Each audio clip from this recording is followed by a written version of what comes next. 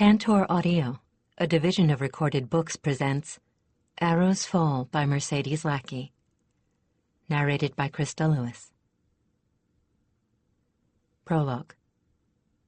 Long ago, so long ago that the details of the conflict are lost and only the merest legends remain, the world of Velgarth was racked by sorcerous wars.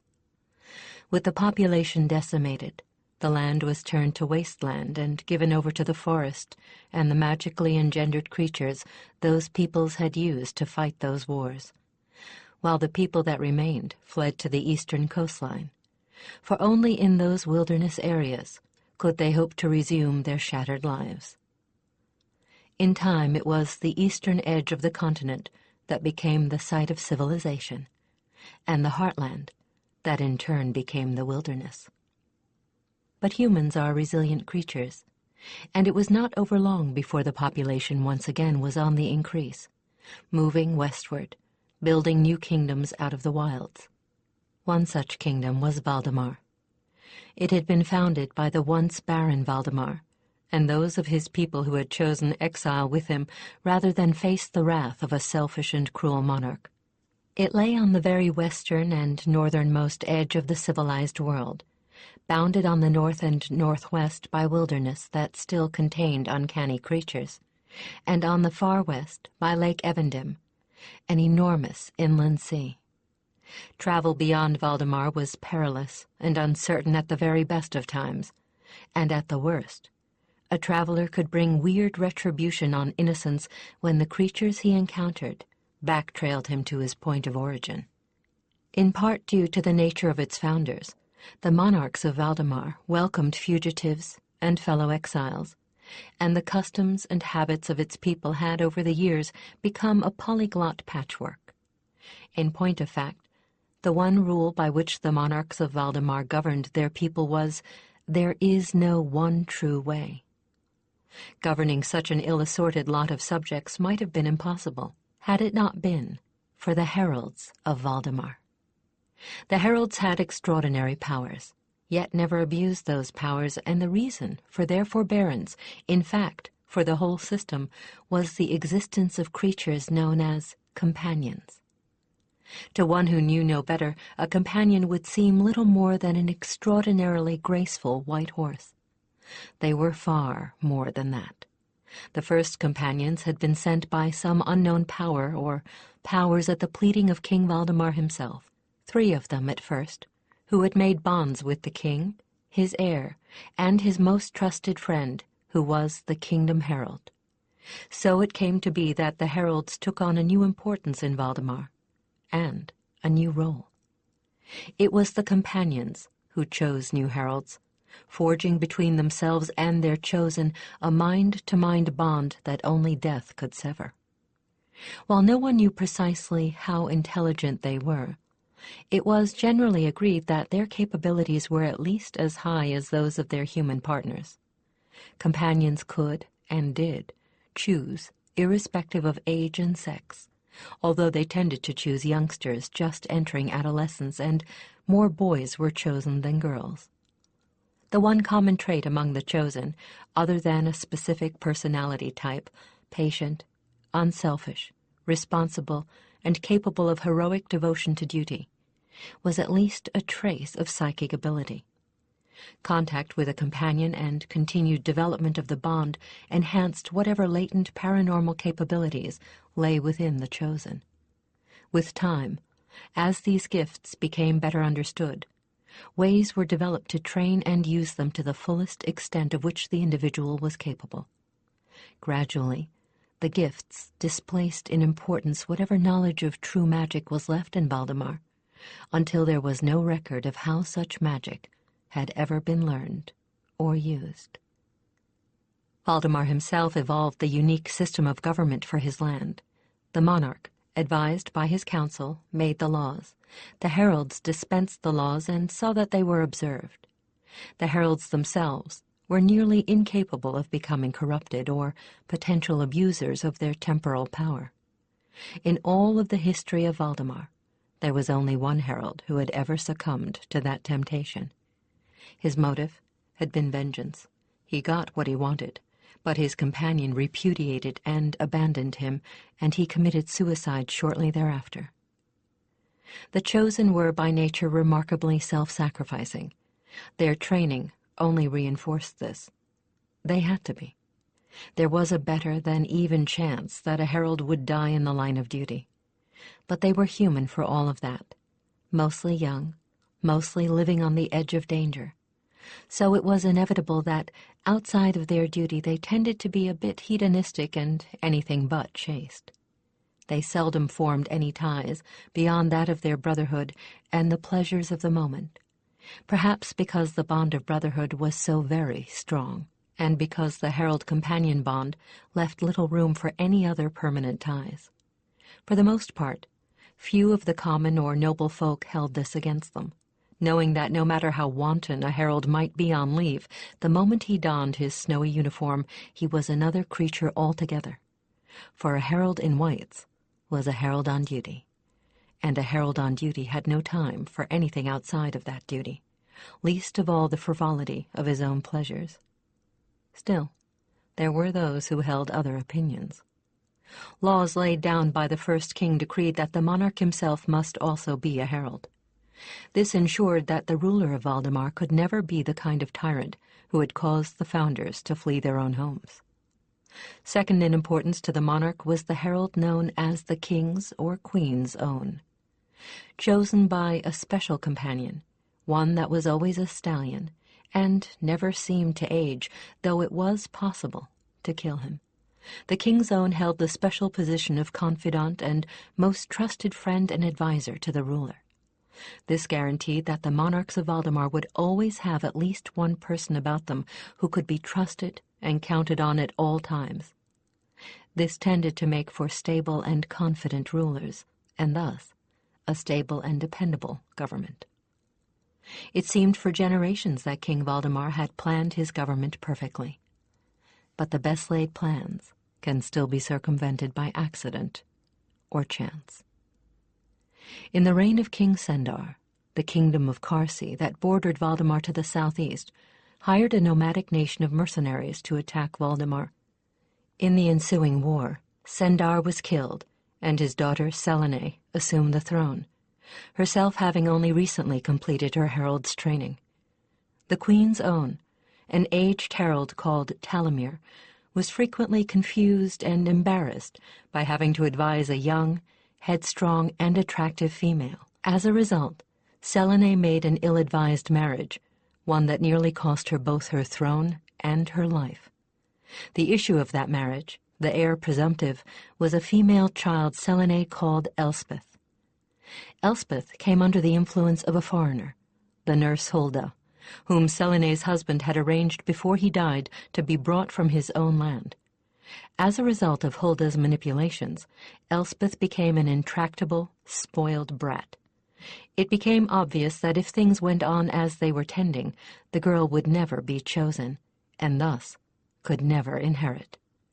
This would leave Selene with three choices: marry again, with the attendant risks, and attempt to produce another, more suitable heir, or declare someone already chosen and with the proper bloodline to be heir, or, somehow, salvage the heir presumptive.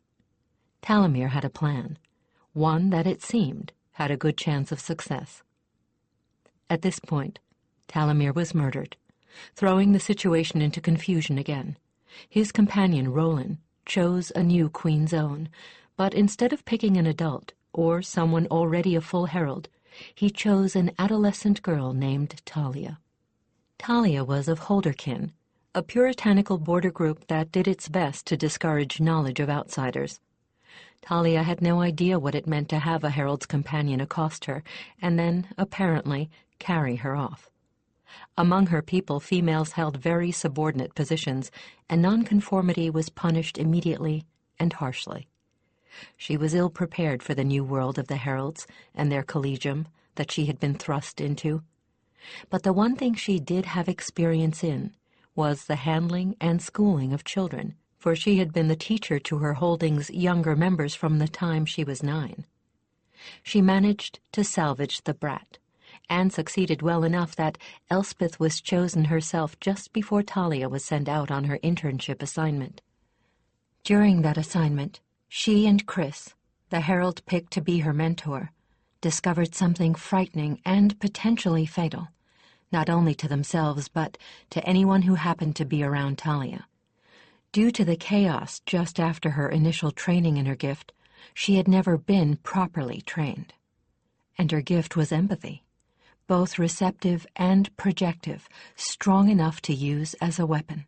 It wasn't until it had run completely wild that she and Chris were able to retrain her so that her control became a matter of will instead of instinct. She still had moments of misgiving about the ethics of her gift. She also had moments of misgiving on another subject altogether. Another herald. Dirk was Chris's best friend and partner, and Talia, after being with him only a handful of times, none intimate, was attracted to him to the point of obsession. There was a precedent for such preoccupation. Very rarely, heralds formed a bond with one another as deep and enduring as the herald-companion bond. Such a tie was referred to as a life bond. Chris was certain that this was what Talia was suffering from. Talia wasn't so sure. This was just one minor complication for an internship that included battle, plague, intrigue, wildly spreading rumors about her, and a gift that was a danger to herself and others. At last the year and a half was over, and she was on her way home. Home. To an uncertain relationship, a touchy adolescent heir, all the intrigues of the court, and possibly an enemy, Lord Orthalin, who just happened to be Chris's uncle. Chapter 1. We could be brother and sister, Chris thought, glancing over at his fellow herald. Maybe twins. Talia sat Roland with careless ease, an ease brought about by the fact that they'd spent most of their waking hours in the saddle during her internship up north. Chris's seat was just as casual, and for the same reason. After all this time, they could easily have eaten, slept, yes, and possibly even made love a saddle. The first two they had accomplished, and more than once. The third, they'd never tried, but Chris had heard rumors of other heralds who had. It did not sound like something he really was curious enough to attempt. They figured on making the Capitol and the Collegium by early evening, so they were both wearing the cleanest and best of their uniforms. Heraldic whites, those for field duty, were constructed of tough and durable leather, but after 18 months they only had one set apiece that would pass muster, and they'd been saving them for today. So we're presentable, which isn't saying much, Chris mourned to himself, surveying the left knee of his breeches with regret. The surface of the leather was worn enough to be slightly nappy, which meant it was inclined to pick up dirt, and dirt showed on whites. After riding all day, they both were slightly gray, maybe not to the casual eye, but Chris noticed. Tantris curvetted a little, and Chris suddenly realized that he and Talia's Roland were matching their paces. "On purpose, my two-footed brother?" came Tantris's sending, tinged with a hint of laughter. "Since you two are so terribly shabby, we thought we'd take attention off you. Nobody's going to notice you when we're showing off. Thanks, I think. By the way, you couldn't pass for twins. There's too much red in her hair, and she's too little. But Sibs, yes. Although where you got those blue eyes." "Blue eyes run in my family," Chris replied with feigned indignation. "Both father and mother have them." "Then if you were going to be Sibs, your mother must have been keeping a bard in the wardrobe for Talia to have hazel eyes and curly hair." Tantris pranced and arched his neck, and one of his sapphirine eyes flashed a teasing look up at his chosen. Chris stole another glance at his internee, and concluded that Tantris was right. There was too much red in her hair, and it was too curly to have come out of the same batch as his own straight blue-black locks. And she barely came up to his chin. But they both had fine-boned, vaguely heart-shaped faces, and more than that, they both moved the same way. Ulbricht's training, and Karen's. Probably. You're prettier than she is, though. The witch you know. Chris was startled into a laugh, which made Talia glance over at him quizzically. Might one ask? Tantris, he replied, taking a deep breath of the verdant air and chuckling. He's twitting me on my vanity. I wish, she answered, with more than a little wistfulness, that just once I could mind speak rolling like that. You ought to be glad you can't. You're saved a lot of back talk. How far are we from home? A little more than an hour. He took in the greening landscape with every sign of satisfaction, now and again taking deep breaths of the flower-laden air. Silver for your thoughts. So much, she chuckled, turning in her saddle to face him. A copper would be more appropriate. Let me be the judge of that. After all, I'm the one who asked. So you did. They rode in tree-shadowed silence for several leagues. Chris was minded to let her answer in her own time. The soft chime of bridle bells and their companions' hooves on the hard surface of the trade road made a kind of music that was most soothing to listen to. Ethics, she said at last. Woof! That's dry thinking. I suppose it is. She plainly let her thoughts turn inward again. Her eyes grew vague, and he coughed to recapture her attention. You went elsewhere, he chided gently when she jumped a little. Now, you were saying, ethics. Ethics of what?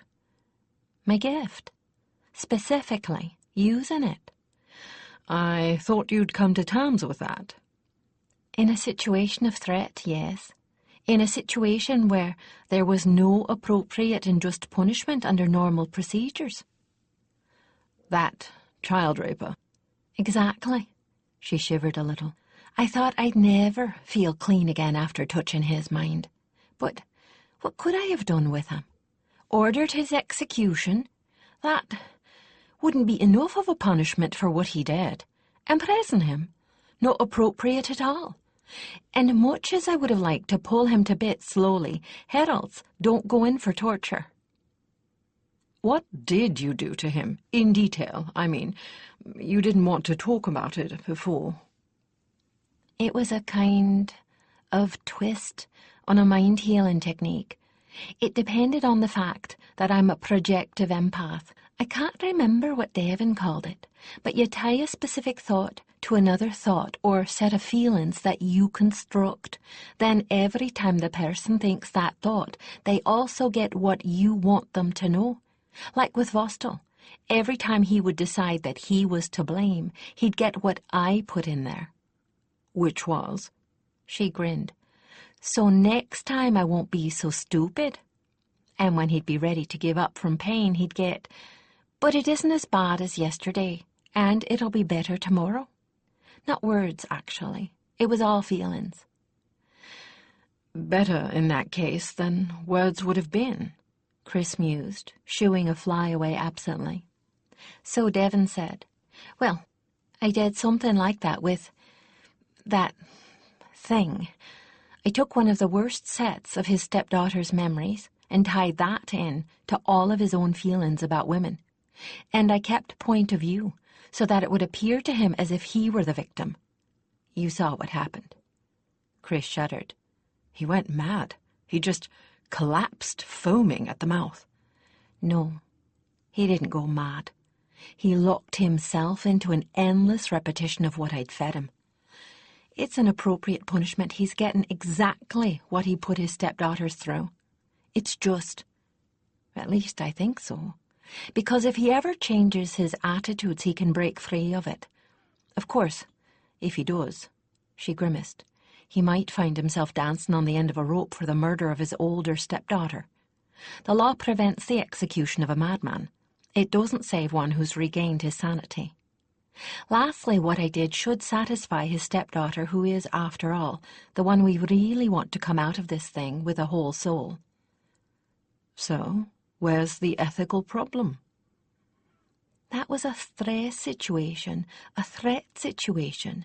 But is it ethical to, say, read people during council sessions and act on my information?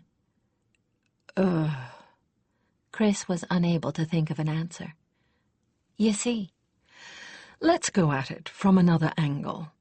You know how to read people's faces and bodies. We've all been taught that. Would you hesitate to use that knowledge in council? Well, no. She rode silently for a few more moments.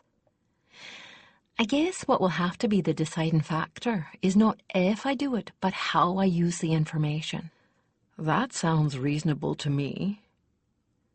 Maybe too reasonable, she replied doubtfully. It's awfully easy to rationalize what I want to do, what I have no choice about in some cases. It's not like thought sensing. I have to actively shield to keep people out. They go around shoving their feelings up my nose on a regular basis, especially when they're wrought up. Chris shook his head. All I can say is do what seems best at the time. Really, that's all any of us do. Verily, a wise one. Chris ignored his companion's taunting comment. He was going to question her further, but broke off when he caught the sound of a horse galloping full out, heading up the road toward them, the hoofbeats having the peculiar ringing of a companion. That sounds like a companion, yes, and in full gallop. He rose in his stirrups for a better view. Bright lady, now what? Steed and rider came into sight as they topped the hill. That's Simri. Tanters's ears were pricked forward. She's slim. She must have foaled already. It's Simri, Chris reported. Which means skiff. And since I'll bet she just foaled, it isn't a pleasure ride that takes them out here. The last time they'd seen the thief-turned-herald had been a bit over 9 months ago, when he'd met with them for their half-term briefing.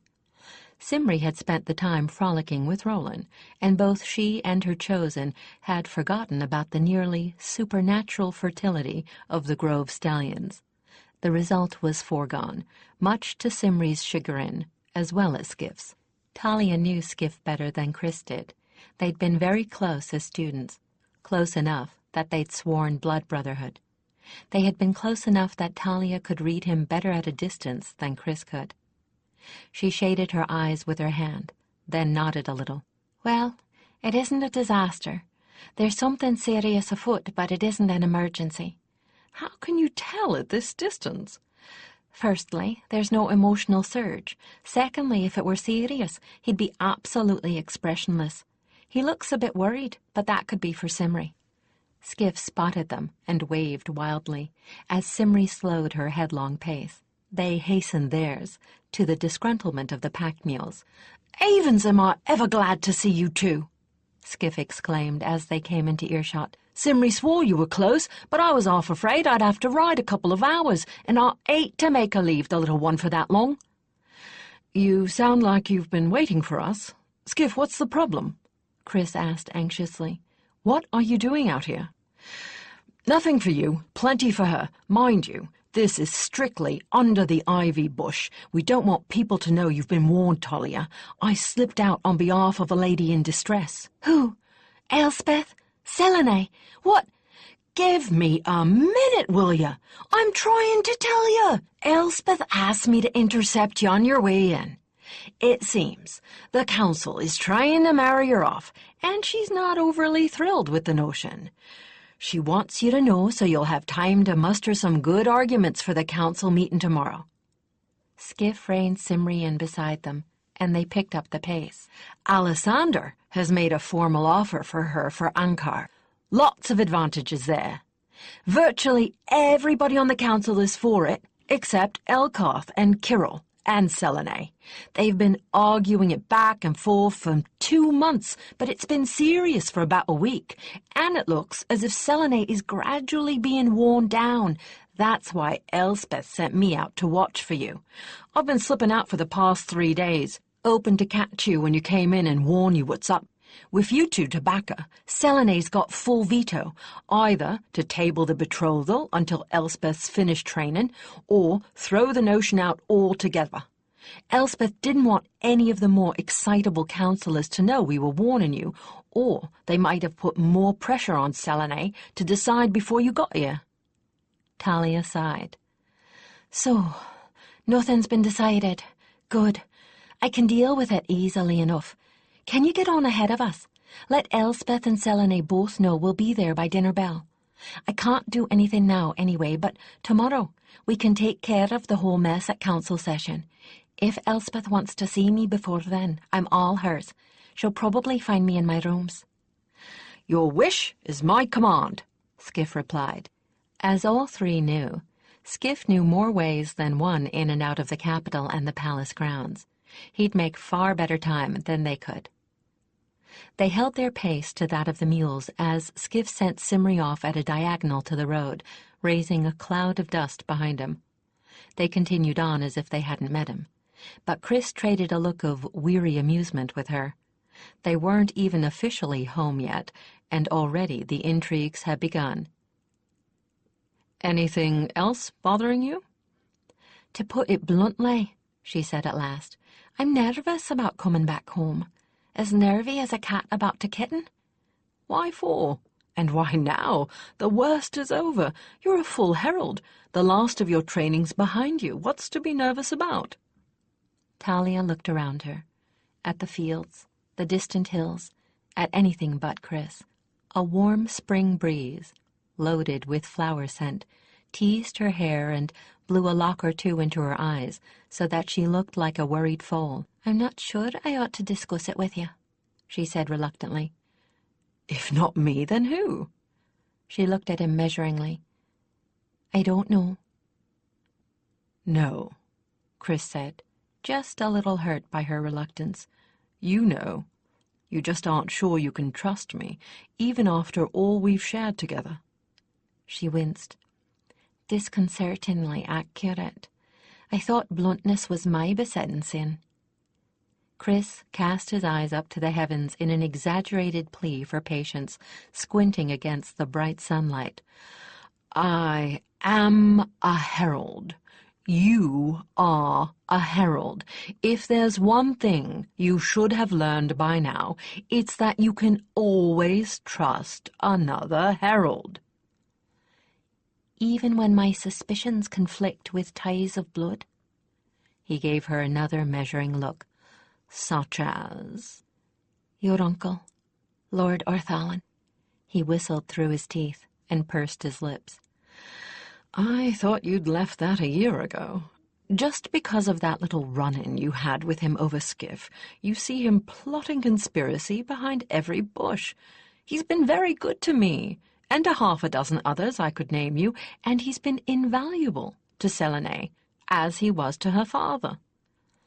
I have very good reasons to see him behind every bush, she replied with some heat. I think trying to get Skiff in trouble was part of a long pattern, that it was just an attempt to isolate me.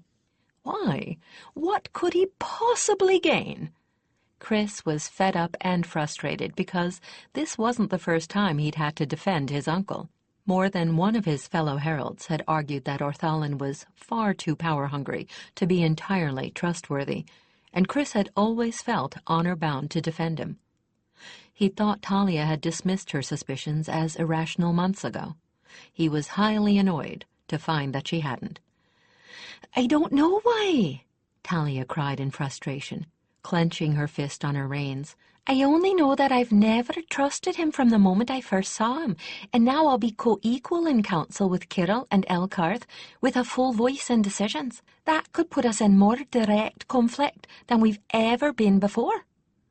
Chris took 3 deep breaths and attempted to remain calm and rational. Talia, you may not like him, But you've never had any problems in keeping your dislike out of the way of your decision-making that I've ever seen, and my uncle is very reasonable. But I can't read the man. I can't fathom his motives, and I can't imagine why he should feel antagonism toward me, but I know he does.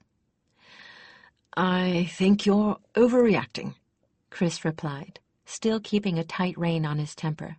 I told you once before that it isn't you that's offended him, assuming that he really is offended, but because he's probably feeling like a defeated opponent. He expected to take Talamir's place as Selene's closest advisor when Talamir was murdered. And cut out the role of Queen's Own.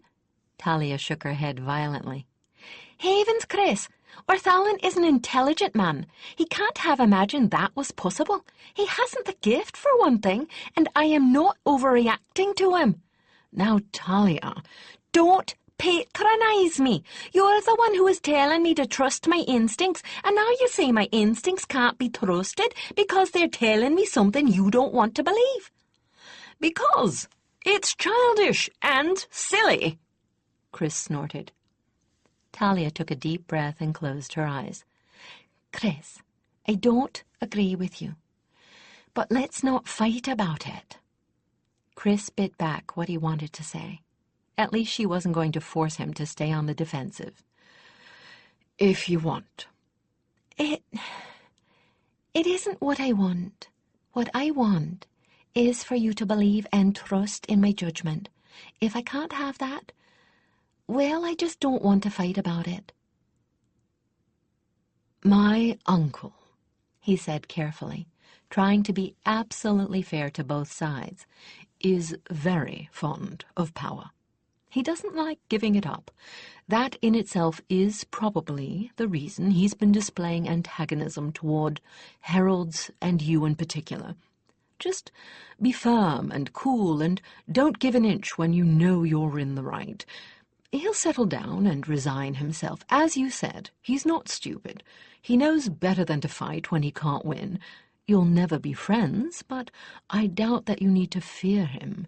He may be fond of power, but he has always had the best interests of the kingdom at the forefront of his concerns. I wish I could feel as confident about that as you do. She sighed, then shifted in her saddle, as if trying to ease an uncomfortable position. Chris began to make a retort, then thought better of it and grinned. At this point, a change of subject was called for. Why don't you worry about something else? Dirk, for instance. Beast? She smiled when she saw he was laughing at her. So I am. I'm sure he'll tell me the same. Oh well, the best thing you can do for that little trouble is to let affairs take their natural course. Soon or late, he'll come to the point. If I have to push him myself. Callous, too? She pouted mischievously at him. Believe it, he replied agreeably. I'm going to enjoy teasing the life out of both of you. Talia schooled herself to remain calm. As she had told Skiff, there was nothing to be done right now. There were other things she wanted to find out before she took that council seat in the morning, too. Like whether the rumors that she had misused her gift to manipulate others were still active, and who was keeping them active, if they were. At this point, it was a bit too late to try and find out who had originated them. As they approached the outer city and its swirling crowds, she was made aware of just how much more sensitive her gift of empathy had become. The pressure of all those emotions ahead of her was so strong, she found it hard to believe that Chris could be unaware of it. She wished, not for the first time, that her gift included mind speech. It would have been comforting to consult with Roland the way Chris could with Tantris.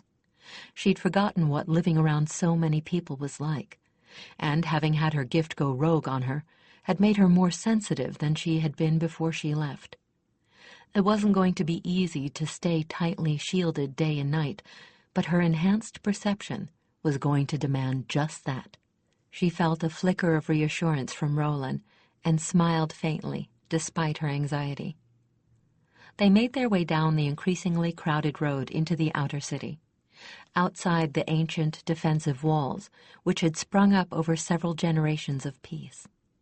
The inner city held the shops, the better inns, and the homes of the middle class and nobility. The outer was given over to the workshops, markets, rowdier hostels and taverns, and the homes of the laborers and poor. The crowds of the outer city were noisy and cheerful. As when she had first ridden into the capital, Talia found herself assaulted on all sides by sight, scent, and sound. The myriad odors of cookshops, inns, and food vendors vied with the less savory smells of beasts and trade. The pressure of all the varied emotions of the people around her threatened to overwhelm her for one brief moment, until she firmed up her shields. No, she thought with resignation, this is not going to be easy. The road led through a riot of color and motion, and the noise was cacophonic, confusion without mirroring some of her own confusion within. The leather workers kept to a section here outside the north gate, and both Talia and Chris were caught off guard by a puff of acrid, eye-burning fumes that escaped from a vat somewhere nearby. "Phew!" Chris gasped, laughing at the tears in his eyes and Talia's. "Now I remember why Dirk and I usually backtracked around to the Haymarket Gate. Oh well, too late now." The brief pause they made to clear their vision gave her a chance to finish making her shielding automatic. Back in their sector, once she'd gotten her shields back, she'd tended to leave them down when it was only the two of them together. Shielding expended energy, and at that point she hadn't any to spare. Now she put in place the safeguards that would ensure that her shields stayed up even when she was unconscious, and felt a brief surge of gratitude to Chris for having retaught her the right way to shield. Chris kept a careful eye on her as they made their way through the crowds. If she were going to break, now would be the time, under the pressure of all these emotions. "I wasn't worried." "You weren't, Maybe I should ask her to favor you with one of those emotional backlashes." "No, thank you. I had one, remember? Roland nearly brained me." Tantras's sending took on a serious coloration. "You know, you really shouldn't tease her about Dirk. Life bonds aren't easy to bear when the pair hasn't acknowledged it." Chris looked at his companion's back-tilted ears in astonishment. "You sure? I mean, she certainly shows every symptom of life bonding, but we're sure." "Do you by any chance know when?" he asked his companion. "Dirk was the first herald she ever saw. Roland thinks it might have been then." "That early? Lord and Lady, that would be one powerful bond." Chris continued to watch her with a little bemusement as the thought trailed away. Tradesmen and their patrons screamed cheerfully at one another over the din of vehicles, squalling children, and bawling animals. Yet for all that the populace seemed to ignore the presence of the two heralds passing through their midst, a path always seemed to clear itself before them, and someone beckoned them on by a smile or a wave of a hat. The guard at the outer gate saluted them as they passed through. The guardfolk were no strangers to the comings and goings of heralds. They rode through the tunnel that passed under the thick, gray granite walls of the old city, and the din lessened for just a moment. Then they emerged into the narrower ways of the capital itself. It lacked only an hour until the evening meal, and the streets were as crowded with people as Chris had ever seen them. It was not quite as noisy here in the old city, but the streets were just as full.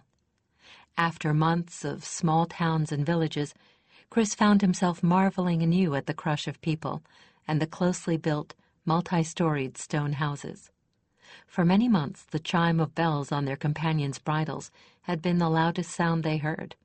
Now that sound was completely engulfed in the babble around them.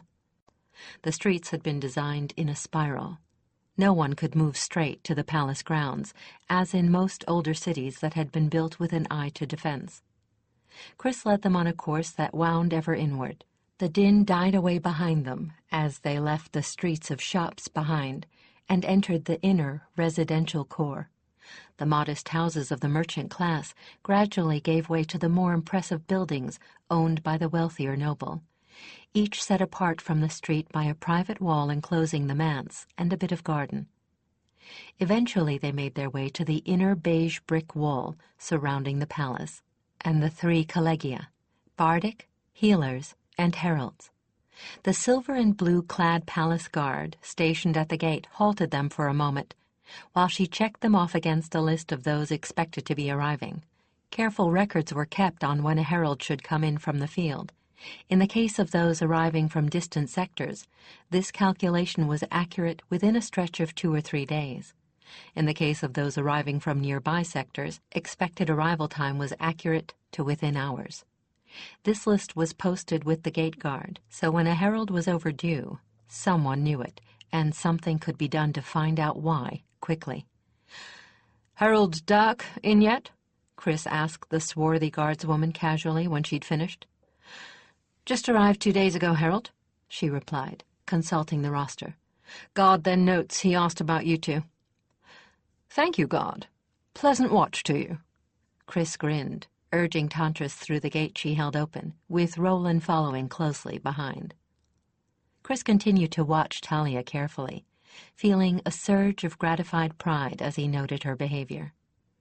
The past few months had been living hell for her. Control of her gift had been based entirely on instinct, rather than on proper training, and no one had ever realized this. The rumors that she had used it to manipulate, worse, that she had done so unconsciously, had pushed her off balance. His own doubts about the truth of those rumors had been easy for her to pick up. And for someone whose gift was based on emotions and who was frequently prey to self-doubt, the effect was bound to be catastrophic.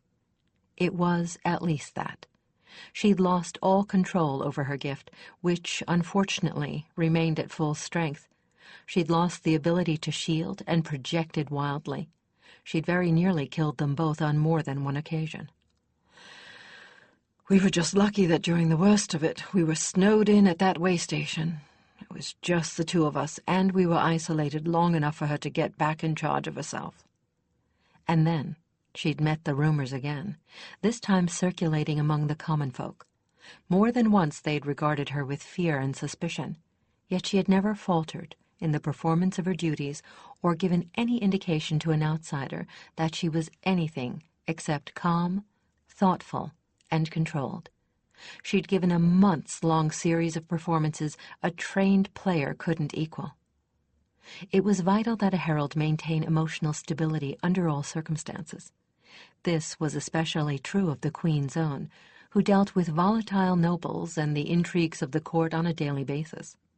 She'd lost that stability, but after working through her trial, had managed to get it back and more. He managed to catch her eyes and gave her an encouraging wink. She dropped her solemn face for a moment to wrinkle her nose at him. They passed the end of the guard barracks and neared the black iron fence that separated the public grounds of the palace from the private grounds and those of the three collegia. Another guard stood at the gate here, but his position was mainly to intercept the newly chosen. He waved them on with a grin. From here the granite core of the palace, with its 3 great brick wings and the separate buildings of the healers and bardic collegia, was at last clearly visible. Chris sighed happily. No matter where a herald came from, this place, and the people in it, were his real home. Talia felt a surge of warmth and contentment at the sight of the collegium and the palace, a feeling of true homecoming. Just as they passed this last gate, she heard a joyful shout, and Dirk and Aradi pounded up the brick-paved pathway at a gallop to meet them. Dirk's straw-blonde hair was flying every which way, like a particularly wind-blown bird's nest. Chris vaulted off Tantris's back as Dirk hurled himself from Aradi's. They met in a back-pounding, laughing bear hug. Talia remained in the saddle. At the sight of Dirk, her heart had contracted painfully, and now it was pounding so hard she felt that it must be clearly audible. Her anxieties concerning Elspeth and the intrigues of the court receded into the back of her mind. She was tightly shielded. afraid to let anything leak through. Dirk's attention was primarily on her and not on his friend and partner. Dirk had been watching for them all day, telling himself that it was Chris whose company he had missed. He'd felt like a tight bowstring without being willing to identify why he'd been so tense. His reaction on finally seeing them had been totally unplanned, giving him release for his pent-up emotion in the exuberant greeting to Chris. Though he seemed to ignore her, he was almost painfully aware of Talia's presence. She sat so quietly on her own companion that she might have been a statue, yet he practically counted every breath she took. He knew that he would remember how she looked right now, down to the smallest hair. Every nerve seemed to tingle, and he felt almost as if he were wearing his skin inside out. When Dirk finally let go of his shoulders, Chris said, with a grin that was bordering on malicious, "You haven't welcomed Talia, brother. She's going to think you don't remember her." "Not remember her? Hardly." Dirk seemed to be having a little trouble breathing. Chris hid another grin. Talia and Roland were less than 2 paces away, and Dirk freed an arm to take Talia's nearer hand in his own. Chris thought he'd never seen a human face look so exactly like a stunned ox's. Talia met the incredible blue of Dirk's eyes with a shock. It felt very much as if she'd been struck by lightning. She came near to trembling when their hands touched, but managed to hold to her self-control by a thin thread and smiled at him with lips that felt oddly stiff. "Welcome home, Talia." That was all he said, which was just as well. The sound of his voice and the feeling of his eyes on her made her long to fling herself at him. She found herself staring at him, unable to respond. She looked a great deal different than he remembered, leaner, as if she'd been fine-tempered and fine-honed. She was more controlled, certainly more mature. Was there a sadness about her that hadn't been there before? Was it some pain that had thinned her face? When he'd taken her hand, it had seemed as if something, he wasn't sure what, had passed between them. But if she'd felt it too, she gave no sign. When she'd smiled at him, and her eyes had warmed with that smile, he'd thought his heart was going to stop. The dreams he'd had of her all these months, the obsession, he'd figured they'd pop like soap bubbles when confronted with the reality. He'd been wrong. The reality only strengthened the obsession. He held her hand, that trembled very slightly in his own, and longed with all his heart for Chris's silver tongue. They stood frozen in that position for so long that Chris thought with concealed glee that they were likely to remain there forever unless he broke their concentration. "Come on, partner." He slapped Dirk's back heartily and remounted Tantris. Dirk jumped in startlement as if someone had blown a trumpet in his ear, then grinned sheepishly. "If we don't get moving, we're going to miss supper, and I can't tell you how many times I dreamed of one of Miro's meals on the road." "Is that all you missed? Food? I might have known. Poor abused brother. Did Talia make you eat your own cooking?" "Worse," Chris said, grinning at her. "She made me eat hers." He winked at her and punched Dirk's arm lightly. When Chris broke the trance he was in, Dirk dropped Talia's hand as if it had burned him. When Talia turned a gaze full of gratitude on Chris, presumably for the interruption, Dirk felt a surge of something unpleasantly like jealousy at the thanks in her eyes. When Chris included her in the banter, Dirk wished that it had been his idea, not Chris's. "Beast," she told Chris, making a face at him. "Hungry beast." "He is right, though, much as I hate to agree with him," she said softly, turning to Dirk, and he suppressed a shiver. Her voice had improved and deepened. It played little arpeggios on his backbone. "If we don't hurry, you will be too late. It doesn't matter too much to me. I'm used to sneaking bread and cheese from Miro, but it's very unkind to keep you standing here. Will you ride up with us?" He laughed to cover the hesitation in his voice. "You'd have to tie me up to keep me from coming with you." He and Chris remounted with a creak of leather, and they rode with Talia between them. That gave Dirk all the excuse he needed to rest his eyes on her. She gazed straight ahead or at Roland's ears, except when she was answering one or the other of them. Dirk wasn't sure whether he should be piqued or pleased. She wasn't favoring either of them with a jot more attention than the other, but he began to wish very strongly that she'd look at him a little more frequently than she was. A dreadful fear was starting to creep into his heart. She had spent the past year and a half largely in Chris's company. What if... He began scrutinizing Chris's conduct, since Talia's was giving him no clues. It seemed to confirm his fears. Chris was more at ease with Talia than he'd ever been with any other woman. They laughed and traded jokes as if their friendship had grown through years rather than months. It was worse when they reached the field and the tack shed, and Chris offered her an assist down with mock gallantry. She accepted the hand with a teasing hauteur and dismounted with one fluid motion. Had Chris's hand lingered in hers a moment or two longer than had been really necessary? Dirk couldn't be sure. Their behavior wasn't really lover-like, but it was the closest he'd ever seen Chris come to it. They unsaddled their companions and stowed the tack safely away in the proper places after a cursory cleaning. Dirk's was pretty much clean, but Talia's and Chris's needed more work than could be taken care of in an hour. After being in the field for so long, it would all have to have an expert's touch. Dirk kept Talia in the corner of his eye while she worked, humming under her breath. Chris kept up his chatter, and Dirk made distracted monosyllabic replies.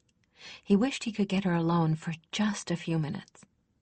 He had no further chance for observation. Karen, Cheryl, and Jerry appeared like magicians out of the thinnest air, converged on her, and carried her off to her rooms, baggage and all, leaving him alone with Chris. "Look, I don't know about you, but I am starved," Chris said, as Dirk stared mournfully after the foursome, Talia carrying her harp, my lady, and the rest sharing her packs. "Let's get the forefeets turned loose and get that dinner." "Well?" Karen asked, her rough voice full of arch significance, when the three women had gotten Talia and her belongings safely into the privacy of her room. "Well, what?" Talia replied, glancing at the graying riding instructor from under demure lashes while she unpacked in her bedroom. "What? What? Oh, come on, Talia!" Cheryl laughed. "You know exactly what we mean. How did it go? Your letters weren't exactly very long or very informative." Talia suppressed a smile and turned her innocent gaze on Karen's life-mate. "Personal or professional?" Jerry fingered the hilt of her belt knife significantly. "Talia," she warned, "if you don't stop trying our patience, Roland just may have to find a new Queen's Own tonight." "Oh, well, if you're going to be that way about it." Talia backed away, laughing, as Cheryl, hazel eyes narrowed in mock ferocity, curled her long fingers into claws and lunged at her. She dodged aside at the last moment, and the tall brunette landed on her bed instead. "All right, I yield. What do you want to know first?" Cheryl rolled to her feet, laughing. "What do you think? Skiff hinted that you and Chris were getting cozy, but he wouldn't do more than hint." "Quite cozy, yes, but nothing much more. Yes, we were sharing blankets, and no, there wasn't anything more between us than a very comfortable friendship." "Pity," Jerry replied merrily, throwing herself onto Talia's couch in the outer room, then twining a lock of her chestnut hair around one finger. "We were hoping for a passionate romance." "Sorry to disappoint you," she replied, not sounding sorry at all. "Though if you're thinking of trying in that direction—" Jerry did her best not to look too eager, but didn't succeed very well. "Well, once he's managed to shake Nessa loose—" "Ha!" "Don't laugh, we think we know a way. Well, once she's no longer hot on the hunt, he's going to be quite unpartnered, and he's just as, pleasant a companion as Varianus claims. Jerry don't lick your whiskers so damned obviously. He's not a bowl of cream. Jerry looked chagrined and blushed as scarlet as the couch cushions as Cheryl and Karen chuckled at her discomfiture. I wasn't that bad, was I? You most certainly were. Keep your predatory thoughts to yourself if you don't want to frighten him off the way Nessa has, Karen admonished with a wry grin. As for you, little centaur, he seems to have cured your man-shyness rather handily. I guess I owe Kirill and Elkath an apology. I thought assigning him to you was insanity. Well, now that our prurience has been satisfied, how did the work go? It's a very long story, and before I go into it, have you three eaten? 3 affirmatives caused her to nod. Well, I haven't yet. You have a choice. You can either wait until I'm done with dinner for the rest of the gossip. They groaned in mock anguish. Or you can check me in and bring me something from the kitchen. If Selenay or Elspeth need me, they'll send a page for me. I'll check her in. Jerry shot out the door and down the spiral staircase. I'll go fetch you a young feast. You look like you've lost pounds, and when Mira finds out it's for you, he'll probably ransack the entire pantry. Cheryl vanished after Jerry. Karen stood away from the wall she'd been leaning against. Give me a proper greeting, you maddening child. She smiled, holding out her arms. Oh, Karen. Talia embraced the woman who had been friend, surrogate mother, and sister to her, and more, with heartfelt fervor. Gods, how I've missed you. And I you. You've changed, and for the better. Karen held her closely, then put her at arm's length, surveying her with intense scrutiny. It isn't often I get to see my hopes fulfilled with such exactitude. Don't be so silly, Talia blushed. You're seeing what isn't there? Oh, I think not, Karen smiled. The gods know you are the world's worst judge when it comes to evaluating yourself. Dearling, you've become all I hoped you'd be. But you didn't have the easy time we thought you would, did you? No, I didn't. Talia sighed. Karen, my gift went rogue on me, at full power. Great good gods. She examined Talia even more carefully, gray eyes boring into Talia's. How the hell did that happen? I thought we'd trained. So did everyone. Wait a moment. Let me put this together for myself. You finished Ilsa's class. Now let me remember. Karen's brow creased in thought. It does seem to me that she mentioned something about wanting to send you to the healers for some special training, that she didn't feel altogether happy about handling an empath when her own expertise was thought-sensing.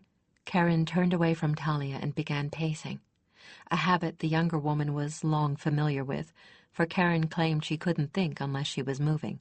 Now, I'd assumed she'd taken care of that because you spent so much time with the healers, but she hadn't, had she? And then she was murdered. As far as Cress and I could figure, the Heralds assumed that the healers were giving me empath training, and the healers assumed the Heralds had already done so because I seemed to be in full control. But I wasn't. It was all instinct and guess. And when control went, gods! Karen stopped pacing and put both of her hands on Talia's shoulders. Little one, are you sure you're all right now?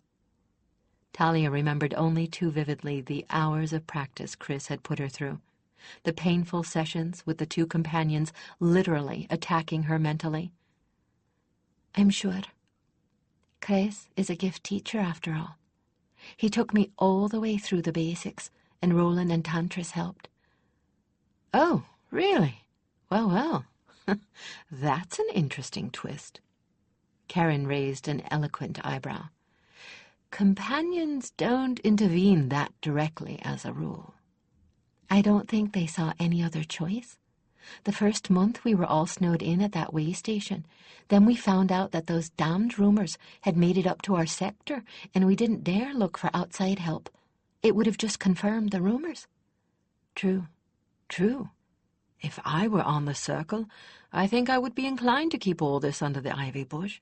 Letting the world know that we blundered that badly with you won't do a smidgen of good. and would probably do a lot of harm. Selected people, yes, and this should certainly go down in the annals so that we don't repeat the mistake with the next empath. But no, I don't think this should be generally known.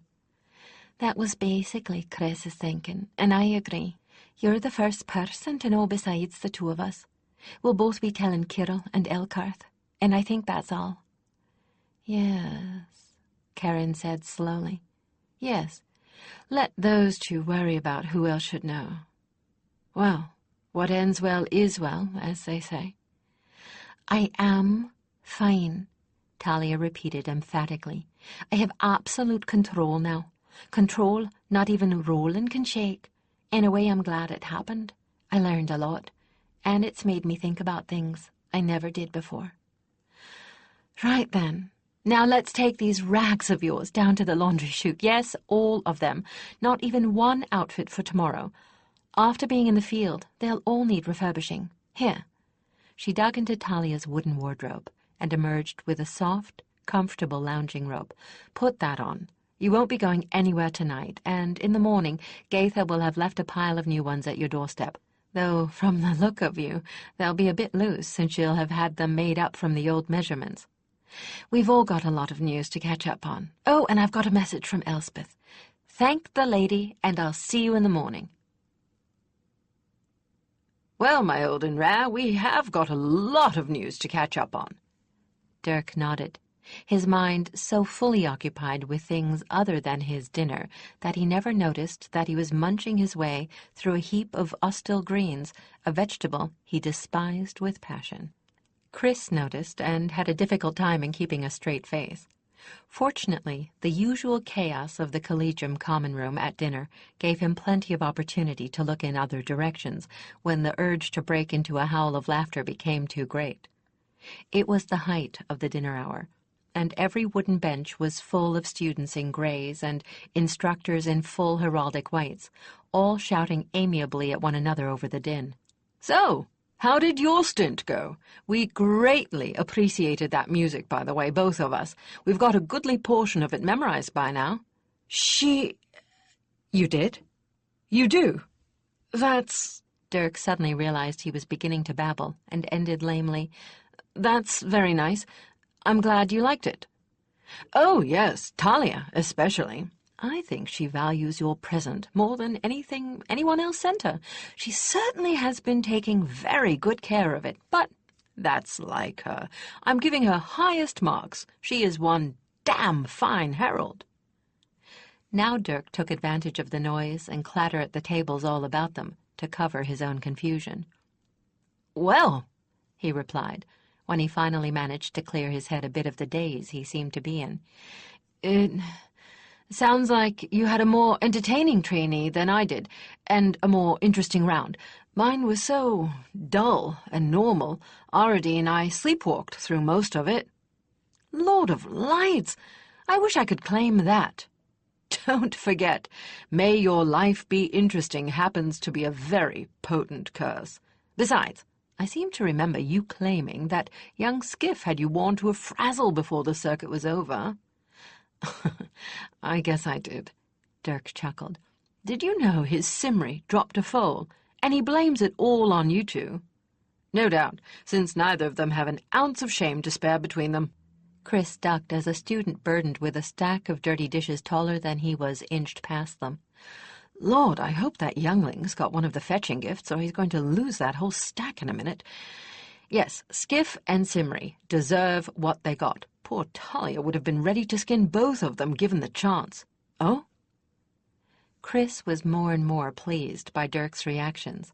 He needed no further urging and related the tale with relish, stopping short of the fight, which had been caused, in an obscure sort of way, by Dirk, and the swimming match that followed. He insisted then that they ought to take themselves out of the way of those students assigned to clearing tables. Fine. My room or yours? Dirk was doing his damnedest to keep his feelings from showing. Unfortunately, Chris knew him too well. That deadpan, dicing face he was putting on only proved he was considerably on edge. Good God, it's not yours. We'd be lost in there for a week. Mine. And I still have some of that Edders wine, I think. The tales continued over the wine and a small fire, both of them lounging at full length in Chris's old, worn green chairs, and every other sentence Chris spoke seemed to have something to do with Talia. Dirk tried his best to seem interested, but not as obsessed as he actually was. Chris let the shadows hide his faint smile, for he wasn't fooled a bit. But not once did Chris let fall the information Dirk really wanted to know, and finally, emboldened by the wine, he came out and asked for it. Look, Chris, you're the soul of chivalry, but we're blood brothers. You can tell me safely. Were you or weren't you? Were we what? Chris asked innocently. Sleeping together, you nit. Yes, Chris answered forthrightly. What did you expect? We're neither one of us made of ice. He figured that it was far better for Dirk to hear the truth, and to hear it in such a way that he took it for the matter-of-fact thing that it was. Talia and Dirk were probably tied neck and neck for the position of his best friend, and that was all he and Talia meant to each other. He could no more conceive of being in love with her than with the close friend he now faced. He watched Dirk covertly, weighing his reaction. I suppose it was sort of inevitable. Inevitable. Something more. Frankly, during that first winter, it was too blamed cold to sleep alone. He launched into the whole tale of their blizzard ordeal, with editing. He didn't dare reveal how Talia's gift had gotten out of control. Firstly, it wasn't anything Dirk needed to know about. Secondly, he was fairly certain it was something that should be known by as few as possible. Elkarth and Kirill, certainly, but he was pretty well certain it just wouldn't be ethical to go around telling anyone else without Talia's express permission. He concluded the tale with a certain puzzlement.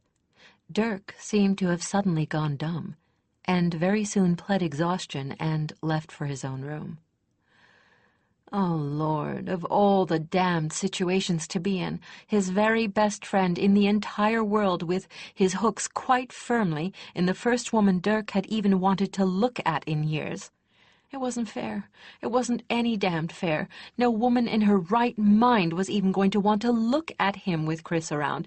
And Chris, was he in love with Talia? And if he were, gods, they certainly belonged together.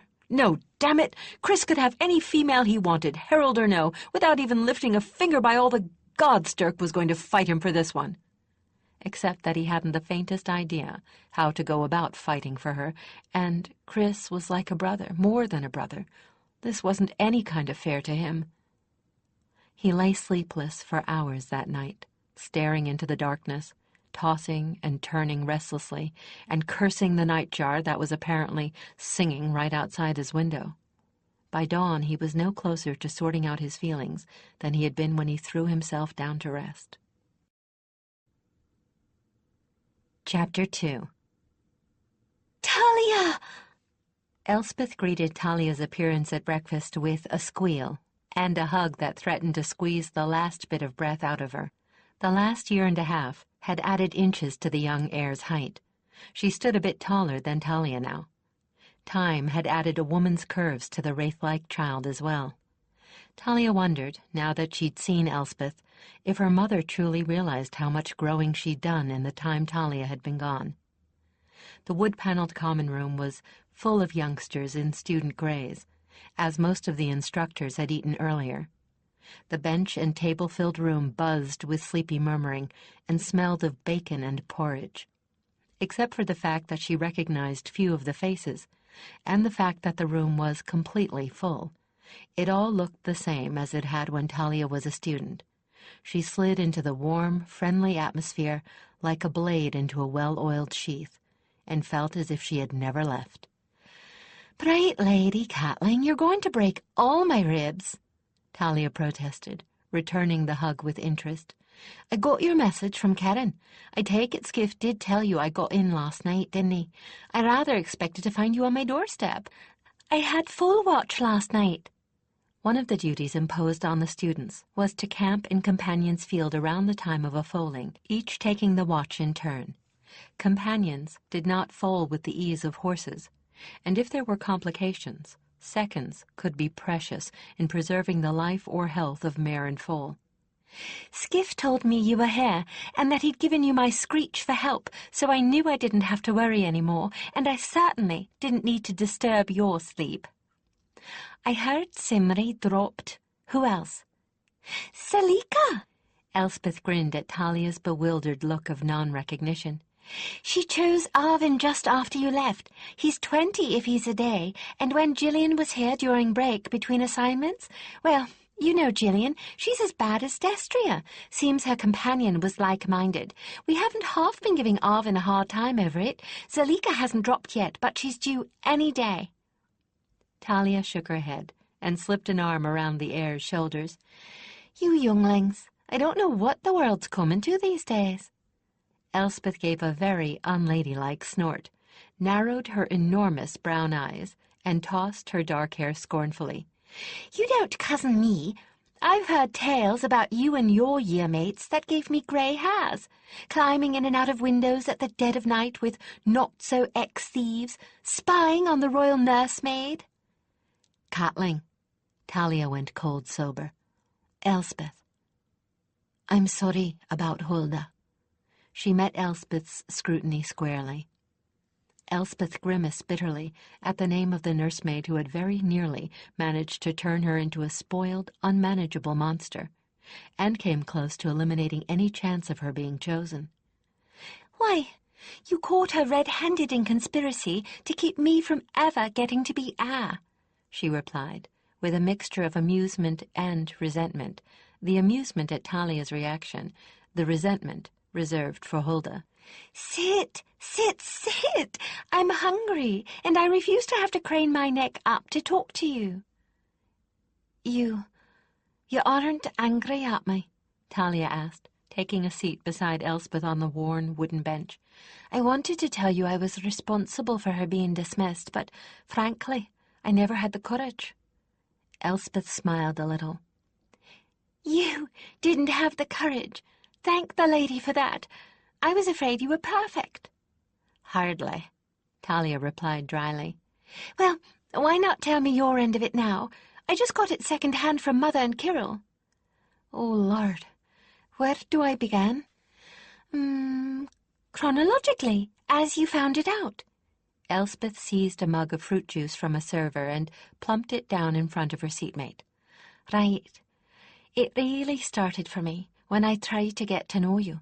Hulda kept blocking me. How?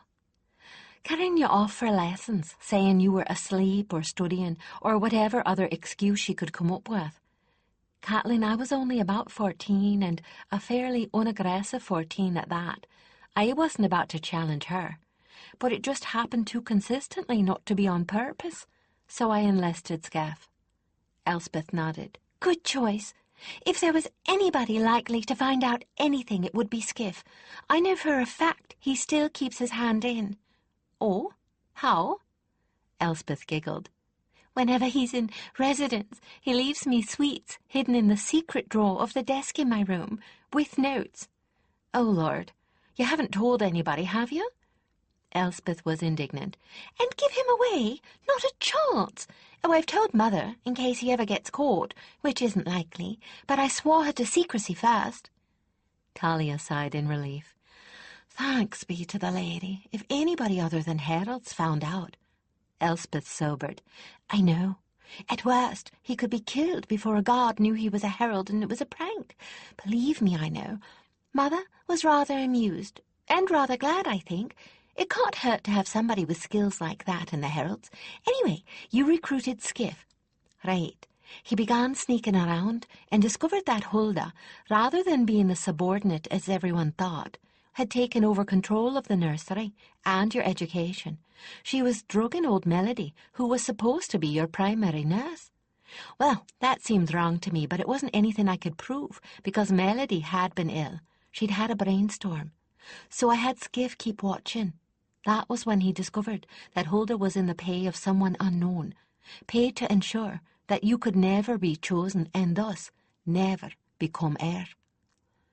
Bitch! Elspeth's eyes were bright with anger. "I take it neither you nor he ever saw who it was?" Talia shook her head regretfully and took a sip of fruit juice. "Never. He was always masked, cloaked, and hooded. We told Jadis. Jadis told the Queen, and Hulda vanished. And I only knew that I'd lost the one person at court I was emotionally dependent on.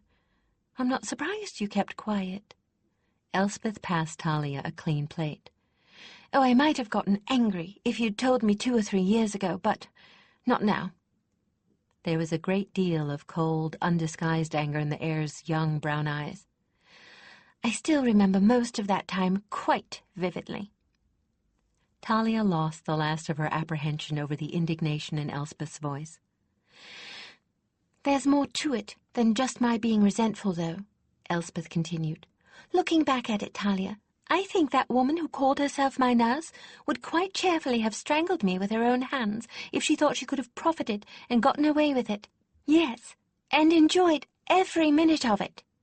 "Oh, come now. You weren't that much of a little monster."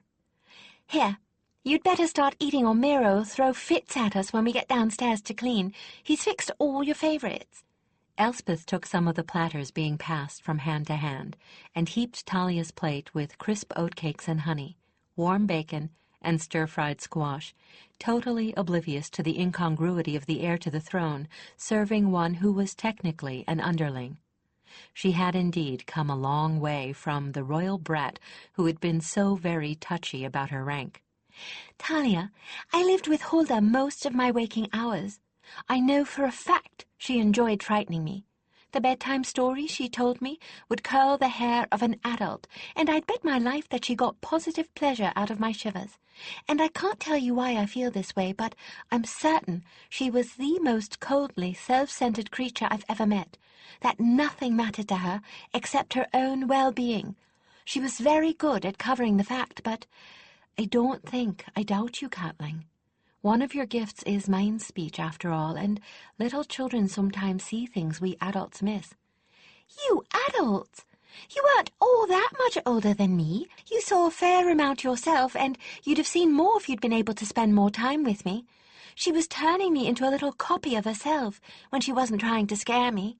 Once she'd cut me off from everyone else so that there was no one to turn to as a friend, she kept schooling me in how I shouldn't trust anyone but her, and how I should fight for every scrap of royal privilege, stopping for no one and nothing on the way.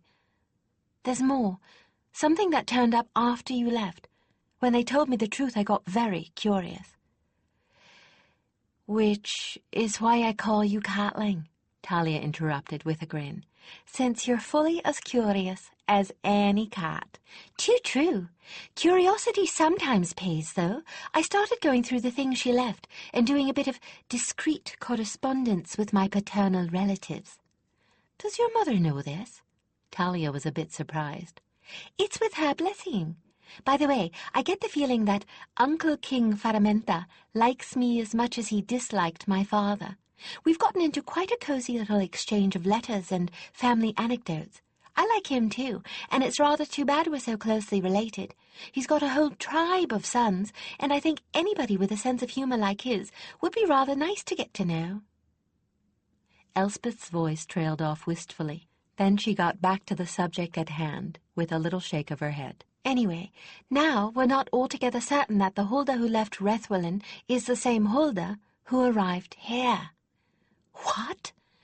Oh, it's so much fun to shock you. You look like somebody just hit you in the face with a board. Elspeth, I may kill you myself if you don't get to the point." "All right, I'll be good. It's rather late in the day to be checking on these things now, but there was a span of about a month after Hulda left the royal nursery in Rethwelin to come here, where she just seems to have vanished. She wasn't passed across the border, and no one remembers her in the inns along the way. Then, poof, she's here, bag and baggage. Father wasn't among the living anymore, through his own stupid fault, and she had all the right papers and letters. Nobody thought to doubt that she was the Hulda he'd sent for. Until now, that is." "Bright lady." Talia grew as cold as her breakfast, thinking about the multitude of possibilities this opened up. Had the unknown my lord she and Skiff had seen her conspiring with brought her here? They had no way of knowing if that one had been among those traitors uncovered and executed after Ilsa's murder, for neither of them had ever seen his face. They thought he had been, for there were no other stirrings of trouble after that, but he might only have gone to ground for an interval. Had even my lord guessed that she was not what she seemed? And where had she vanished to after she was unmasked? No one had seen her leave. She had not passed the border, at least by the roads, and that was an echo of what Elspeth had just detailed. Yet she was most assuredly gone before anyone had a chance to detain her. And who or what had given her warning that she had been uncovered? A danger that Talia had long thought safely laid to rest had suddenly resurrected itself, the cockatrice new-hatched from the dunghill. "Miro is going to have my hide," Elspeth warned, and Talia started guiltily and finished her meal. But she really couldn't have told what she was eating. "And that was the last incident," Chris finished. "The last couple of weeks were nothing but routine. We finished up, Griffin relieved us, and we headed home." He met the measuring gazes of first Elkarth, then Kirill. Both of them were shocked cold-sober by his revelation of the way Talia's gift had gone rogue, and why. They had evidently assumed this interview was going to be a mere formality. Chris's tale had come as an unpleasant surprise. "Why?" Kirill asked after a pause that was much too long for Chris's comfort. "Didn't you look for help when this first happened?" "Largely because by the time I knew something was really wrong, we were snowed into that way station, Senior." "He's got you there, brother." Elkarth favored the silver-haired seneschal's herald with a wry smile. "By the time we got out, she was well on the way to having her problems solved," Chris continued doggedly. "She had the basics, had them down firmly, and once we got in with people again, we found that those rumors had preceded us. At that point, I reckoned we'd do irreparable harm by leaving the circuit to look for other help. We'd only have confirmed the rumor that there was something wrong by doing so." "A point," Kirill acknowledged. "And at that point, I wasn't entirely certain that there was anyone capable of training her." "Healers," Elkarth began, "don't have empathy alone, nor do they use it exactly the way she does, the way she must. She's actually used it offensively, as I told you. They rarely invoke the use of it outside of healing sessions. She is going to have to use it so constantly it will be as much a part of her as her eyes and ears. At least," Chris concluded with an embarrassed smile, "that's the way I had it figured." "I think that in this case, you were right, young brother," Kirill replied after long thought, during which time Chris had plenty of leisure to think about all he'd said, and wonder if he'd managed to convince these two, the most senior heralds in the circle. Chris let out a breath he didn't even realize he'd been holding. "There was this, too," he added. "At that point, letting out word that we and the Collegium had failed to properly train the new Queen's Own would have been devastating to everyone's morale." "Right, goddess, you're right," Elkarth exclaimed with consternation, his eyebrows rising to meet his grey cap of hair. "For that to become well known would be as damaging to the faith of heralds as it would be to that of non-heralds. I think, given the circumstances, you both deserve high marks. You for your good sense and discretion, and your internee for meeting and overcoming trials she should never have had to face." "I agree," Kirill seconded. "Now, if you'll excuse us, Elkarth and I will endeavor to set such safeguards as to ensure this never happens again." With a polite farewell, Chris thankfully fled their presence. In the hour after breakfast, Talia covered a great deal of ground. She first left the Heralds' Collegium and crossed to the separate building that housed Healers' Collegium and the House of Healing. The sun was up by now, though it hadn't been when she'd gone to breakfast, and from the cloudless blue of the sky, it looked as if it was going to be another flawless spring day. Once within the beige brick walls, She sought out Healer Devon to let him know of her return and to learn from him if there were any Herald patients in the House of Healing that needed her own special touch. She found him in the still room, carefully mixing some sort of decoction. She entered very quietly, not wanting to break his concentration, but somehow he knew she was there anyway. "Word spreads quickly. I knew you'd gotten back last night," he said without turning around. "And most welcome you are too, Talia." She chuckled a little. "I should know better than to try and sneak up on someone with the same gift I have." He set his potion down on the table before him, stoppered it with care, and turned to face her. As a smile reached and warmed his hazel eyes, he held out brown-stained hands in greeting. "Your aura, child, is unmistakable, and right glad I am to feel it again." She took both his hands in her own, wrinkling her nose a little at the pungent odors of the still room. "I hope you're glad to see me for my own sake, and not because you need me desperately," she replied. Much to her relief, he assured her that there were no heralds at all among his patients at the moment.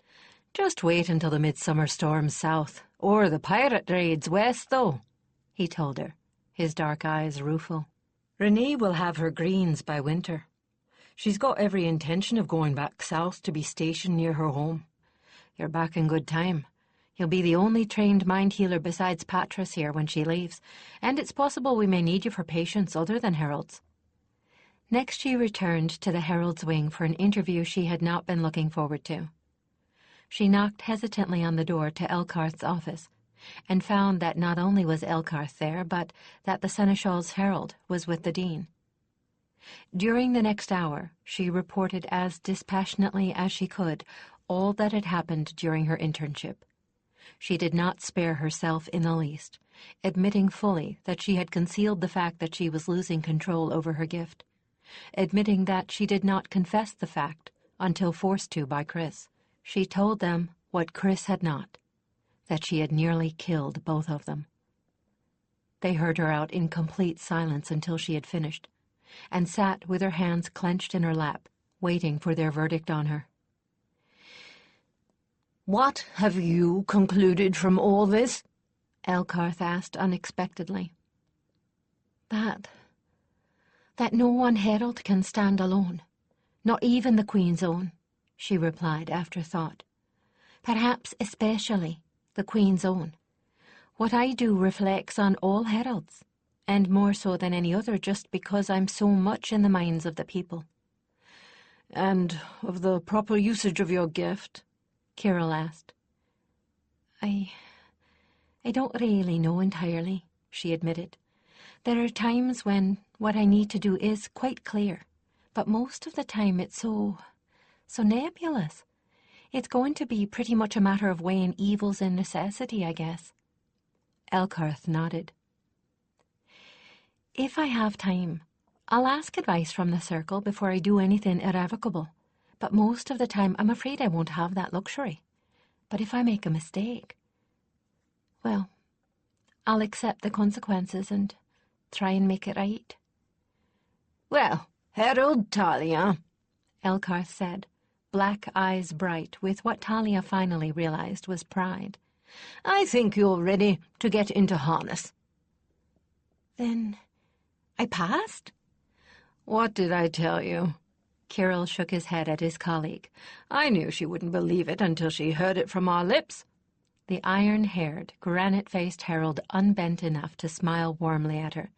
"Yes, Talia, you did very well. We're quite pleased with what you and Chris have told us. You took a desperate situation that was not entirely of your own making and turned it around by yourselves. And we're satisfied with what you told us just now," Elkarth added. "You've managed to strike a decent balance in the ethics of having a gift like yours, I think. So, now that you've had the sweet compliments, are you ready for the bitter? There's a council meeting shortly." "Yes, sir," she replied. "I've been warned." "About more than just the meeting, I'll wager." "Senior, that would be compromising my sources." "Lord and Lady!" Elkarth's sharp features twitched as he controlled his urge to laugh. "She sounds like Telomere already." Kirill just shook his head ruefully. "That she does, brother. Well enough, Talia. We'll see you there. You'd best be off.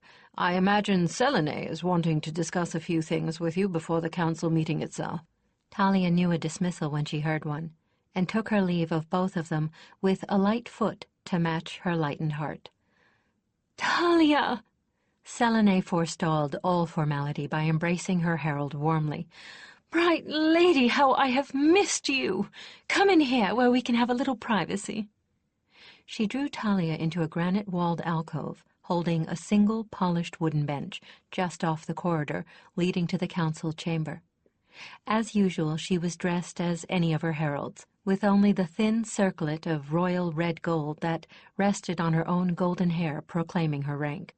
"Let me get a good look at you. Havens, you look wonderful, but you've gotten so thin." "Having to eat my own cooking," Talia replied. "That's all. I would have tried to see you last night. You wouldn't have found me," Selene said, blue eyes dark with affection. "I was closeted with the Lord Marshal, going over troop deployments on the border. By the time we were finished, I wouldn't have been willing to see my resurrected father, I was that weary. All those damn maps.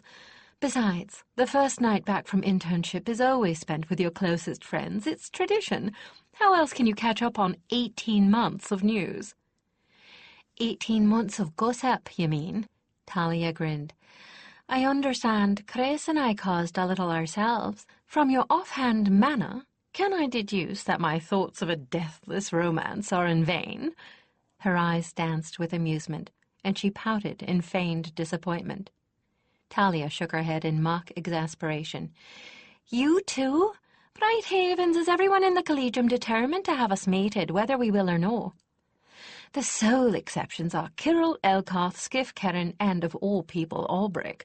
They all swore that if you ever lost your heart, it wouldn't be to Chris's pretty face." "They could be right." Selene noted her herald's faintly troubled expression and deemed it prudent to change the subject. "Well, I'm more than happy to have you at my side again, and I could have used you for the past 2 months. 2 months? Is it anything to do with what Elspeth sent Skiff out to us for?" "Did she? That minx! Probably. She hasn't been any more pleased over the council's actions than I have. I've gotten an offer for Elspeth's hand from a source that is going to be very difficult for me to refuse." "Say on." Selene settled back on the bench, absently caressing the arm of it with one hand. "We received an envoy from King Alessander 2 months ago, a formal request that I consider wedding Elspeth to his uncle. There's a great deal to be said for the match. Uncle is about Chris's age, not too great a discrepancy as royal marriages go. He's said to be quite handsome. This would mean the eventual joining of our kingdoms, and Alessander has a strong and well-trained army, much larger than our own. I'd be able to spread the heralds into his realm, and his army would make Kasi think twice about ever invading us again. 3/4 of the councillors are for it unconditionally. The rest favor the idea, but aren't trying to shove it down my throat like the others are."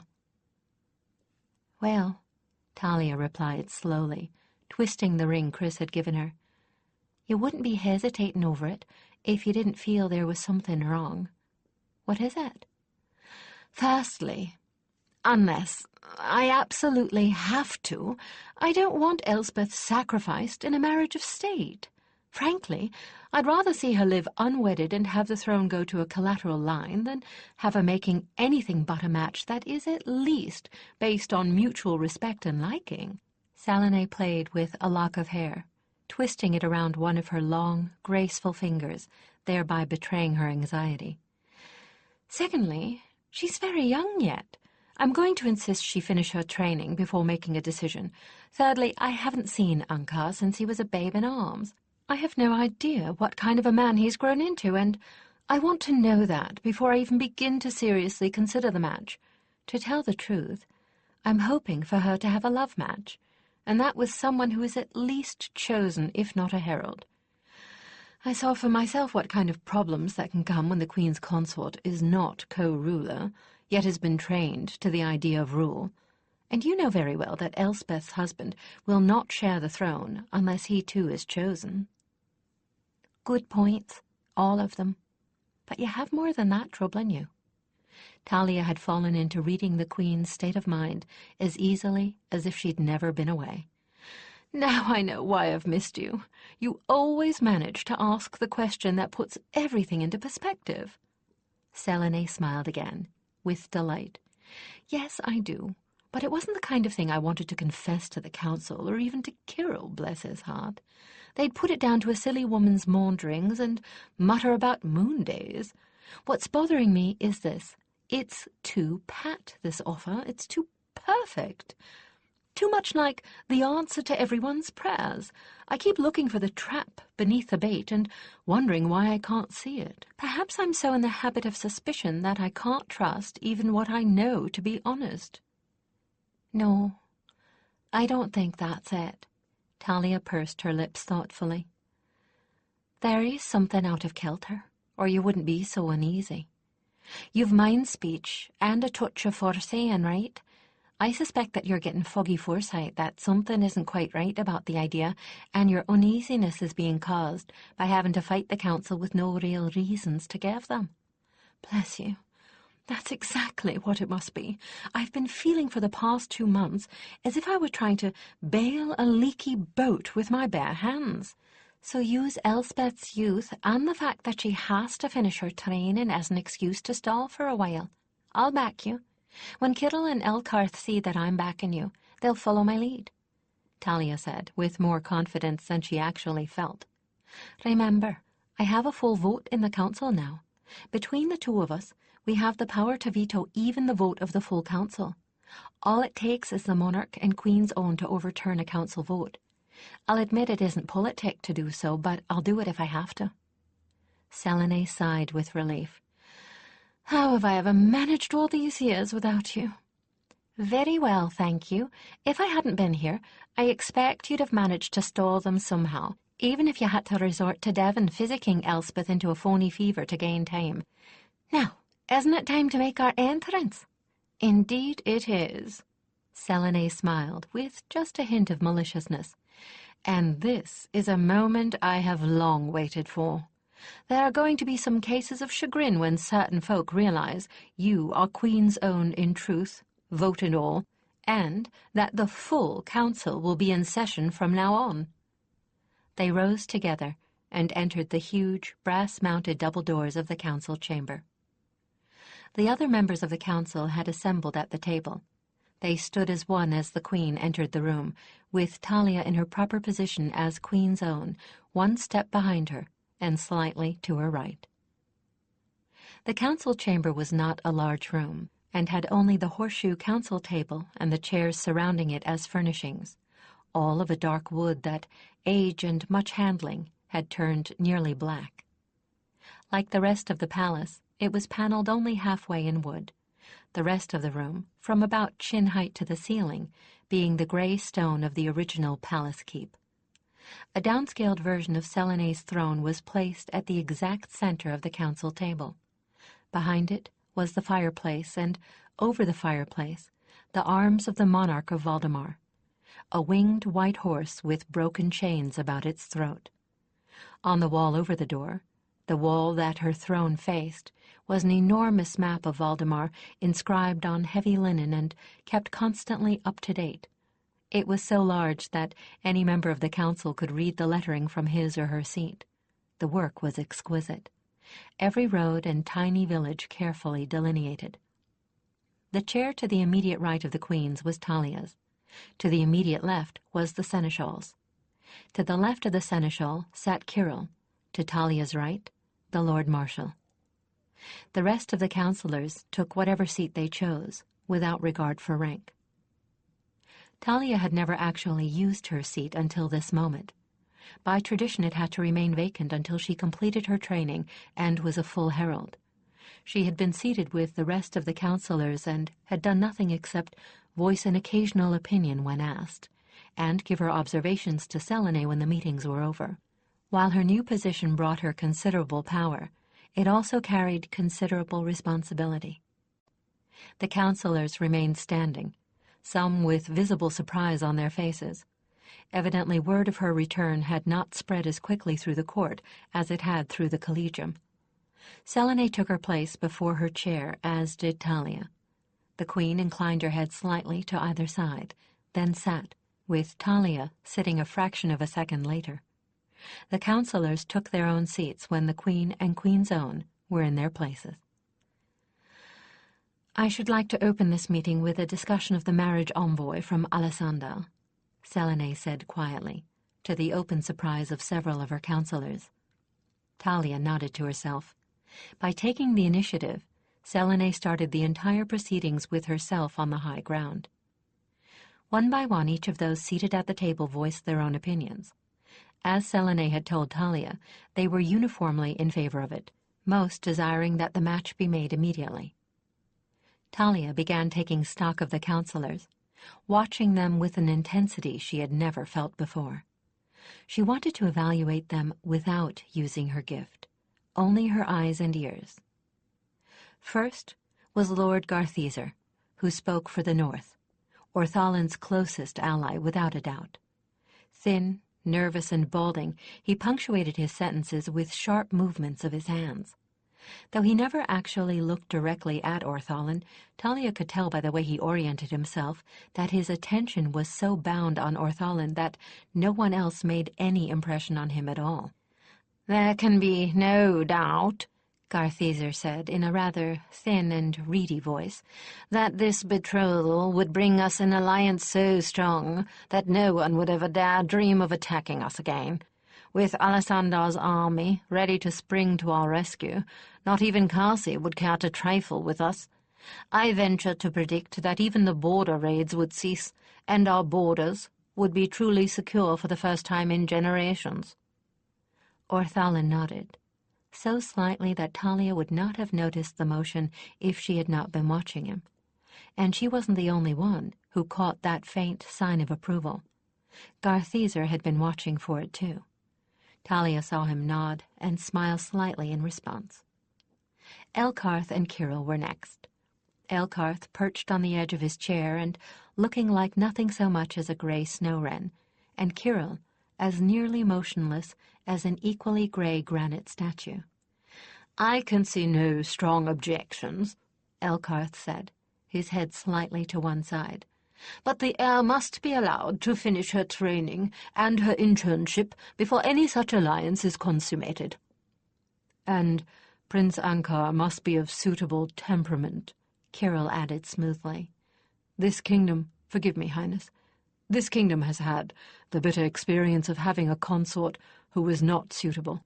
I, for one, have no wish to live through another such experience." Lady Wyrist spoke next, who stood for the East, another of Orthalin's supporters.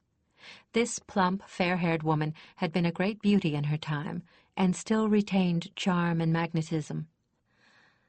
"I am totally in favor, and I do not think this is the time to dally.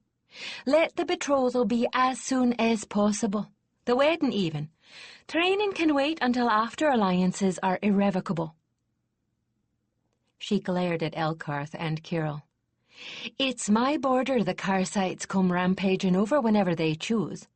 My people have little enough, and the Karsites regularly reave away what little they have. But it is also my border that would be open to new trade with our two kingdoms firmly united, and I can see nothing to find fault with." White-haired, snowy-bearded Father Alden, the Lord Patriarch, spoke up wistfully. "As my lady has said, this alliance promises peace, a peace such as we have not enjoyed for far too long. Kasi would be forced to sue for lasting peace, faced with unity all along two of its borders. Renewing our long friendship with Hardorn can only bring a truer peace than we have ever known. Though the heir is young, many of our ladies have wedded younger still." "Indeed." Bard Hiron, so fair-haired that his flowing locks were nearly white, was speaker for the bardic circle. He echoed Father Alden's sentiments. "It is a small sacrifice for the young woman to make. in the interests of how much we would gain. Talia noted dubiously that his pale gray eyes practically glowed silver when Orthalin nodded approvingly. The thin and angular healer Miriam, spokeswoman for her circle, was not so enthralled. To Talia's relief, she actually seemed mildly annoyed by Hiron's hero worship, and something about Orthalin seemed to be setting her ever so slightly on edge. You all forget something. Though the child has been chosen, she is not yet a herald, and the law states clearly that the monarch must be a herald. There has never been a reason strong enough to overturn that law before, and I fail to see the need to set such a dangerous precedent now. Exactly, Kirill murmured. The child is just that, a child, not ready to rule by any stretch of the imagination, with much to learn before she is. Nevertheless, I am cautiously in favor of the betrothal, but only if the heir remains at the collegium until after her full training is complete. Somewhat to Talia's surprise, Lord Marshal Randon shared Miriam's mild dislike of Orthalin. Talia wondered, as she listened to that scarred and craggy warrior measuring out his words with the care and deliberation of a merchant measuring out grain, what could have happened while she'd been gone to so change him. For when she had last sat at the council board, Randon had been one of Orthalin's foremost supporters. Now, however, though he favored the betrothal, he stroked his dark beard with something like concealed annoyance, as if it galled him having to agree with Orthalin's party. Horse-like Lady Kester, speaker for the West, was short and to the point. "I'm for it," she said, and sat herself down. Plump and soft-spoken Lord Gildas for the South was equally brief. "I can see nothing to cause any problems," said Lady Catherine of the Guilds quietly. She was a quiet, grey dove-like woman, of an outer softness that masked a stubborn inner core, and much that would benefit every member of the kingdom. "That, I think, is a good summation," Lord Palinor, the seneschal, concluded. "You know my feelings on the matter. Majesty?" The Queen had held her peace, remaining calm and thoughtful, but totally non-committal until everyone had spoken except herself and her herald. Now she leaned forward slightly and addressed them, a hint of command tinging her voice. "I have heard you all. You each favor the match, and all of your reasons are good ones. You even urge me to agree to the wedding and see it consummated within the next few months. Very well. I can agree with every one of your arguments, and I am more than willing to return Alessandra's envoy with word that we will be considering his offer with all due gravity. But one thing I cannot and will not do. I will never agree to anything that will interrupt Elspeth's training. That, above all other considerations, must be continued. Lady forbid it, but should I die, we cannot risk the throne of Valdemar in the keeping of an untrained monarch. Therefore, I will do no more than indicate to Alessandra that his suit is welcome, and inform him in no uncertain terms that serious negotiations cannot begin until the heir has passed her internship." "Majesty!" Garthizer jumped to his feet as several more councillors started speaking at once, one or two growing angry. Talia stood then and rapped the table, and the babble ceased. The argumentative ones stared at her as though they had forgotten her presence. "My lords, my ladies, forgive me, but any arguments you may have are moot. My vote goes with the Queen's decision. I have so advised her." It was fairly evident from their dumbfounded expressions that they had forgotten that Talia now carried voting rights.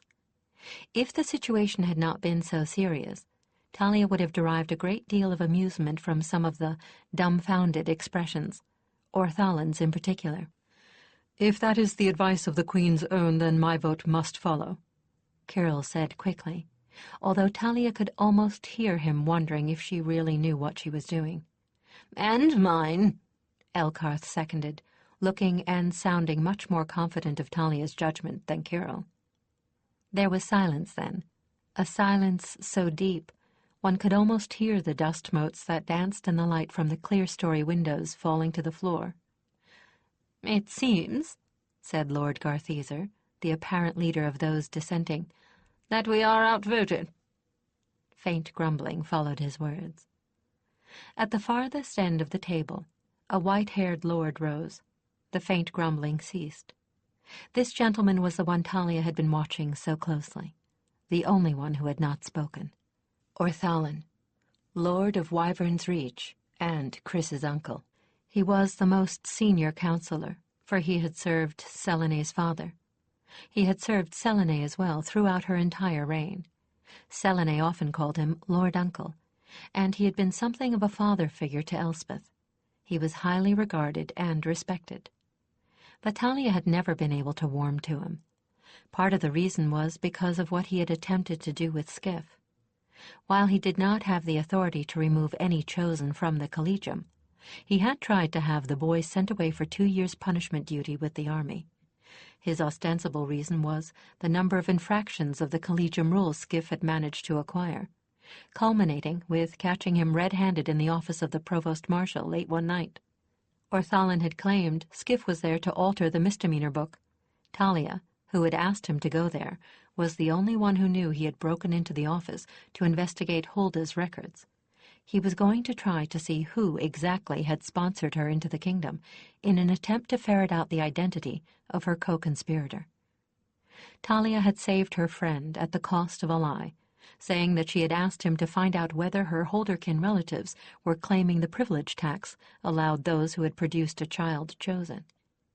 Since that time she had been subtly but constantly at loggerheads with Orthalin. When she first began sitting on the council, it seemed as if he had constantly moved to negate what little authority she had. He had openly belittled so many of her observations, on the grounds of her youth and inexperience, that she had very seldom spoken up when he was present. He always seemed to her to be just a little too careful and controlled. When he smiled, when he frowned, the expression never seemed to go any deeper than the skin. At first she had chided herself for her negative reaction to him, putting it down to her irrational fear of males, handsome males in particular, for even though past his prime he was a strikingly handsome man. There was no doubt which side of Chris's family had blessed him with his own angelic face. And there was no sin in being a trifle cold, emotionally speaking. Yet for some reason she was always reminded of the wyvern that formed his crest when she saw him. Like the wyvern, he seemed to her to be thin-blooded, calculating, and quite ruthless, and hiding it all beneath an attractively bejeweled skin. But there was more to her mistrust of him now, because she had more than one reason to suspect that he was the source of those rumors about her misusing her gift, and she was certain that he had started them because he knew how such vile rumors would affect an empath who was well known to have a low sense of self-esteem. She was equally certain that he had deliberately planted doubts in Chris's mind, knowing that she would feel those doubts and respond. But this time she had cause to be grateful to him. When Orthalin spoke, the rest of the councillors paid heed, and he spoke now in favor of the Queen's decision. "My lords, my ladies, the Queen is entirely correct," he said, surprising Talia somewhat, for he had been one of those most in favor of marrying Elspeth off with no further ado. "We have only one heir, and no other candidates in the direct line. We should not take such a risk. The heir must be trained. I see the wisdom of that now. I withdraw my earlier plea for an immediate betrothal. Alessander is a wise monarch, and will surely be more than willing to make preliminary agreements on the strength of a betrothal promised for the future. In such ways, we shall have all the benefits of both plans." Talia was not the only member of the council surprised by Orthalin's apparent about-face. Hiron stared as if he could not believe what he had heard. The members of his faction and those opposed to him seemed equally taken aback. The result of this speech was the somewhat reluctant, though unanimous, vote of the council to deal with the envoy just as Selene had outlined. The vote was frankly little more than a gesture, since together Selene and Talia could overrule the entire council. But though the unanimous backing of her stance gave Selene a position of strong moral advantage, Talia wondered what private conversations would be taking place when the council session concluded, and who would be involved. The remaining items on the council's agenda were routine and mundane: rescinding tax for several villages hard hit by spring floods, the deployment and provisioning of extra troops at Lake Evendim in the hope of making life difficult enough this year that the pirates and raiders would decide to return to easier prey, the fining of a merchant clan that had been involved in the slave trade. The arguments about just how many troops would be moved to Lake Evendim and who would fund the deployment went on for hours. The Lord Marshal and Lady Kester, who ruled the district of the fisherfolk of the lake, were unyielding in their demands for the extra troops. Lord Gildas and Lady Cathan, whose rich grainlands and merchant guilds would supply the taxes for the primary support of the effort, were frantic in their attempts to cut down the numbers. Talia's sympathy lay with the fisherfolk, yet she could find it in her heart to feel for those who were being asked to delve into their pockets for the pay and provisioning of extra troops who would mostly remain idle. It seemed that there was no way to compromise, and that the arguments would continue with no conclusion. That would be no solution for the fisherfolk either. Finally, as the Lord Marshal thundered out figures concerning the numbers needed to keep watch along the winding coastlines, a glimmering of an idea came to her. "Forgive me," she spoke into one of the sullen silences. "I know little of warfare, but I know something of the fisherfolk. Only the young, healthy, and whole go out on the boats in season. Unless my memory is incorrect, the old, the very young, pregnant women, those minding the young children for the rest of the family, and the crippled remain in the temporary work villages. Am I right?" "Aye, and that's what makes these people so damned hard to defend," the Lord Marshal growled. "There isn't a one left behind with the ability to take arms." "Well, according to your figures, a good third of your troopers would be spending all their time on coast watch. Since you're going to have to be feeding that many people anyway, why not provision the dependents instead and have them doing the watching? Once they're freed from having to see to their day-to-day food supplies, they'll have the time for it. And what does a watcher need besides a pair of good eyes and the means to set an alert?" "You mean use children as coast watchers?" Garthazer exclaimed. That's plainly daft." "Just you wait one moment, Garthazer," Miriam interjected. "I fail to see what's daft about it. It seems rare good sense to me." "But how are they to defend themselves? Against what? Who's going to see them? They'll be hidden, man, in blinds, the way coast watchers are always hidden. And I see the girl's drift. Putting them up would let us cut down the deployment by a third, just as Gildas and Cathan want," Lady Kester exclaimed, looking up like an old grey warhorse hearing the bugles. "You'd still have to provision the full number, though, you old tight-fists." "But they'd not have to pay 'em," one of the others chuckled. "But children," Hiram said doubtfully. "How can we put children in that kind of vital position? What's to keep them from running off to play?"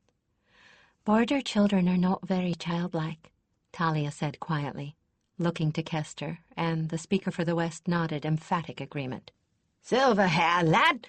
The only thing keeping these children off the boats is size," Kester snorted, though not unkindly.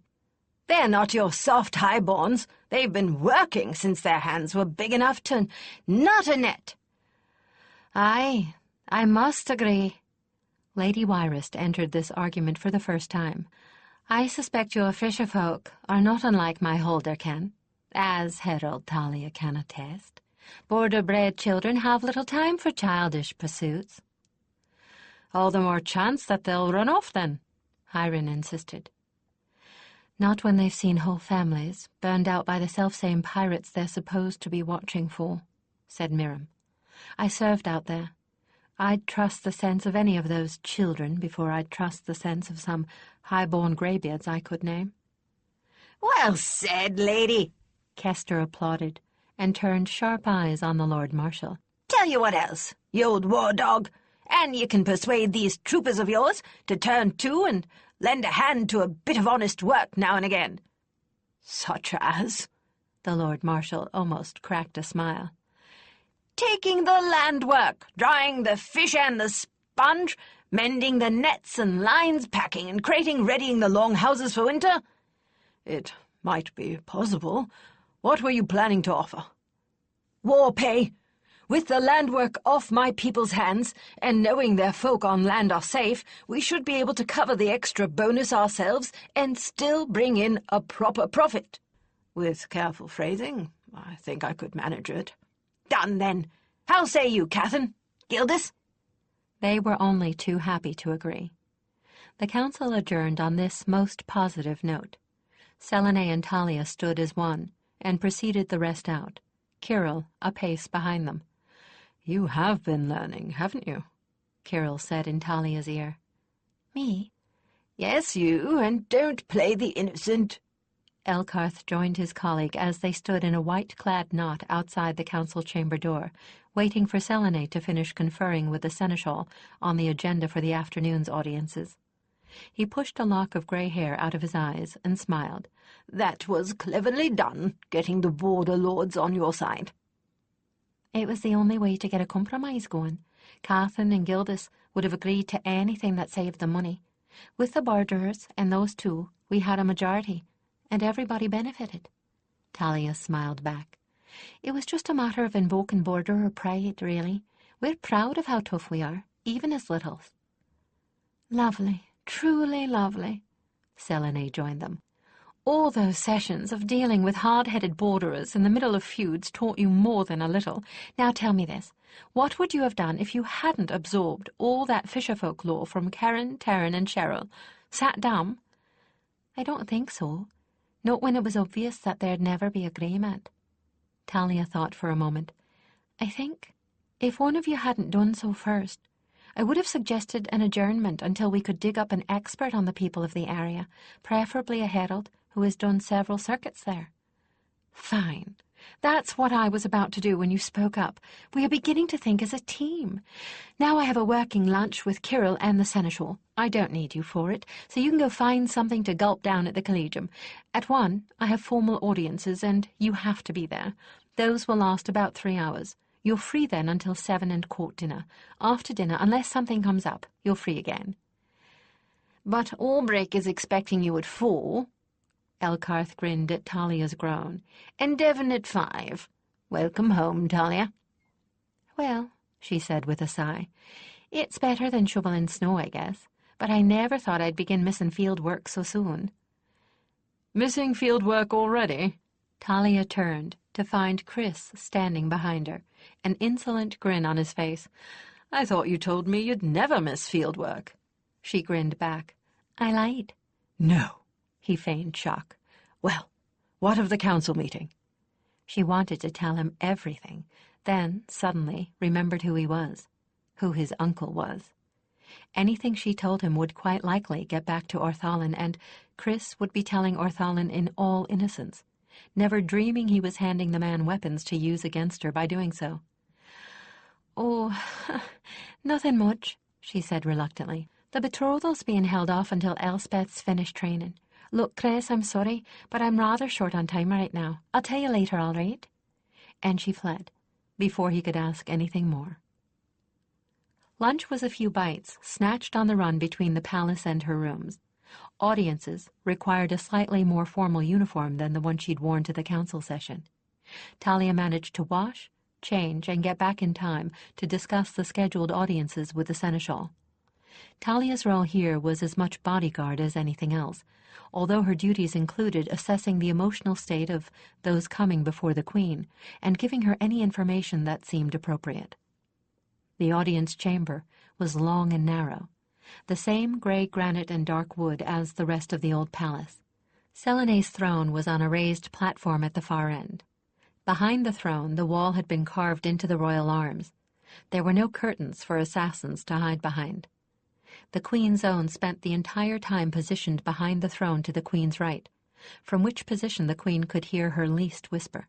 Petitioners had to travel the length of the chamber, giving Talia ample time to read their emotional state if she thought it necessary to do so. The audiences were quite unexciting. Petitioners ranged from a smallholder seeking permission to establish a dyer's guild house on his property to 2 noblemen who had called challenge on each other and were now trying desperately to find a way out of the situation without either of them losing face. Not once did she deem the situation grave enough to warrant reading any of them. When the audience session concluded, Talia sprinted back to her room to change into something old and worn for her weapons drill with Albrecht. Walking into the salle was like walking into the past. Nothing had changed. Not the worn, backless benches against the wall, not the clutter of equipment and towels on and beneath the benches, not the light coming from the windows. Not even Albrecht had changed so much as a hair. He still wore the same old leathers, or clothing like enough to have been the same. His scar-seamed face still looked as incapable of humor as the walls of the palace. His long black hair held neither more nor less gray than it had the last time Talia had seen him. Elspeth was already there, going full out against Jerry under Albrecht's critical eye. Talia held her breath in surprise. Elspeth was, to her judgment at least, Jerry's equal. The young weapons instructor was not holding anything back, and more than once only saved herself from a kill by frantically wrenching her body out of the way of the wooden blade. Both of them were sodden with sweat when Albrecht finally called a halt. "You do well, children. Both of you." Albrecht nodded as he spoke. Both Elspeth and Jerry began walking slowly in little circles to keep their muscles from stiffening, while drying their faces with old towels. "Jerry, it is more work you need on your defense. Working with the students has made you sloppy. Elspeth, if it was that you were not far busier than any student should be, I would make you Jerry's assistant." Elspeth raised her head, and Talia could see she was flushed with the praise, her eyes glowing. "However, you are very far from perfect. Your left side is too weak and you are vulnerable there. From now on you are to work left-handed, using your right only when I tell you to keep from losing your edge. Enough for today. Off to the bath with you. It is like your companions you smell." He turned to Talia, who bit her lip, then said, "I have the feeling I'm in trouble." "In trouble? It is possible." Albrecht scowled, then unexpectedly smiled. "No fear, little Talia. It is that I am well aware how few were the chances for you to keep in practice. Today we will start slowly, and I will determine just how much you have lost. Tomorrow you will be in trouble." Talia was thanking the gods an hour later that Chris had insisted they both keep in fighting trim as much as possible. Albrecht was reasonably pleased that she had lost so little edge, and kept his cutting remarks to a minimum. Nor was she the recipient of more than one or two bruising thwacks from his practice blade when she'd done something exceptionally stupid. On the whole, she felt as if she'd gotten off very lightly. Another run, this time to wash and change yet again, and she was back at Healer's Collegium, going over the past 18 months with Devon and Renee. Both were blessedly succinct. There had not been any truly major mental traumas for Renee to deal with among the heraldic circle. As a result, Talia was able to flee to Companion's Field just as the warning bell for supper sounded at the Heralds' Collegium. Roland was waiting at the fence, and she pulled herself onto his back without bothering with going for a saddle. "I think," she told him, as he walked off into a quiet copse, "that I may die of exhaustion. This is worse than when I was a student." He lipped her booted foot affectionately. Talia picked up a projection of reassurance and something to do with time. "You think I'll get used to it in a few days? Lord, I hope so, still." She thought hard, trying to remember just what the Queen's schedule was like. Council sessions aren't more than 3 times a week. Audiences, though, they're every day. Albrecht will torture me every day, too, but I could reschedule, say, Devon before breakfast and just after lunch. Save weapons drill for just before dinner, so I'm only changing twice a day. You, my darling, whenever I can squeeze a free moment." Roland made a sound very like laughing. "True, with the tight bond we have, I don't have to be with you physically, do I? What did you think of the audiences?" To Talia's delight, he hung his head and did a credible imitation of a human snore. "You too? Lord and Lady, they're as bad as state banquets. Why did I ever think being a herald would be exciting?" Roland snorted, and projected the memory of their flight across country to get help for the plague-stricken village of Waymeet, following that with the fight with the raiders that had attacked and fired Heavenbeck. "You're right. I think I can live with boredom. What do you think of how Elspeth's coming along? To her surprise, Roland was faintly worried, but could give her no clear idea why he felt that way. Is it important enough to trance down to where you can give me a clearer idea? He shook his head, mane brushing her face a little. Well, in that case, we'll let it go. It's probably just the usual rebelliousness, and I can't say as I blame her. Her schedule is as bad as mine. I don't like it, and I can't fault her if she doesn't either. Talia dismounted beside a tiny, spring-fed pool and sat in the grass, watching the sun set and emptying her mind. Roland stood beside her, both of them content with a quiet moment in which to simply be together. Well, I'm into it at last, she said half to herself. I thought I'd never make it sometimes. This had been the first day she had truly been Queen's Own, with all the duties and all the rights, from the right to overrule the council to the right to overrule Selene, though that was one she hadn't exercised and still wasn't sure she had the nerve for, from her duty to ease the fears of her fellows in the circle to the duty to see to the heir's well-being. It was a frightening moment in a way, and a sobering one. On reflection, it almost seemed as if the Queen's Own best served the interests of Queen and country by not being too forward, by saving her votes for the truly critical issues, and keeping her influence mostly to the quiet word in the Queen's ear. That suited Talia. She hadn't much enjoyed having all eyes on her this afternoon, especially not Ortholin's. But Selene had been more at ease just because Talia was there. There had been no mistaking that. In the long run, that was what the job was all about, giving the monarch one completely honest and completely trustworthy friend. The dying sun splashed scarlet and gold on the bottoms of the few clouds that hung in the west, while the sky above them deepened from blue to purple, and the hounds, the two stars that chased the sun, shone in unwinking splendor. The tops of the clouds took on the purple of the sky as the sun dropped below the horizon, and the purple tinge soaked through them like water being taken into a sponge. The light faded, and everything began to lose color, fading into cool blues. Little frogs began to sing in the pool at Talia's feet. Night-blooming jacinth flowers opened somewhere near her, and the cooling breeze picked up the perfume and carried it to her. And just when she was feeling totally disinclined to move, a mosquito bit her. Ouch! Damn! She slapped at the offending insect, then laughed. The gods remind me of my duty. Back to work for me, love.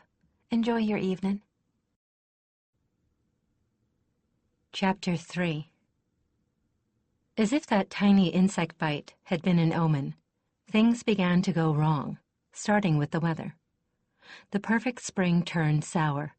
It seemed to rain every day without a let-up, and the rain was cold and steadily dismal. The sun, when Talia actually saw it, gave a chill, washed-out light. Miserable, that was what it was. Miserable and depressing. The few flowers that managed to bloom seemed dispirited and hung limply on their stems. The damp crept into everything, and fires on the hearths all day and all night did little to drive it out. The whole kingdom was affected. There were new tales reaching the court every day of flooding, sometimes in areas that hadn't flooded in 100 years or more. This was bound to have an effect on the counselors. They worked like heroes at all hours to cope with emergencies, but the grim atmosphere made them quarrelsome and inclined to snipe at each other at the least opportunity. Every council session meant at least one major fight and 2 ruffled tempers to be soothed. The names they called each other would have been ample cause for dueling anywhere else. At least they treated Talia with that same lack of respect. She came in for her share of sniping, and that was a positive sign, that she had been accepted as one of them, and their equal. The sniping among equals was something she could cope with, though it was increasingly difficult to keep her temper when everyone around her was losing theirs. Far harder to deal with in any rational way were Ortholin's subtle attempts at undercutting her authority. Clever those attempts were, frighteningly clever. He never said anything that anyone could directly construe as criticism. No, what he did was hint, oh so politely and at every possible opportunity, that perhaps she was a bit young and inexperienced for her post, that she might be going overboard because of the tendency of youth to see things always in black and white, that she surely meant well, but... and so on. It made Talia want to scream and bite something. There was no way to counteract him, except to be even more reasonable and mild-tempered than he. She felt as if she were standing on sand, and he was the flood tide washing it out from under her. Things were not going all that well between herself and Chris, either. "Goddess Talia," Chris groaned, slumping back into his chair. "He's just doing what he sees as his duty." Talia counted to 10, slowly, counted the library bookshelves, then counted the rings of the knothole in the table in front of her. "He was claiming I was overreacting at the same time that Lady Kester was calling Hiram a pompous pea-brain at the top of her lungs. Well, Chris, he's said the same damn things every council session and at least 3 times during each session. Every time it looks as if the other councillors are beginning to listen to what I'm saying, he trots out the same speech." She shoved her chair away from the table and began pacing restlessly up and down the length of the vacant library. This had been a particularly bad session, and the muscles of her neck felt as tight as bridge cables. "I just can't see anything at all sinister in my uncle's behavior." "Damn it, Chris! Talia, he's old. He's set in his ways. You're frighteningly young to him and likely to usurp his position. Have some pity on the man. He's only human." "So, what am I?" She struggled not to shout, but the argument was giving her a headache. "I'm supposed to like what he's doing?" "He's not doing anything," Chris scowled, as if he had a headache too. "Frankly, I think you're hearing insult and seeing peril that isn't there." Talia turned abruptly and stared at him, tight-lipped, fists clenched. "In that case," she replied, after a dozen slow, careful breaths of dust-laden air, "maybe I should take my irrational fantasies elsewhere. But..." She turned again and all but ran down the staircase. He called something after her, in a distressed voice. She ignored it and ran on. So now they didn't talk about much of anything anymore. And Talia missed that, missed the closeness they used to have, the way they used to be able to confide their deepest secrets to each other. Truth to be told, she missed that more than the physical side of their relationship, though now that she was no longer used to being celibate, she missed that too. Then there was her relationship, or, more accurately, lack of one, with Dirk. His behavior was baffling in the extreme. One moment he would seem determined to get her alone somewhere, the next he shied away from even being in the same room. He would be lurking in the background everywhere she went for a day or two, then, just as abruptly, would vanish, only to reappear in a few days. Half the time he seemed determined to throw Chris at her, the other half equally determined to block Chris from getting anywhere near her. Talia saw her elusive quarry, leaning on the fence surrounding Companion's field. He was staring, broodingly, off into the far distance. For a wonder, it wasn't raining, although the sky was a dead dull gray and threatening to pour any moment. "Dirk." He jumped, whipped about, and stared at her with wide, startled eyes. "Oh, what are you doing here?" he asked, somewhat ungraciously, his back pressed hard against the fence, as if that barrier was all that was keeping him from running away. "The same as you, probably," Talia replied, forcing herself not to snap at him. "Looking for my companion, and maybe somebody to ride with." "In that case, shouldn't you be looking for Chris?" he asked, His expression twisted as if he'd swallowed something very unpleasant. She couldn't think of a reply and chose not to answer him. Instead, she moved to the fence herself and stood with one booted foot on the first railing and her arms folded along the top, mimicking the pose he had held when she saw him. Talia. He took one step toward her. She heard his boots squelch in the wet grass, then stopped. Chris is a very valuable friend. More than a friend. She waited for him to say what was on his mind, hoping that this time he'd finish it. Maybe if she didn't look at him, he'd be able to speak his piece. Yes, she prompted, when the silence went on so long she'd almost suspected him of sneaking away. She turned to catch his blue eyes, staring almost helplessly at her before he hastily averted them. I've got to go, he gasped, and fled. She was ready to scream with frustration. This was the fourth time he'd pulled this little trick, starting to say something, then running away. And with things somewhat at odds between herself and Chris, she really didn't feel as if she wanted to ask Chris to help. Besides, she hadn't seen Chris much since their last little set-to. With an exasperated sigh, she mind-called Roland. They both needed exercise, and he, at least, would be a sympathetic listener. Chris was avoiding Talia on purpose. When he'd first returned, his uncle had taken time out to give him familial greetings. That was only to be expected. But Orthalin lately seemed to be going out of his way to speak to his nephew 2 or 3 times a week, and the conversation somehow always turned to Talia. Not by accident, either. Chris was mortally sure of that, nor were they pleasant conversations, though they seemed to be on the surface. Chris was beginning to get an impression that Orthalin was looking for something. Weaknesses in the Queen's own, perhaps. Certainly whenever he happened to say something complimentary about Talia, his uncle would always insinuate a "yes, but surely," in a rather odd and confiding tone. Like the latest example. He'd been on his way back from a consultation with Elkarth about some of his latest far-seeing pupils, when Orthalin had just happened to intercept him.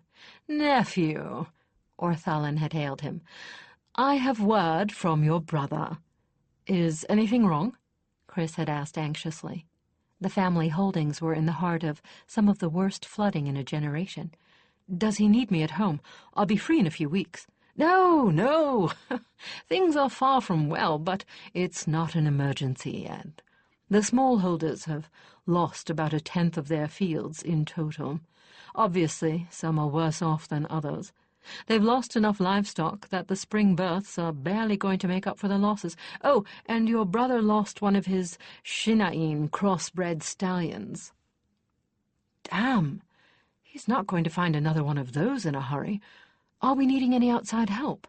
Not yet. There's enough grain in storage to make up for the losses, but he wanted you to know exactly how things stood, so that you wouldn't worry. Thank you, Uncle. I appreciate your taking the time to let me know. And is your young protégé settling in, do you think? He then asked smoothly. What with all the emergencies that have come up lately? I wonder if she has more than she can cope with sometimes. Havens, Uncle, I'm the last one to ask, Chris had said with a little impatience. I hardly see her anymore. We both have duties, and those duties don't let us cross paths too often. Oh, somehow I had gotten the impression that you heralds always knew what was happening in each other's lives. Chris really hadn't been able to think of a response to that, at least not a respectful one. I only asked because I thought she looked a bit careworn, and I thought perhaps she might have said something to you, Orthalin continued, his cold eyes boring into Chris's. She has a heavy burden of responsibility for one so young. She's equal to it, Uncle. I've told you that before. Roland wouldn't have chosen her otherwise. Well, I'm sure you're correct, Orthalin replied, sounding as if he meant the opposite. Those Rumors of her using her gift to manipulate were absolutely unfounded. I told you that. She has been so circumspect in even reading others that she practically has to be forced to it. Chris broke off, wondering if he was saying too much. Ah, Ortholin said after a moment. That is a comfort. The child seems to have a wisdom out of keeping with her years. However, if she should feel she's having problems, I would appreciate it if you'd tell me. After all, as the Queen's eldest counselor, I should be aware of possible trouble. I'd be only too happy to help her in any way I can, but she still seems to be carrying over that grudge from her student days, and I doubt she'd ever give me the correct time of day, much less confide in me. Chris had mumbled something non-committal, and his uncle had gone away outwardly satisfied. But the whole encounter had left a very bad taste in Chris's mouth. He was regretting now the fact that he'd confided to his uncle in one of those early conversations his belief that Talia and Dirk were life-bonded. The man had seized on the tidbit as avidly as a hawk on a mouse. But at the same time, he didn't want to have to face Talia herself with these suspicions awakened. She'd get it out of him, no doubt of it. And while she wouldn't say, "I told you so," she had a particular look of lowered eyelids and a quirk at one corner of her mouth that spoke volumes, and he wasn't in the mood to deal with it. Besides, it was only too possible that she'd infected him with her paranoia. If only he could be sure of that. But he couldn't. So he avoided her. Dirk straddled an old worn chair in his room, staring into the darkness beyond the window pane. It was nearly dusk, and as black as midnight out there. He felt as if he were being torn into little bits. He couldn't make up his mind what he wanted to do. Part of him wanted to battle for Talia by all means, fair or foul. Part of him felt that he should be unselfish and give Chris a clear field with her. Part of him was afraid to find out what she thought of all this, and a fourth part of him argued that he really didn't want any commitments to females anyway. Look what the last one had gotten him. The last one, Lady Narrell. Oh, gods. He stared at the sullen flickers of lightning in the heart of the clouds above the trees. It had been so long ago, and not long enough ago. Gods, I was such a fool. He and Chris had been posted to the Collegium, teaching their specialties, fetching and farsight. It had been his first experience of court and Collegium as a full herald. I was a stupid sheep, looking for a wolf. Not that he hadn't had his share of dalliances, even if he'd always had to play second to Chris. He hadn't minded, not really. But he'd been feeling a little lost. Chris had been born to court circles and flowed back into them effortlessly. Dirk had been left on the outskirts. Then Narrell had introduced herself to him. I thought she was so pure, so innocent. She seemed so alone in the great court, so eager for a friend. And she was so young, so very beautiful. How could he have known that in her 16 short years she'd had more men in her thrall than a rosebush had thorns? And how could he have guessed she intended to use him to snare Chris? Gods, I was half out of my mind with love for her. He stared at the reflection in the window broodingly. I saw only what I wanted to see, that's for certain. Lost most of my few wits. But there had been just enough sense left to him that when she'd asked him to arrange a private meeting between herself and his friend, he'd hidden where he could overhear her. The artificial grotto in the garden that she had chosen was secluded, but had ample hiding space in the bushes to either side of the entrance. Dirk probed at the aching memory as if it were a sore tooth, taking twisted pleasure from the pain. I could hardly believe my ears when I heard her issuing Chris an ultimatum.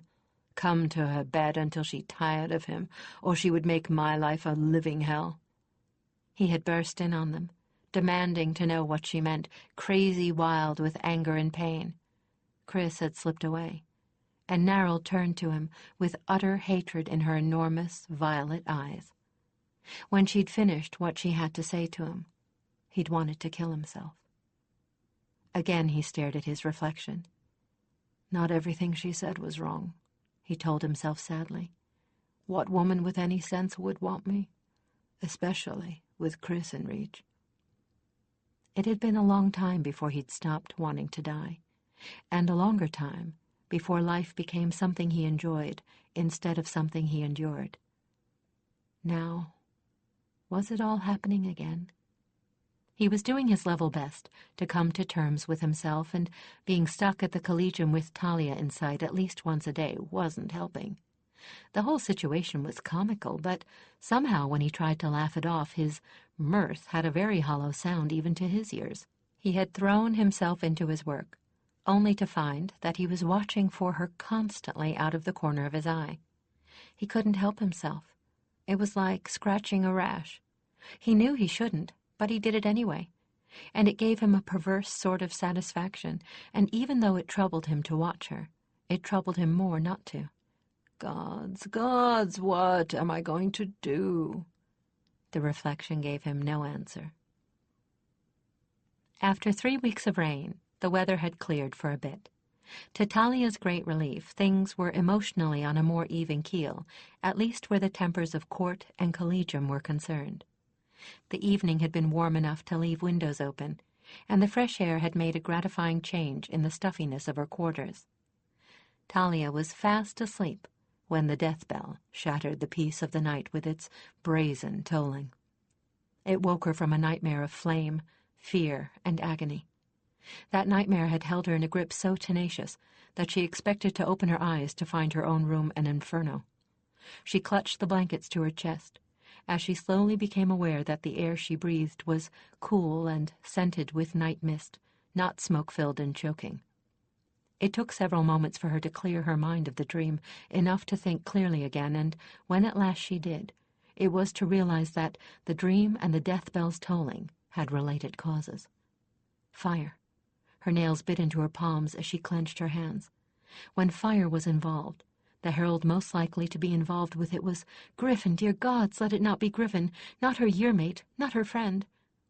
But as she stared unseeing into the darkness, and forced herself into a calmer frame of mind, she knew without doubt that it was not Griffin after all. The name and the face that hazed into her now receptive mind were those of a student of the year following hers, Krista, whom she remembered as one of Dirk's pupils in the gift of fetching. And in many ways, this was an even greater tragedy, for Krista had still been on her internship assignment. When the pieces were all assembled from the various fragments the heralds at the Collegium had read when the death bell began ringing, the result was almost as confusing as having no information at all. This much alone they knew. Krista was dead. The herald assigned as her counselor, the cheerfully lascivious Destria, was badly hurt, and the cause had something to do both with raiders and a great fire. The information they received from the heralds stationed with the healing temple to which Destria had been carried was nearly as fragmentary. Their gifts of mind speech weren't nearly as strong as Kirill's or Cheryl's, but they made it plain that Destria needed more help than they could provide, and that there was urgent need of a different kind of aid. They were sending Destria back to Healer's Collegium and the palace, and with her would come clarification. Within the week they came. One uninjured herald, Destria, a pitiful thing carried on a litter swung between two companions, one of them Destria's Sophie, and a battered and bruised farmer whose clothing still bore the smoke stains and ash of a fire. All three of them had to have traveled day and night with scarcely a pause to rest to reach the capital so quickly. Selene called the council into immediate session, and the petitioner came before them. He sagged wearily into the chair they set for him, his eyes sunken deeply into their sockets, his hair so full of ash it was hard to tell what color it was. It was plain he had wasted not even a single hour, but had gotten on with the journey without taking time for his own comfort. And the tale he told, of well-armed, organized raiders and the near massacre of everyone in his town, was enough to chill the blood. They had given him a seat, since he was plainly too weary to stand for very long, and he seemed like an omen of doom, sitting before the council table, both hands bandaged to the elbow. The taint of smoke had so permeated his clothing that it was carried even to the councillors, and the smell of it brought his message home with terrible force. "It was slaughter, pure and simple," he told the council, in a voice roughened by the smoke, "and we walked into it like silly sheep. Up until this spring we've had so much problem with brigands, little bands of them, pecking away at us, that we'd come to expect them like spring floods. Then, when they all vanished this winter, God, you'd think we'd have had the sense to realize something was up, but we didn't. We just thought they'd gone off to richer pickings. Ah, fools, fools and blind." He dropped his face into his hands for a moment, and when he lifted it again, there were tears on his cheeks from eyes already red. "They'd gotten together, you see. One of the wolves had finally proved the strongest, and they'd gotten together. We'd prided ourselves on having put the village in an unassailable valley, sheer rock to our back and sides, and only one narrow pass that let into it. We couldn't be starved or forced out from thirst. We had our own wells and plenty of food stockpiled. Well, they had an answer to that. A handful of them killed the sentries and poisoned the dogs that patrolled the heights, then rained fire arrows down on the village by night. We build with wood and thatch mostly. The buildings went up like pitch torches.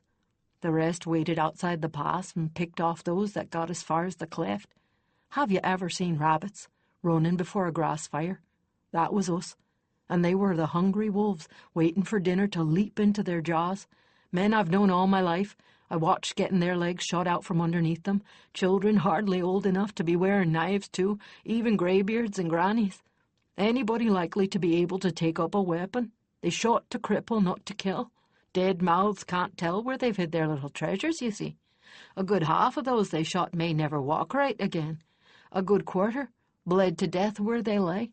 And a full quarter of the children burned to death in the houses they set fire to." A muted murmur of horror crept around the table. Lady Kester hid her own face in her hands. A beam of late afternoon sunlight spotlighted the speaker as it poured in through the high windows.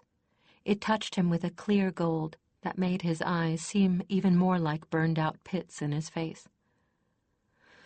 "Your heralds were not far, overnighting in a way station, I think. How they knew our plight, I'll never know. Must have been more of your magic, I guess. They came charging up on the backs of the raiders, 2 of them like a blessed army. Those white horses, the companions, they were damn near an army by themselves. They broke up the ambush at the head of the pass, got them scattered off into the woods for a bit. Then the older one started getting us organized, got us clearing the snipers off the heights. The younger one took off into the burning buildings, hearing cries and looking for somebody to save, I guess. The older one didn't even notice she was gone until—" He swallowed hard, and his hands were shaking. "I heard screaming. Worse than before. The older herald, she jerked, like she'd been shot. She shouted at us to take the brigands before they got themselves over their fright. Then she headed into the fires herself. I followed. My hands were too burned to hold a weapon, but I thought I might be able to help with the fires. The younger one had gotten trapped on the second floor of one of the houses. I was right behind the older one, and I could see her against the fire. Calm as you please, she's tossing younglings out to their parents. At least I think she was tossing them. She'd have a little one in her hands one moment, then the next his mum or dad would be holding it. The older one ran up, started shouting at her to jump. She just shook her head and turned back one more time. The floor collapsed then. That damn horse of hers crashed through the wall and went in after her. The other herald was right on his heels. She'd no sooner cleared the door when the whole roof caved in. We got her out, but the other—" One of Selene's pages brought him wine, and he drank it gratefully, his teeth chattering against the rim of the tankard. "That's what happened. For us, we beat 'em back, but we didn't get more than a handful of 'em compared to the numbers we know they've got. They're coming back, we know they are, especially since they must know the heralds are gone. We lost half the town, most of the able-bodied. I was about the only one that could make the ride here. We need help, Majesty. My lords, we need it bad." "You'll have that help," Selene pledged. her eyes hard and black with anger as she stood. "This isn't the first incursion of these bastards we've heard of, but it's by far and away the worst. It's obvious to me that there is no way we can expect you folk to handle brigands as organized as these are. Lord Marshal and good sir, if you'll come with me, we'll mobilize a company of the guard." She looked inquiringly at the rest of the council. Lady Catherine spoke for all of them. "Whatever is needed, Highness. You and the Lord Marshal are the best judge of what that is. We'll stand surety for it." Talia nodded with all the other councillors. What Selené had told the man was true. For the past few months there had been tales of bandits growing organized in Jar Falcon's marches. Sporadic raids had occurred before this, but never had the brigands dared to put an entire town to the sword. It was obviously more than local militia could handle. The entire council was agreed on that. Talia slipped away then, knowing with certainty that Selené did not need her at the moment, and that another most definitely did.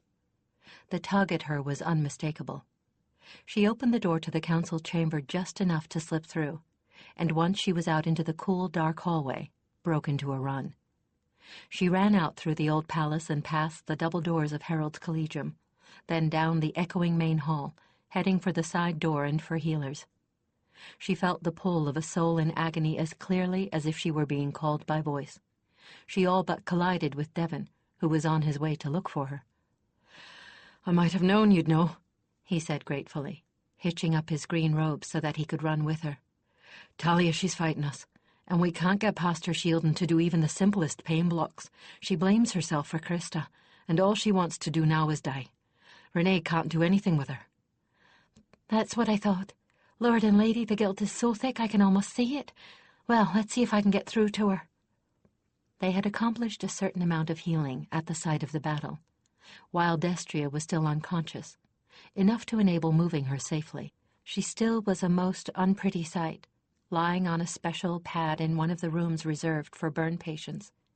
The room itself was bare stone, scrubbed spotless twice a day when unoccupied, and not so much as a speck of dust was ever allowed to settle there. The one window was sealed tight so that nothing could blow in. Everything that was brought in was removed as soon as it was no longer needed and scalded. It was a tribute to the on-site healers that Destria was still among the living. The last person Talia had seen with burns like hers had been Vostel, who had taken the full fury of an angry firebird on his fragile flesh. Where her burns had been relatively light, though the skin was red, puffed, and blistering, she was unbandaged. But her arms and hands were wrapped in special poultices of herbs and the thinnest and most fragile of tanned rabbit and calfskin. And Talia knew that beneath those bandages the skin was gone and the flesh left raw. They had laid her on a pallet of lambskin, tanned with the wool on. The fibers would cushion her burned skin and prevent too much pressure from being exerted on it. Talia knelt at the head of the pallet and rested both her hands on Destria's forehead. Destria's face and head were the only portions of her that were relatively untouched. As Talia reached into the whirlwind of pain, delirium, and guilt with her gift, she knew that this was likely to be the hardest such fight she'd ever faced. Guilt, black and full of despair, surrounded Talia from all directions. Pain, physical and mental, lanced through the guilt like red lightning.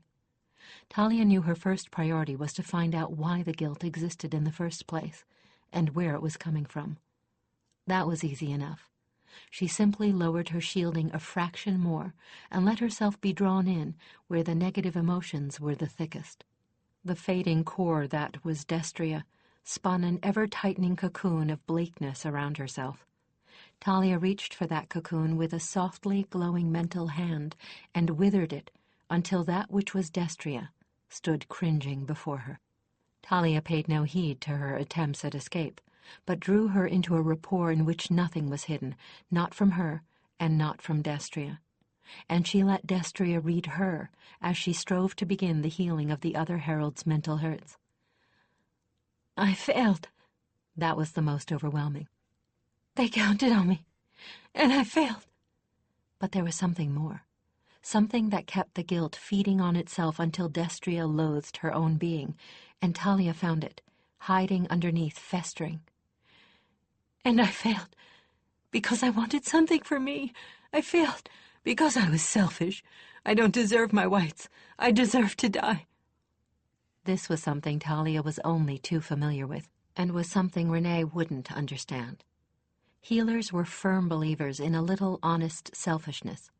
It kept a person sane and healthy. Heralds, though, well, heralds were supposed to be completely unselfish, totally devoted to duty. That was nonsense, of course. Heralds were only people. But sometimes they started to believe in that nonsense, and when something went wrong, because of their natures, the first people they tended to blame were themselves. So now Talia had to prove to Destria that there was nothing wrong with being a herald and human. No small task, since Destria's guilt was akin to doubts she shared about herself. How often had she berated herself for wanting a little corner of life to call her own, some time when she didn't have to be a herald, when she had been so tired of having to think first of others before taking the smallest action. How many times had she yearned for a little time to be lazy, a chance for a bit of privacy, and then felt guilty because she had? And hadn't she been ready to assume that she was guilty of unconsciously using her empathy to manipulate others? Hadn't she been angry enough to strangle someone more than once, and then been angry at herself for giving in to the weakness of rage? Oh, she understood Destria's self-loathing only too well. Renee and the rest of the healers watched soberly, sensing the battle Talia fought, though except for the perspiration beading Talia's brow, there were no outward signs of a struggle. They all remained in the same positions they had first taken as the shadows cast through the window lengthened almost imperceptibly, and the light slowly faded. And still there was no outward indication of success or failure. Then, after the first half hour, Renee whispered to Devon, "I think she's getting somewhere. Destria threw me out after the first few minutes and wouldn't let me in again." When a full hour had passed, Talia sighed, then carefully broke her physical contact with the other herald and slumped with exhaustion, her hands lying limply on her thighs. "Go ahead. I've got her convinced for now. She won't fight you at the moment." As she spoke, the waiting healers converged on Destria like worker bees on an injured queen. Renee, whose gift of healing was, like Talia's, for minds rather than bodies, helped Talia to her feet. "Why couldn't I get through to her?" she asked plaintively. "Simple. I'm a herald. You're not," Talia said, edging past the healers and out into the hall. "She reacted to you the way you would react to a non-healer trying to tell you that a good stab was nothing to worry about. Gods, I'm tired, and I'll have it all to do again tomorrow, or she'll fight you again.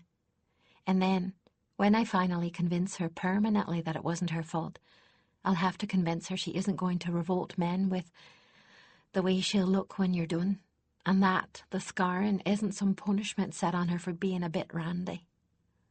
"I was afraid of that." Renee bit her lip. "And she is going to scar. I can't tell you how badly yet, but there's no getting around it.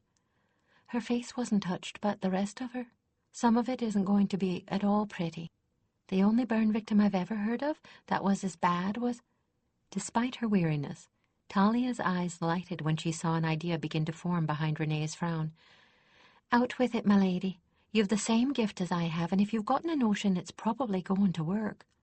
She paused in the hallway and leaned against the wood-paneled wall. Renee rubbed the bridge of her long nose with her finger. "Fostel, what does he do now? Could he be recalled here for a while?" she asked finally, hope in her cloud-grey eyes. "Relay at the Fallflower Healing Temple, and yes, anyone on relay work can be replaced. What are you thinking of?" "That he'll be the best medicine for her. He went through it all himself. He knows how it hurts, and when it'll stop, and how you have to force yourself to work through the pain if you intend to get the full use of your limbs back, and he's a herald, so she'll believe what he says. Besides all that, despite the old scars, he's still a better-than-passable-looking man, and he doesn't believe in the fates dealing out arbitrary punishments for a little healthy hedonism." Talia chuckled in spite of herself. "Oh, very good. If we have him at her side coaxing and encouraging, he'll do half our work for us. You're right about his beliefs, too. All I had to do was keep reassuring him that the pain would end, and that he wasn't being a coward and a whiner for occasionally wanting to give up. I've no doubt they'll find each other quite congenial when Destry is back to something like her old self and her old appetites. I'll see Kirill and get Vostel sent here as soon as he can be replaced. He'll be here by the time she starts to need him. Talia moved away from the wall and stumbled as her knees wobbled a little. They had only gotten a few feet down the hall, and already her exhaustion was threatening to overwhelm her. Renee steered her toward a soft and comfortable-looking padded bench, one of the many placed at intervals along the walls, for healers were apt to catch oddments of rest wherever and whenever they could. "And you get yourself down onto that couch and take a short nap. I'll wake you. But if you don't take some recovery time, you won't be of any use to any of us. You know the saying, never argue with a healer. And I never do. See that you keep it that way." About a week later, Talia was on her way from the audience chamber to her own room to change for arms practice, and her mood was a somber one. The audiences were no longer dull, and that was unfortunate. More and more often those seeking audience with the Queen were from Gyrfalcon's marches, reporting the depredations of what was obviously a small army of bandits. It was the wild and rocky character of the countryside that had let them organize without anyone realizing it. That same wild countryside enabled them to vanish before the guard could pin them down. Orthalin was using the existence of these bandits as a political tool, a tactic that disgusted Talia, considering the suffering that they were causing, not to mention that they were preying on some of the lands supposedly in his jurisdiction. She had just endured one such session. There were 6 heralds out there now, along with the guard company Selene had sent. The heralds were organizing the common folk to their own defense, since the guard could not be everywhere at once. One of those heralds, Herald Patris, sent a messenger that had only arrived today. "They seem to know exactly where the god is at all times," Patris had written. "They strike and are away before we can do anything. They know these hills of stone and the caves that honeycomb them better than we guessed. I suspect them of traveling a great deal underground, which would certainly answer the question of how they move about without being spotted. At this point we are beyond saving the livestock or the harvest. Majesty, I must be frank with you. It will be all we can do just to save the lives of these people. And I must tell you worse yet. Having stripped them of all possessions, the bastards have taken to carrying off the only thing these folk have left, their children." "Great goddess!" Lady Wyrist had exclaimed. "I'm on it, Majesty," Lady Catherine had said grimly at almost the same moment. "They won't get children out past my guildsmen, not after that slaver scandal. With your permission." Selene had nodded distractedly, and Lady Catherine sprinted from the room in a swirl of colorful brocades. "Majesty," Orthalin said then, "it is as I have been saying. We need a larger, standing army, and we need more autonomy in local hands. If I had been given 2 or 3 companies of the Guard and the power to order them, this emergency would never have become the disaster it is." Then the debate had broken out, yet again. The council had split on this issue of granting power at the local level and increasing the size of the Guard, split about equally. On Orthalin's side were Lord Gartheser, Lady Wyrist, Bard Hiron, Father Alden, and the Seneschal. Selene, who did not want the size of the army increased, because to do so would mean drafted levies and possibly impressment, preferred to keep the power where it was, with the council, and was lobbying for hiring professional mercenaries to augment the existing troops. Backing her were Talia, Kirill, Elkarth, Healer Miram, and the Lord Marshal. Lady Kester, Lord Gildas, and Lady Catherine remained undecided. They weren't especially pleased with the notion of foreign troops, but they also weren't much in favor of hauling folk away from their lands and trades either. Talia was pondering the state of things when her sharp ears caught the sound of a muffled sob. Without hesitation, she unshielded enough to determine the source and set out to find out what was wrong. Her sharp ears led her into a seldom-used hallway near the Royal Library. one lined with alcoves, which could contain statues or suits of plate mail or other large works of art, but which were mostly vacant and screened off by velvet curtains. This was a favored place for courting couples during great revels, but the lack of seating tended to confine assignations to those conducted standing. She had a little problem finding the source of the sob, as it was hiding itself behind the curtains in one of those alcoves along this section of hall. Only a tiny sniffle gave her the clue as to which of three it was. She drew the heavy velvet curtain aside quietly. Curled up on a cushion purloined from a chair in the audience chamber was a child. He was a little boy of about 7 or 8. His eyes were puffy from crying. His face was smeared where he'd scrubbed tears away with dirty fingers, and from the look of him, he hadn't a friend in the world. She thought that he must have been adorable when he wasn't crying. A dark-haired, dark-eyed cherub. The uniform Selene's pages wore, sky blue trimmed in dark blue, suited his fair complexion. He looked up when the curtain moved, and his face was full of woe and dismay, his pupils dilated in the half-light of the hall. "Hello," Talia said, sitting on her heels to bring herself down to his level. "You look like you could use a friend. Homesick?" A fat tear trickled slowly down one cheek as he nodded. He looked very young to have been made one of Selene's pages. She wondered if he weren't a fosterling. "I was too when I got here. There weren't any girls my age when I first came, just boys. Where are you from?" "Gyre Falcons, Marches," he gulped, looking as if her sympathy had made him long for a comfortable shoulder to weep on, but not daring to fling himself on a strange adult. "Can I share that pillow?" she asked, solving the problem for him.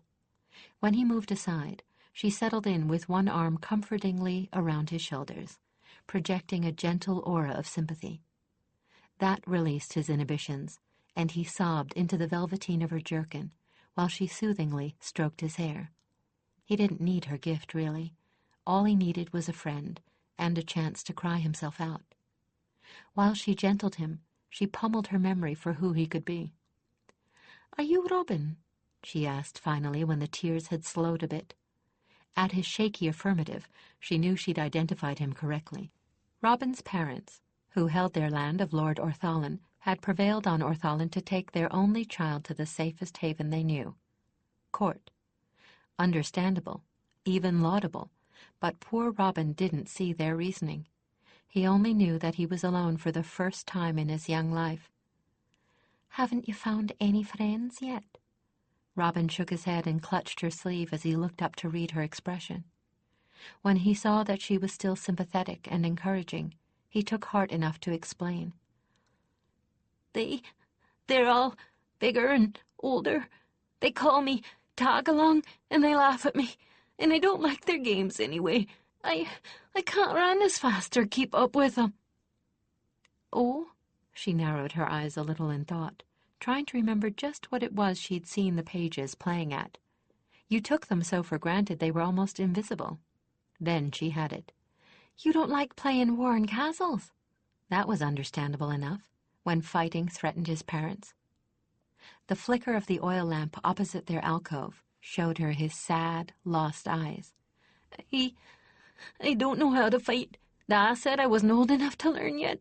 That's all they want to do, and anyway, I'd rather read, but all my books are still at home. And if she knew the seneschal, he'd strictly forbidden the pages to enter the palace library. Not too surprising, seeing as most of them would have played catapults using the furniture with the books as ammunition. She hugged his slight shoulders and made a quick decision. "Would you like to be able to read and take lessons at the Heralds Collegium instead of with the pages?" Selene had all of her pages schooled, but for most of them it was a plague to be endured or a nuisance to be avoided. He nodded, his eyes round with surprise. "Well, my master Albric is going to have to wait a little. You and I are going to see Dean Elcarth." She rose and offered her hand. He scrambled to his feet and clutched it.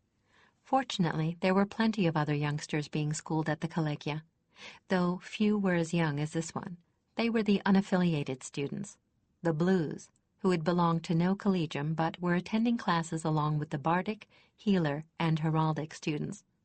They too wore uniforms, of a pale blue and not unlike the page's uniform. A good many of them were well-born brats, but there were others that were well-intentioned, those studying to be builders, architects, or scholars in many disciplines. They'd be well pleased to welcome Robin into their ranks, and they'd probably adopt him as a kind of mascot. Talia knew she'd have no trouble in arranging with Selene for this little one to spend most of his time at the collegium when he wasn't standing his duty. And at his age, his duty was probably less than an hour or two a day. She was pretty certain she'd be able to convince Elkarth as well. She was right. When she took the child to Elkarth's cramped office, piled high with books, the dean seemed to take to Robin immediately. Robin certainly did to him. She left him with Elkarth, the gray-haired herald, explaining some of the classes. Robin snuggled trustingly against his chair, both of them oblivious to the dust and clutter about them. It seemed that she'd unwittingly brought together a pair of kindred spirits. So it proved. She met Robin from time to time thereafter, once or twice when he'd unthinkingly sought her out as a never-failing wellspring of comfort for homesickness. The rest of the time, trudging merrily about the collegium, his arms loaded with a pile of books almost as tall as he, and, more than once, in the library with Elkarth. Once she found them both bent over an ancient tome of history written in an archaic form of the language that little Robin couldn't read himself, but just knew Elkarth could and said so. He was convinced that Elkarth was the original fount of all knowledge. He was bringing Elkarth all his questions as naturally as breathing. Until now, Talia frequently found both of them immersed in something so dry she needed a drink just thinking about it. Kindred souls indeed. Chapter 4. Dirk sprawled in his favorite chair in his quarters, a battered old piece of furniture long ago faded to indeterminate beige, but one that was as comfortable as an old boot. He wished that he could be as comfortable inside as he was outside. He stared at the half-empty glass in his hand morosely. He shouldn't be drinking on such a fine night. He was drinking far too much of late, and he knew it. But what's a man to do when he can't sleep? When all he thinks of is a certain pair of soft brown eyes, when he doesn't know whether to betray his own heart or his best friend. The only cure for his insomnia was to be found at the bottom of a bottle, so that's where he usually was at day's end. Of course, the cure had its drawbacks: wretched hangovers, increasingly ill temper, and the distinct feeling that avoiding problems was the coward's way out. He longed for a field assignment. Oh, gods, to get away from the collegium and her. But nothing of the kind was forthcoming, and anyway, they wouldn't assign anything to Chris or him until their current batch of students was fully trained in the use of their gifts. Their students. Gods, there was another reason to drink. He finished the glass without even noticing he'd done so, eyes burning with unshed tears. Poor little Krista.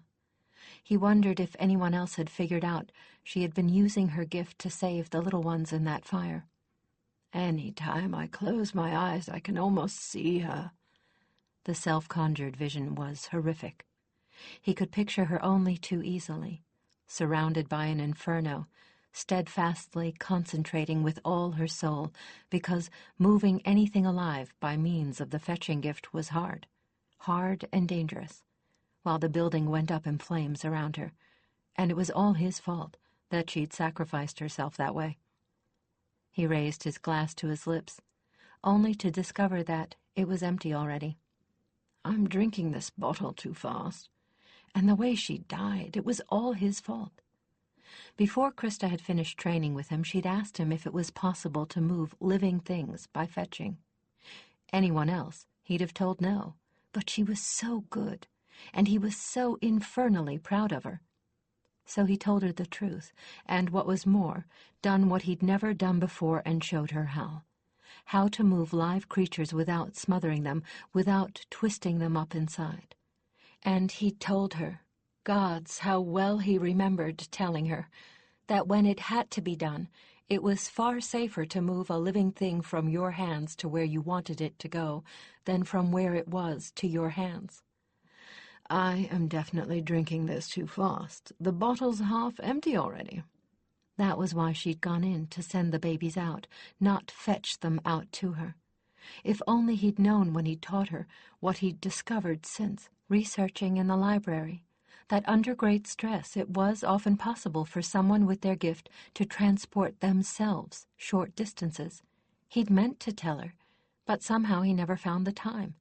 Now she's dead, horribly, painfully dead, because I never found the time. He shook the bottle, surprised to find it empty already. Oh, well, there's another where that one came from. He didn't even have to get up. The second bottle was cooling on the windowsill. He reached out an unsteady hand and somehow managed to grab the neck of it. He'd already taken the cork out when he was sober, then stuck it back in loosely. If he hadn't, he'd never have gotten the bottle open. Gods, I'm disgusting. He knew this was not the way to be handling the problem, that he should be doing what his heart was telling him to do, find Talia and let her help him work it all out. But he couldn't face her, not like this. I can't let her see me like this, I can't. She'll think I'm worse than what Narrell called me. Besides, if he did go to her, she'd read the rest of what was on his mind, and then what would he do? Gods, what a tangle he'd gotten himself into. I need her, damn it. But do I need her more than Chris does? I don't know, I just don't know.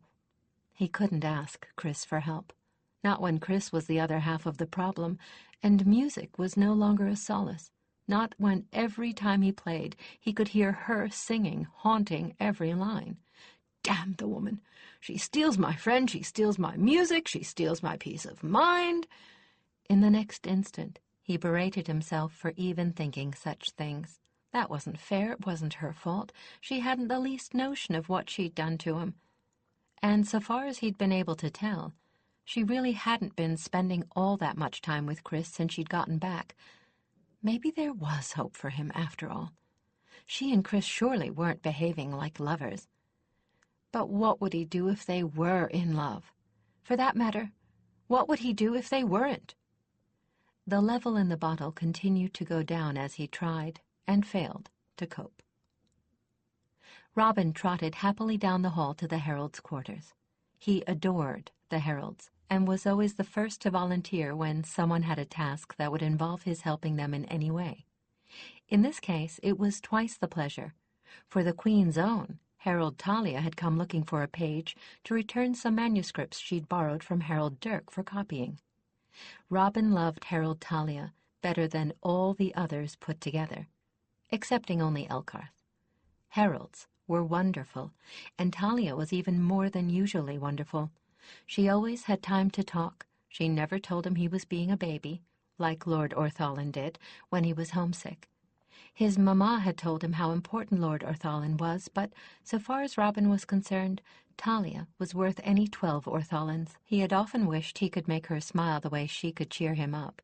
She wasn't looking very happy lately, and anything he could do to make her brighten a little, he would, and gladly. There was a swirl of somber robes ahead of him, one of the great lords, maybe even his own lord. Robin kept his eyes down as he'd always been told to do. It wasn't proper for a little boy to gawk at the great lords of state, especially not when that little boy was supposed to be running an errand. If it was Orthalin, it was important for him to see that Robin was properly doing his duty. So it was rather a shock, what with the fact that he was watching where he was going and all, when he tripped and went sprawling face first, all his scrolls flying about him. If the one ahead of him had been a fellow page, he would immediately have suspected he'd been tripped a purpose. But a great lord could hardly be suspected of a childish prank like that. The great lord paused just a moment, papers fluttering around his feet, then went on. Robin kept his eyes down, blushing scarlet in humiliation, and began collecting them. Now that was odd. That was very odd. He'd had 14 scrolls when he'd been sent on this errand. He knew because he'd counted them in Talia's presence twice. Now he had 15, and the 15th one was sealed, not just rolled up like the others. He could have gotten muddled, of course, but he could almost hear Dean Elcarth's voice in his ear, because he'd asked Elcarth just this very week what he should do if he was asked to do something that didn't seem quite right, or if something happened in the course of his duties that seemed odd. One of the older boys had been sent on a very dubious errand by one of the ladies of the court, and there'd been trouble afterward.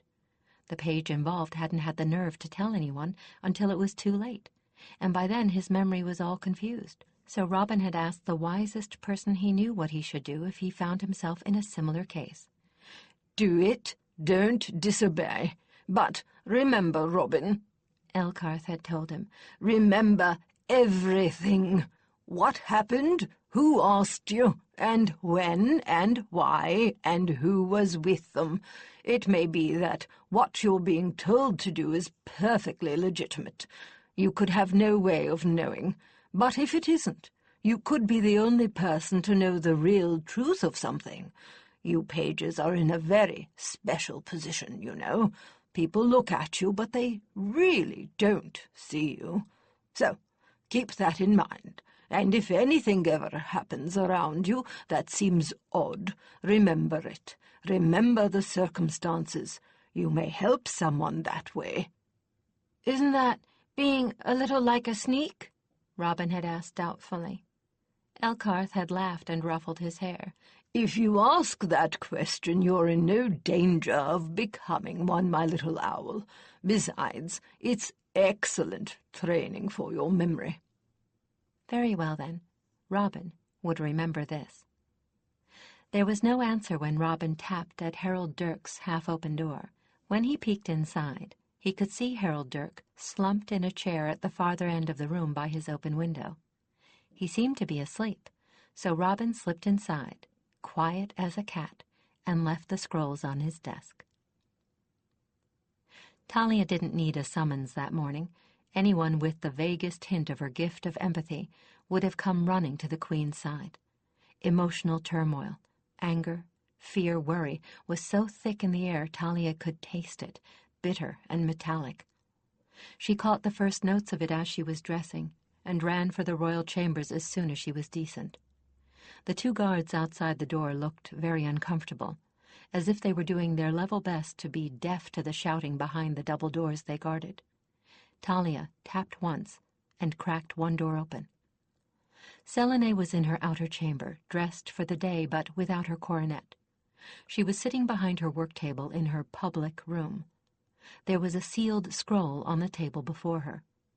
With her were Lord Orthalin, looking unbearably smug, a very embarrassed Chris, an equally embarrassed guardsman, and an extremely angry Dirk. "I don't give a fat damn how it got there. I didn't take it," Dirk was shouting, as Talia glanced at the sentry outside and entered. She shut the door behind her quickly. Whatever was going on here, the fewer people there were who knew about it, the better. "Then why were you trying to hide it?" Orthalin asked smoothly. "I wasn't trying to hide it, damn it. I was looking for my headache powders when this idiot barged in without a by your leave." Dirk did look slightly ill, pale, with a pain crease between his brows, his sapphire blue eyes thoroughly bloodshot, his straw-blonde hair more than usually tangled. "We have only your word for that." "Since when," Talia said clearly and coldly, "has a herald's word been subject to cross-examination?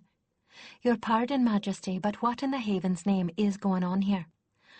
"I discovered this morning that some rather sensitive documents were missing," Selene answered, looking outwardly calm, though Talia knew she was anything but untroubled. "Lord Orthalin instigated a search, and he found them in Harold Dirk's possession." "I haven't been anywhere near the palace wings for the past week. Besides, what use could I possibly make of the damned things?" Dirk's mental anguish was so intense that Talia wanted to weep. "Look, Uncle, you know my quarters are just down the hall from his. I can pledge the fact that he didn't leave them all last night. Nephew, I know this man is your friend. If I have to be brutally frank, then I will be, Chris said, flushing an angry and embarrassed red. Dirk couldn't have moved anywhere because he wasn't in any shape to move. He was dead drunk last night, just like he's been every night for the past couple of weeks. Dirk went almost purple, then deathly white. So, since when has his inability to move physically hampered anyone with his gift? Now it was Chris's turn to pale. I haven't heard an answer to a very good question. Orthalin, what on earth would Dirk want with those documents? Talia asked, trying to buy a little time to think. They would put someone in this court in a rather indelicate position, Orthalin replied, and let us say that the person is entangled with a young lady with whom Harold Dirk was at one time very much involved himself. Their parting was somewhat acrimonious. His motivation could be complex. Revenge, perhaps. Blackmail, perhaps. The Queen and I have been attempting to keep this situation from escalating into scandal, but if anyone accepting us saw the contents of these letters, it could throw the entire court into an uproar. I can't believe I'm hearing a councillor accuse a herald of blackmail, Talia cried out indignantly. You just heard my nephew, his best friend, say he's been drinking himself insensible every night for the past few weeks. Does that sound like normal behaviour for a herald? Orthalin turned to the Queen. Majesty, I am not saying that this young man would have purloined these documents were he in his proper mind, but I think there is more than enough evidence to indicate that— Orthalin, the Queen interrupted him. Wait just a moment. Don't anyone say anything. Talia held one hand to her temple, feeling pain stab through her head. The hot press of the emotions of those around her was so intense, she was getting a reaction headache from trying to shield herself. Let's just assume for one moment that Dirk is telling the absolute truth, shall we? But, no, hear me out. Under that assumption, in what way, other than someone deliberately going into his room and planting them there, could those documents have gotten where they were found? Dirk, were they there after dinner? Before I started drinking, you mean? Dirk replied bitterly. No, my desk was perfectly clean for a change. When I woke up this morning, there were about a dozen scrolls there, and this was one of them. Fine. I know if someone had gone into your room that normally didn't belong there, you'd have woken up no matter what. I can tell you that I sent Robin to you last night with those poems I borrowed. There were exactly 14 scrolls, and that wasn't one of them. Now, unless Lord Orthalin would like to accuse me of purloining those documents, I still had them after you left, Talia, the Queen said, a distinct edge to her voice. I also know that none of the heralds would wake up for a page entering their room unless the page deliberately woke them. The little devils are too ubiquitous, practically invisible, and we all know they're harmless. So, it is possible that sometime between when Robin left me and when he got to your room, Dirk, an extra scroll got added to his pile. God! Selene addressed the fourth person in the room, and the guardsman turned to the Queen with gratitude suffusing his face. Fetch Robin, please, would you? He'll be having breakfast in the page's room about now. Just ask for him. The guard left, plainly happy to be out of the situation. When he returned with Robin, Talia took the child to one side, away from the others, and closer to the Queen than to Orthalin.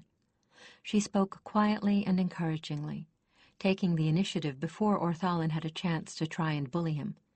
Robin, I gave you some papers to take to Harold Dirk last night. How many were there? He looked troubled. I thought there were 14, but I fell down, and when I picked them up, there were 15. I know because Dean Elkarth told me to remember things that were funny, and that was funny. When did you fall down? Near the staircase by the lion tapestry. Was anyone else nearby? Did you run into anyone? I wasn't running," he said indignantly. "There was a m'lord, but, m'lady, Mamma always told me not to stare at m'lord, so I didn't see who it was. Bright stars!" Orthalin suddenly looked shamefaced, almost horror-stricken, though somehow Talia had the feeling that he was putting on an act. Certainly there was nothing she could sense empathically behind his expression.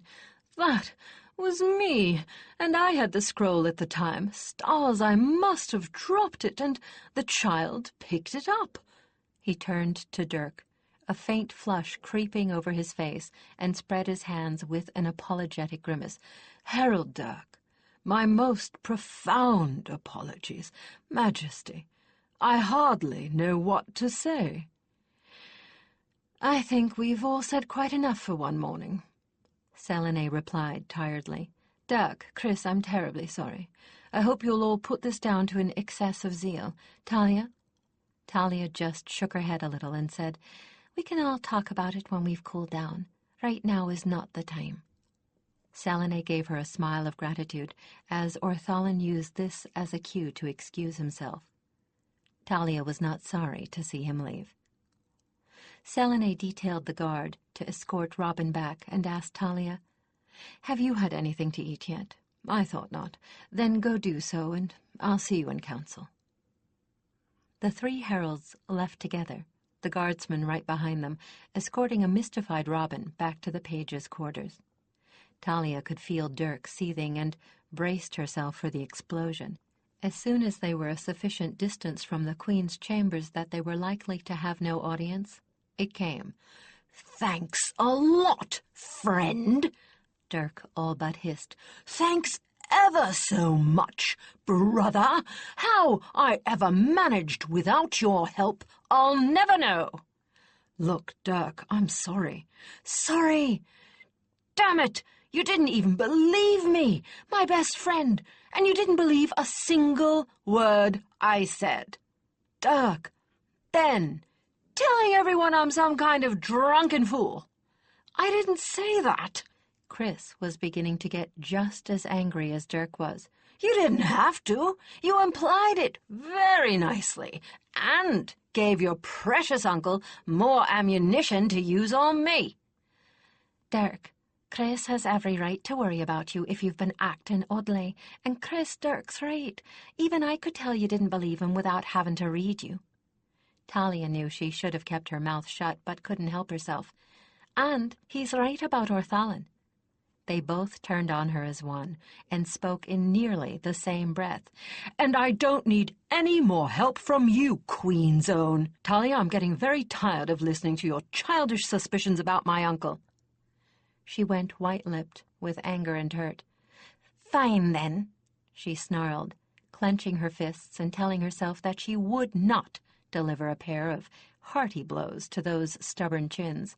"I wash my hands of both of you. You can both go to hell in a gilded carriage for all of me, with purple cushions."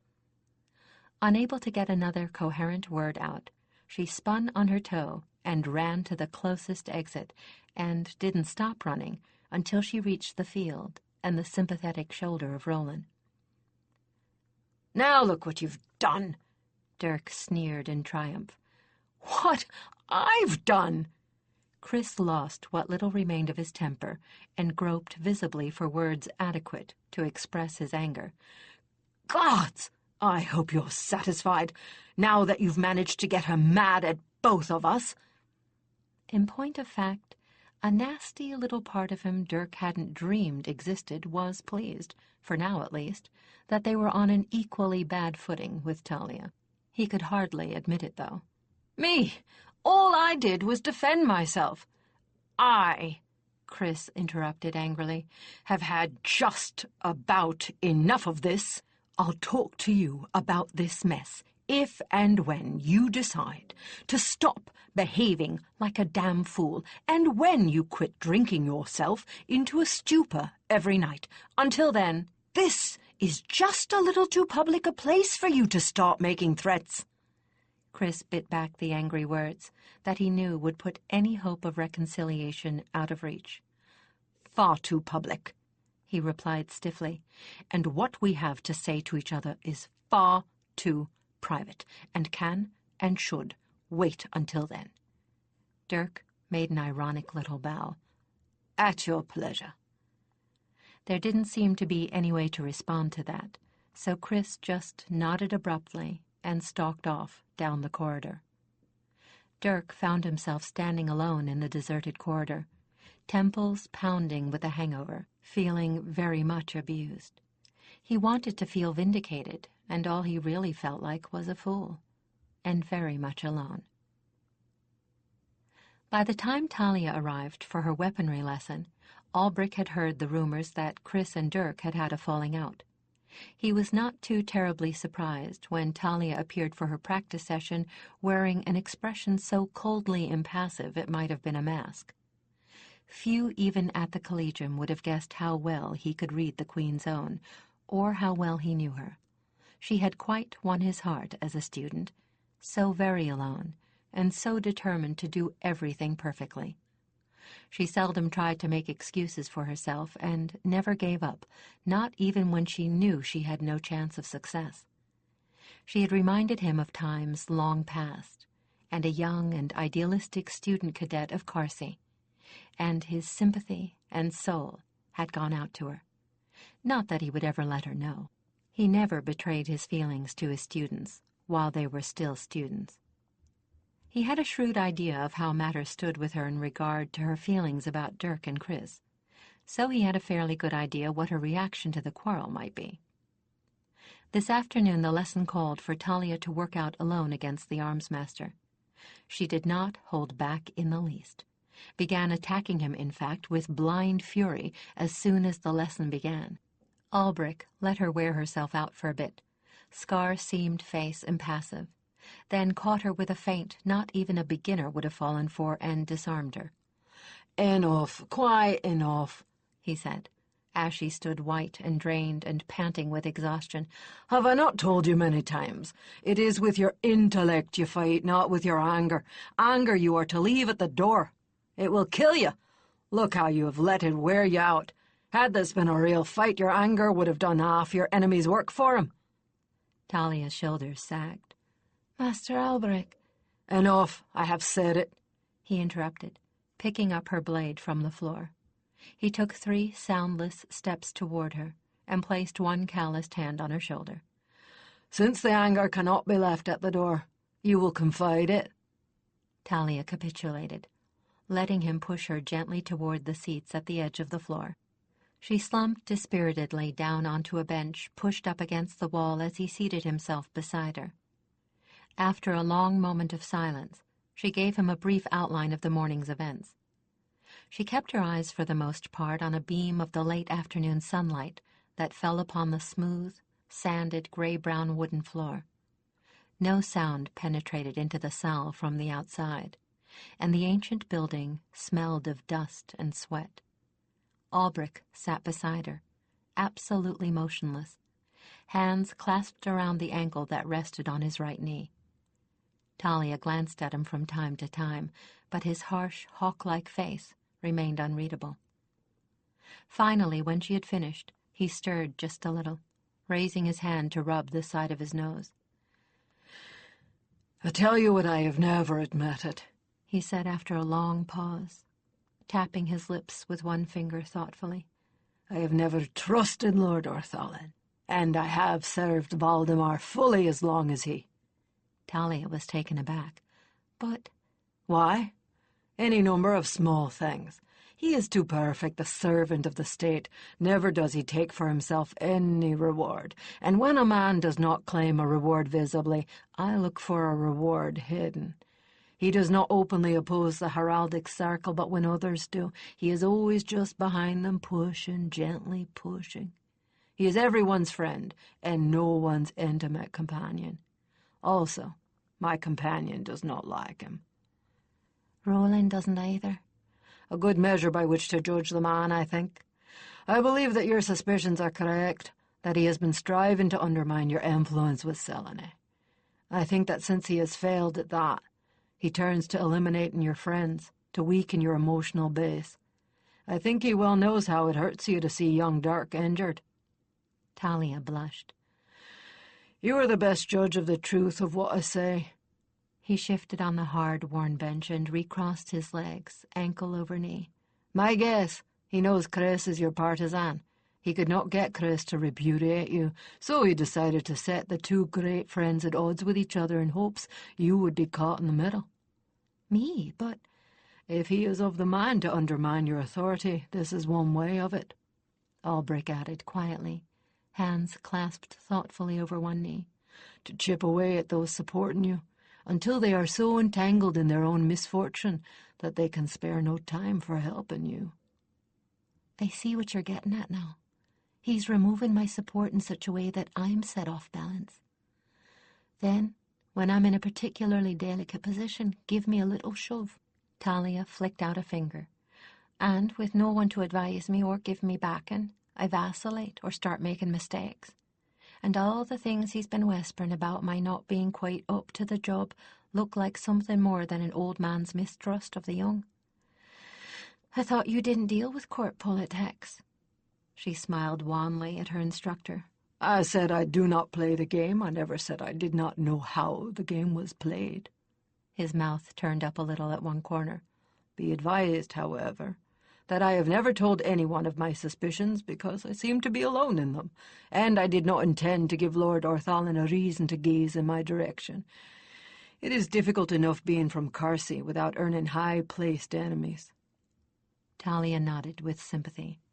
It had been hard enough on her during her first years at the Collegium. She could hardly imagine what it had been like for someone hailing from the land that was Valdemar's traditional enemy. "Now I do think he has miscalculated, perhaps to his eventual grief. It is that he has badly underestimated the unity of the circle, I think. Or it is that he cannot understand it. Among the courtiers, such a falling out as is between Chris and Dirk would be permanent, and woe betide she caught between them." Talia sighed. "I know they'll make up eventually. Lord of Lights, though, I'm not sure I can deal with the emotional lightnings and thunders till they do. Why couldn't Aradi and Tantris get their hooves into this and straighten it out?" "Why do you not?" Albrecht retorted. "They are our companions and friends, Delinda, not our overseers. They leave our personal lives to ourselves, nor would any of us thank them for interfering. Yes, they will most probably be whispering sensible things into their chosen's minds, but you know well they will not force either of the two into anything." She sighed wistfully. "If I were a little less ethical, I'd fix both of them."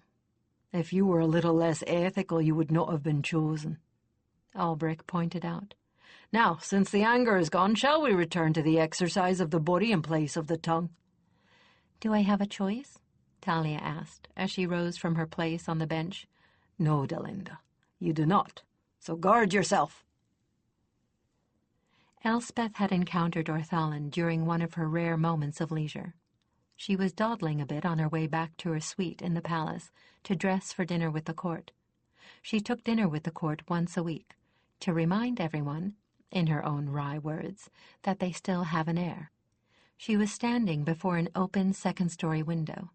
Some of the gardens were directly below her. She was wearing a rather wistful expression and hadn't realized there was anyone else in the corridor with her until Orthalin touched her elbow. She jumped and started back, one hand brushing a hidden dagger when she realized who it was and relaxed. "Havens, Lord Orthalin, you startled me out of a year's life." "I most sincerely hope not," he replied. "But I do wish you would continue to call me Lord Uncle as you started to. Surely, now that you're nearly through your studies, you aren't going to become formal with me." "All right, Lord Uncle, since you ask it, just remember to defend me for my impudence when Mother takes me to task for it." Elspeth grinned and leaned back on the window frame a little. "Now, what is it that you were watching with such a long face?" he asked lightly, coming close enough to look out of the window himself. Below the window were some of the palace gardens. In the gardens, a half-dozen couples, children of courtiers or courtiers themselves, ranging from Elspeth's age upward to 20 or so. They were involved in the usual sorts of activities that might be expected from a group of adolescents in a sunny garden in the spring. One couple was engaged in a mock game of tag. One girl was embroidering while her gallant read to her. Two maids were giggling and gasping at the antics of two lads balancing on the basin of a fountain. One young gentleman was peacefully asleep, with his head in the lap of his chosen lady. Two couples were simply strolling, hand in hand. Elspeth sighed. "And why aren't you down there, my lady?" Orthalin asked quietly. "Heavens, Lord Uncle, where would I get the time?" Elspeth's reply was impatient, and a touch self-pitying. "Between my classes and everything else, besides, I don't know any boys, at least not well. Well, there's Skiff, but he's busy chasing Nerissa. Besides, he's even older than Talia." "You don't know any young men? When half the swains of the court are near dying just to speak to you?" Orthalin's expression of incredulity held as much of bitter as playful mockery, though Elspeth was so used to his manners that she hardly noted it. "Well, if they're near dying, nobody told me about it, and nobody's bothered to introduce us." "If that's all that's lacking, I will be happy to make the introductions. Seriously, Elspeth, you are spending far too much of your time among the heralds and heraldic students. Heralds make up only a very small part of Valdemar, my dear. You need to get to know your courtiers better, particularly those of your own age. Who knows? You may one day wish to choose a consort from among them. You can hardly do that if you don't know any of them." "You have a point, Lord Uncle," Elspeth mused, taking another wistful glance out the window. "But when am I going to find the time?" "Surely you have an hour or two in the evenings?" "Well, yes, usually." "There's your answer." Elspeth smiled. "Lord Uncle, you're almost as good at solving problems as Talia." Her face fell a trifle then, and Orthalin's right eyebrow rose as he took note of her expression. "Is there some problem with Talia?" Only that there's only one of her. Mother needs her more than I do, I know that, but I wish I could talk to her the way I used to when she was still a student. She doesn't have the time anymore." "You could talk to me," Orthalin pointed out. "Besides, Talia's first loyalty is to your mother. She might feel obliged to tell her what you confided in her." Elspeth did not reply to this, but his words made her very thoughtful. "At any rate, we were speaking of those young gentlemen who are perishing to make your acquaintance. Would you care to meet some of them tonight, after dinner, in the garden by the fountain, for instance?" Elspeth blushed, and her eyes sparkled. "I'd love to." "Then," Orthalin made her a sweeping bow, "it shall be as my lady commands." Elspeth thought a great deal about that conversation as she sat through dinner. On the one hand, she trusted Talia. On the other, if there were a conflict of loyalties, there was no doubt to whom her first allegiance was due. She hadn't thought about it before, but the idea of her mother knowing everything about her wasn't a comfortable one, especially since Selenay didn't appear to be taking Elspeth's maturity very seriously. But Elspeth had gained inches since Talia had gone, and with the inches, a woman's curves. She was taking more care with her appearance. She'd seen the glances given some of her older friends by the young males of the collegium, and recently those glances had seemed very desirable things to collect. She found that lately she was looking to the young men of collegium and court with an eye less bemused and more calculating, and to the eyes of a stranger. She'd looked at herself in her mirror before dinner, trying to appraise what she saw there. Lithe, taller than Talia by half a head, wavy sable hair and velvety brown eyes, the body of a young goddess, if certain people were to be believed, and the look of one more than ready to know more of life. Yes, there was no doubt that to a stranger she looked more than ready to be thinking about wedding or bedding, certainly old enough by the standards of the court. Or so Elspeth thought, setting her chin stubbornly. Well, if her mother wouldn't see on her own that Elspeth was quite fully grown now, perhaps there were ways to bring that knowledge home to her. And, she thought, catching sight of Lord Orthalin among a group of quite fascinating-looking young men, it just might be rather exciting as well. Chapter 5. The weather, which had briefly taken a turn for the better, soured again. Talia's mood was none too sweet either. The rains returned, and with them, spoiled tempers among the councillors. Again, Talia found herself spending as much time intervening in personal quarrels as helping to make decisions. Orthalin, strangely enough, seemed content now to let her alone. He brooded down at his end of the council table like some huge white owl, face blank and inscrutable, pondering mysterious thoughts of his own. This alarmed her more than it reassured her. She took to examining every word she intended to say and weighing it against all the possible ways Orthalin might be able to use what she said against her at some later date.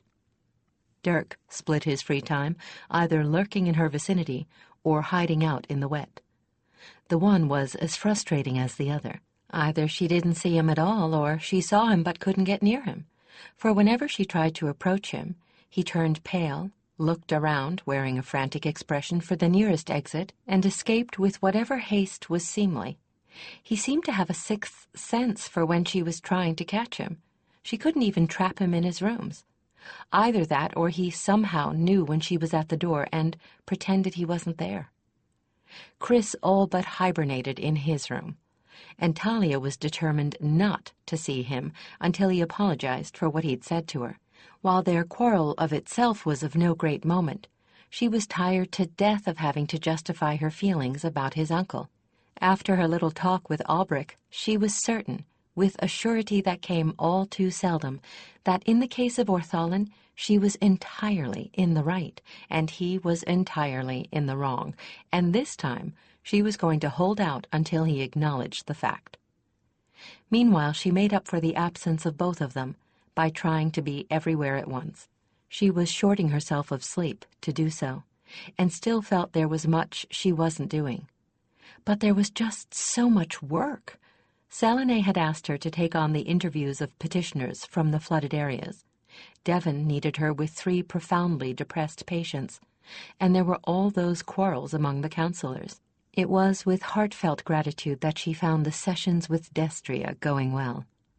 Vostel's arrival put the cap on their success. It was plain to Talia that his reaction to Destria's appearance comforted her immensely. It helped that he regarded her scars as badges of honor and told her so in as many words.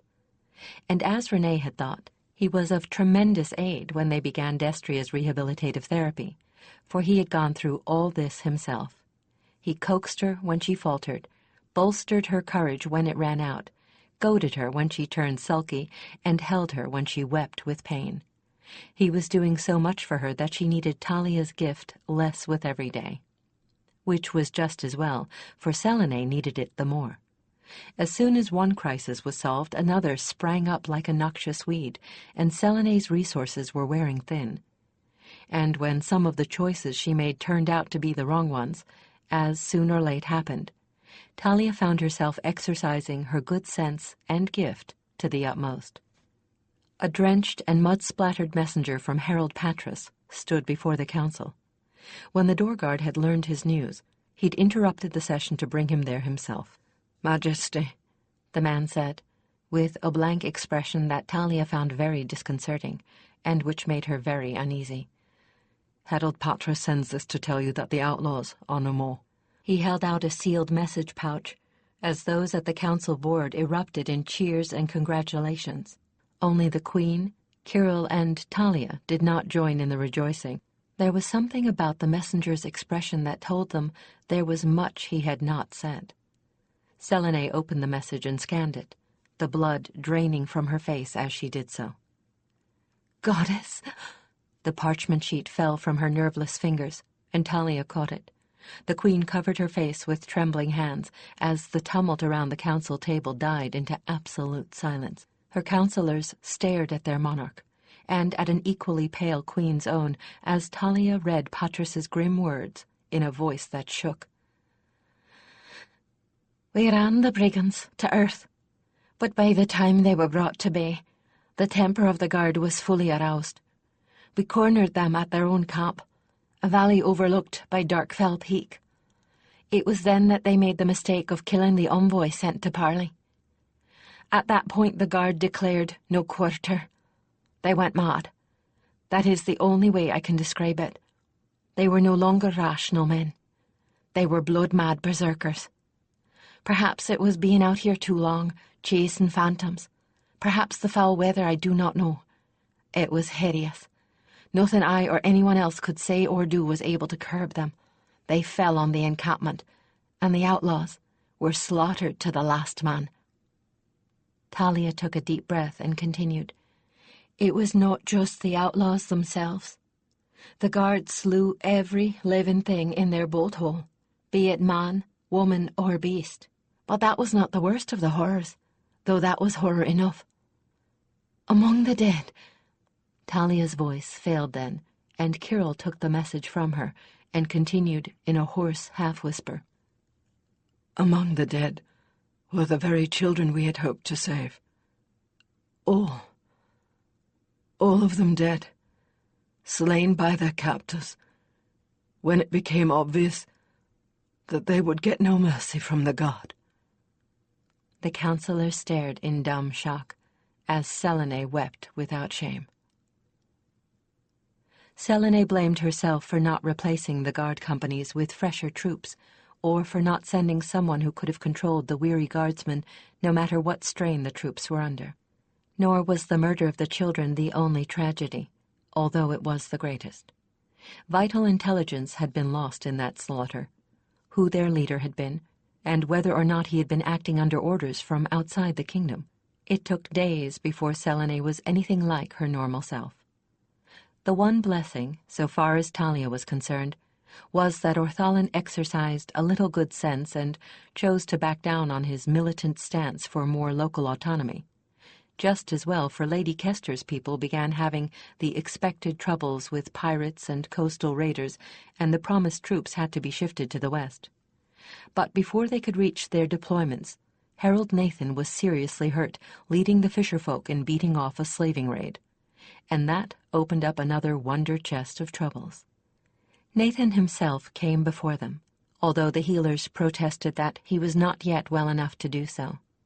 He was a sharp-featured man, not old but no longer young, brown-haired, brown-eyed, quite unremarkable except for the intensity in those eyes, and an anger that kept him going when nothing else was left to him. He sat rather than stood, facing the entire council. He was heavily bandaged, with his arm bound against his side, and still physically so weak he could scarcely speak above a whisper. My ladies, my lords, he coughed. I did not dare trust this to anyone but myself. Messengers can be waylaid, documents purloined.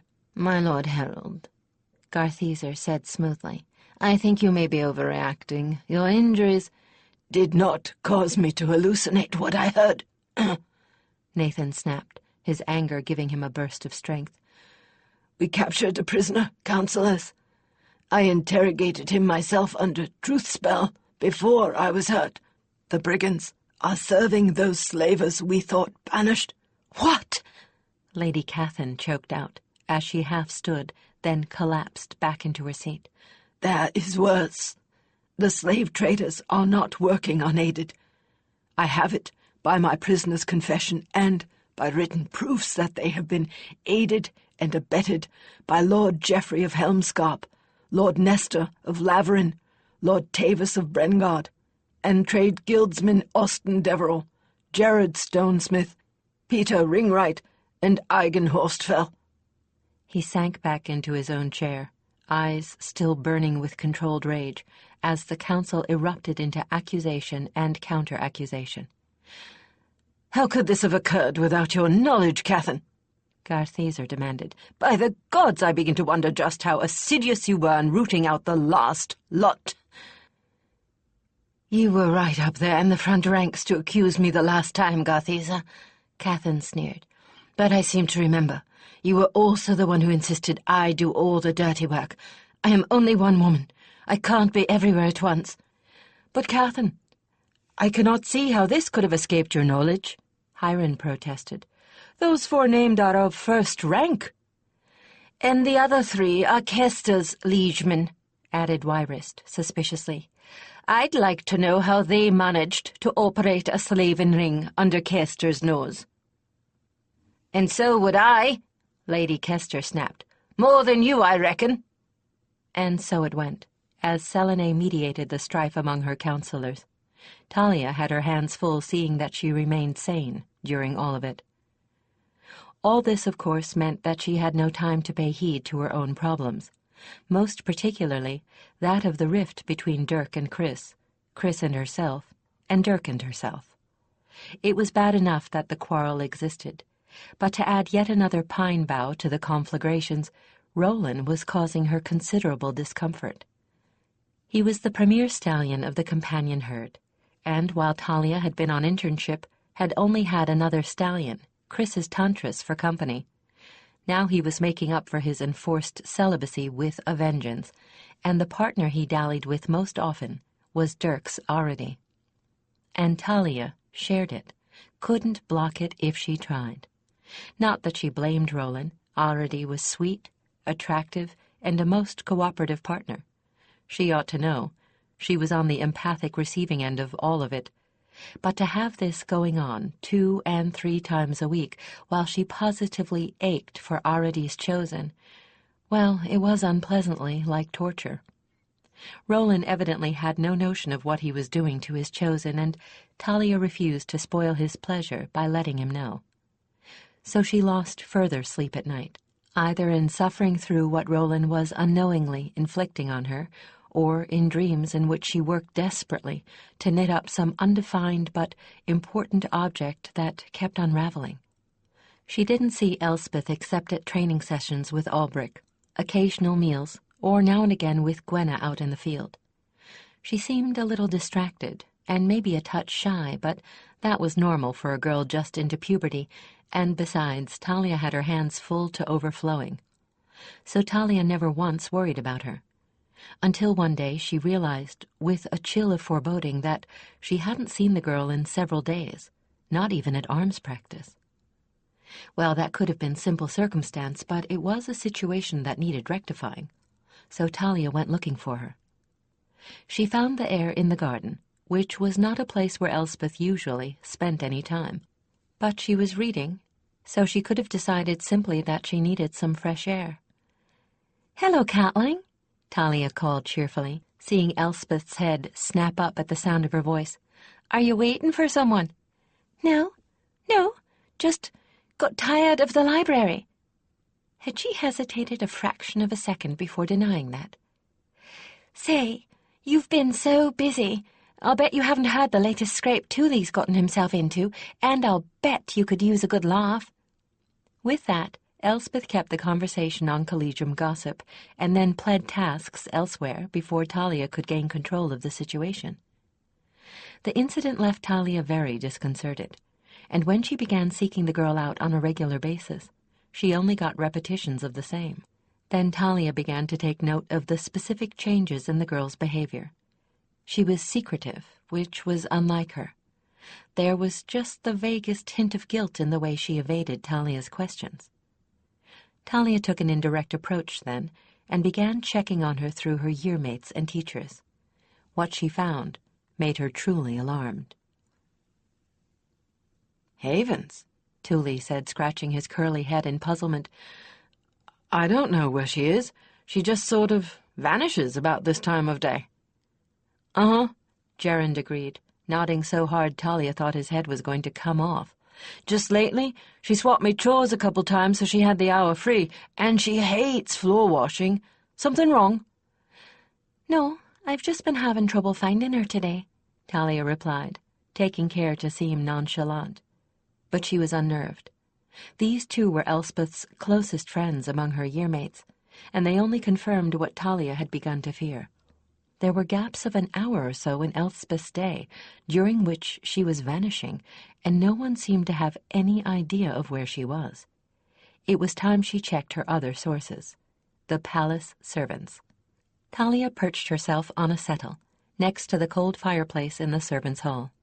She had come to her friends, for many of the servants were her friends and had been since she was a student, rather than raise anyone's attention by having them come to her. Seated about her were a half-dozen servitors she had found to be the most observant and most trustworthy. Two of them, a chambermaid called Elise and a groom named Ralph, had pinpointed the guilty parties when a group of the Blues, or unaffiliated students, had tried to murder her as a student by attacking her and throwing her into the ice-covered river. Elise had seen several of Talia's attackers coming in mucky, and thought it more than odd. Ralph had spotted the entire group hanging about the stable earlier. Both had reported their observations to Elkarth when word spread of the attempt on Talia's life. "All right," Talia began. "I have a problem. Elspeth is going off somewhere about mid-afternoon every day, and I can't find out where or why. I was hoping one of you would know." From the looks exchanged within the group, she knew she'd found her answer. This goes no further, young Talia." This from Jan, one of the oldest there. He was a gardener, and to him she would always be young Talia. Talia nodded, and he continued. "She's hanging about with young my Lord Jussel and Corby's crew, them as is no better'n rowdies." "Rowdies," Elise snorted. "If 'tweren't for their high-born dads, they'd been sent home long ago for the way they paw over every girl they can catch unawares." Girl here meant female servant. If Elise had intended to say that the young man had been mishandling other females, she'd have said miladies. Not that this difference was very comforting. It meant that they were only confining unwanted attentions to the women who dared not protest overmuch. "It's said," added another chambermaid, "that at home they gets to mourn pawns." "Such as," Talia replied. "You know I won't take it elsewhere." "Well, mind, my lady, this is just tales, but it's tales I hear from their people. This lot is plain vicious." Besides forcing their attentions on the servants of their estates, it seemed that Corby's crew were given to so-called pranks that were very unfunny. A cut saddle girth before a rough hunt was no joking matter, not when it nearly caused a death. And some of these same adolescents were the younger brothers and sisters of those who had tried to murder Talia. But thus far, that anyone knew, Elspeth had not been a participant in any of their activities. It seemed that at the moment she was simply being paid elaborate court to, something new to her that she evidently found very enjoyable. But it could well be only a matter of time before they lured her into some indiscretion, then used that indiscretion to blackmail her into deeper participation. Elspeth's good sense had probably protected her so far, but Talia was worried that it might not be enough protection for very much longer. This required active measures. She tried to set a watch on the girl, but Elspeth was very clever and kept eluding her. She tried once or twice to read her with a surface probe, but Elspeth's shields were better than Talia's ability to penetrate without forcing her. Something was going to have to be done, or among the three of them, Elspeth, Dirk, and Chris were going to drive her mad in white linen. So she decided to try to do something about Dirk first, as being the easiest to get at, and since he wasn't talking to Chris, the way to him was through her blood brother Skiff. "I'm as baffled as you are, little sister," Skiff confessed, running a nervous hand through his dark curls. "I haven't got the vaguest notion why Dirk's making such an ass of himself." "Lord and Lady," Talia moaned, rubbing her temple and collapsing onto an old chair in Skiff's room. "I'd hoped he'd have said something to you. You were my last hope. If this doesn't clear up soon, I think I'm going to go rather noisily mad." When she had finally given up on trying to manage the problem of Dirk by herself and had sought out Skiff's aid, he'd invited her up to his quarters. He'd been to hers a time or two, but this was the first time she'd seen his. Skiff's room was much like Skiff himself, neat, decked with odd weapons, and thick with books. Lately, Talia hadn't had much time to devote to picking her own rooms up, and she found his quarters a haven from chaos.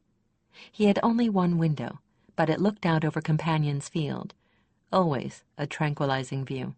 First things first, this bond you've got. Chris was right. It's a life bond, and he's got it too.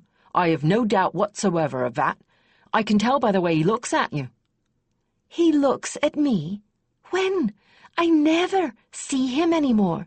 Since the fight, he spends all of his time out in the mud. Except at meals. Any meal you take at the Collegium, he spends so much time watching you that he hardly eats, and I think he knows your schedule by heart. Any time you might be passing under a window, he's got an excuse to be near that window. Skiff paced the length of the room restlessly as he spoke, his arms folded. He's wearing himself to a thread. That's why I wanted to talk to you alone here. I don't know how I'm supposed to be able to help when the man won't let me near him. Oh, great. He acts like I was a plague carrier. I've tried to get him alone. He won't let me. And that was before all this mess with the argument with Chris. Now it's twice as bad. Avens, what a mess. Skiff shook his head ruefully. He hasn't said anything to me. I can't imagine why he's acting this way. I've had it, though, and I know you're at your wits' end. It's about time we brought this out into the sunlight. Since he won't talk to you, I'm going to make damned sure he talks to me. I'm going to have it out with him as soon as I can corner him, and I'll do it if I have to trap him in the bathing room and steal his clothes. I'm going to get things settled between him and Chris and him and you if I have to tie you all together in a bundle to do it. Neither of them had reckoned on the whims of fate. Dirk had been fighting what he thought was a slight cold, one of the many varieties that were currently decimating court and collegium alike, for about a week. Perversely, he refused to care for it, continuing to escape Talia and Chris by retreating into the dismal weather out of doors. In a bizarre way, he didn't really mind feeling miserable. Concentrating on his symptoms kept him from thinking about her and him. Physical misery provided a relief from emotional misery. So he ducked in and out of the cold and rain, day after day, getting soaked to the skin more often than not, but not doing much about it except to change his clothing. Added to that, the emotional strain was taking a greater toll on him than anyone, including himself, realized. It was midweek, and Talia was taking dinner with the Collegium instead of the court. She was watching Dirk out of the corner of her eye the entire time and hoping that Skiff was going to be able to fulfill his promise. She was worried, very worried. Dirk was white to the ears. He kept rubbing his head as if it ached. She could see him shiver, although the common room was warm. He seemed to be unable to keep his mind on what anyone was saying, and he couldn't speak more than 2 words in a row without going into a fit of coughing. She could also see that Chris was watching him and looking just as concerned. He pushed his food around without eating much. Chris finally seemed to come to some conclusion, visibly steeled himself, and walked over to sit down next to him. Chris said something to him, which he answered with a shake of his head. Then he stood up, and Chris had to catch him as he started to crumple.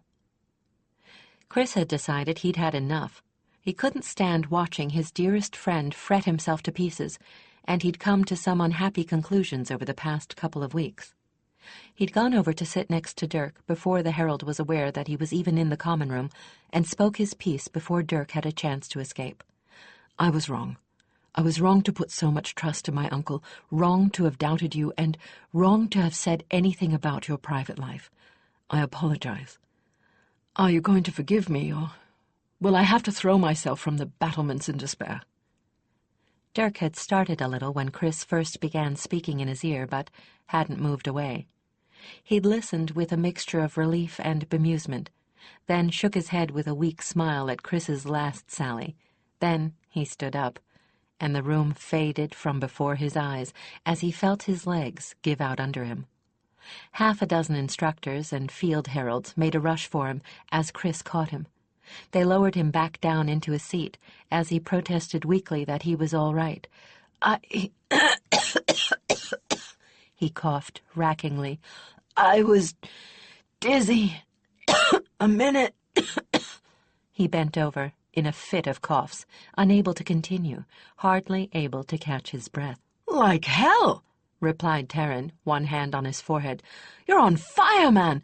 You're for the healers, and I don't want to hear any nonsense out of you about it."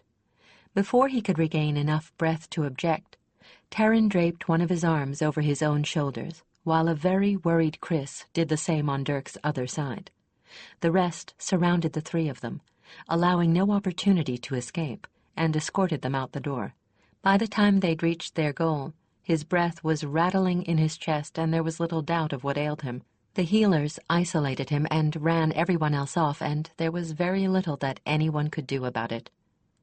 Talia had turned ashen when he'd collapsed, and had left her dinner uneaten, waiting for Chris's return. Chris finally reappeared, to be engulfed by everyone who'd been present, demanding to know what the healers had said. "They tell me he has pneumonia, and it's going to get a lot worse before it gets better," he replied, his voice carrying easily across from the doorway to the bench where Talia sat. "And they won't let anyone see him for at least a day or two." Talia made a little noise, like a strangled sob, stood quickly, and pushed blindly away from the table. The knot of people surrounding Chris had blocked the door nearest her. She stumbled against benches twice as she fled to the door opposite and to her room. She ran all the way down the corridors of the Collegium and through the double doors leading to the Herald's wing. She hurled herself up the darkened spiral staircase of the tower that held her room, pushed the door open, and flung herself down on the couch in the outer room of her suite, sobbing with a lost despair she hadn't felt since that awful moment in the way station. She hadn't closed the door behind her in her flight, and wasn't in much shape to pay attention to sounds around her. She only realized that she was not alone when she heard someone settle beside her, and somehow knew it was Karen and Cheryl.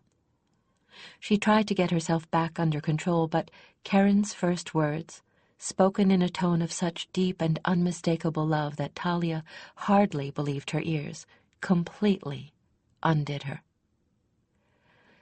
"Little centaur, dear heart, what caused the greeting?" Karen had slipped into the dialect of her home, something she only did on the rarest of occasions, and then mostly with her twin or her life-mate, moments of profound intimacy. That broke down the last of her reserve, and she turned with gratitude into Karen's arms and wept bitterly on her ready shoulder. "Everything's gone wrong," she sobbed. "Elspeth isn't talking to me anymore, and I know there's something going on, something she doesn't want either Selene or me to know about, but I can't find out what. And Dirk and Cress, we fought, and now they won't talk to me either, and now Dirk's sick, and I can't bear it. Oh, gods, I'm a total failure." Karen wisely said nothing, and let the hysterical words and tears wear themselves out.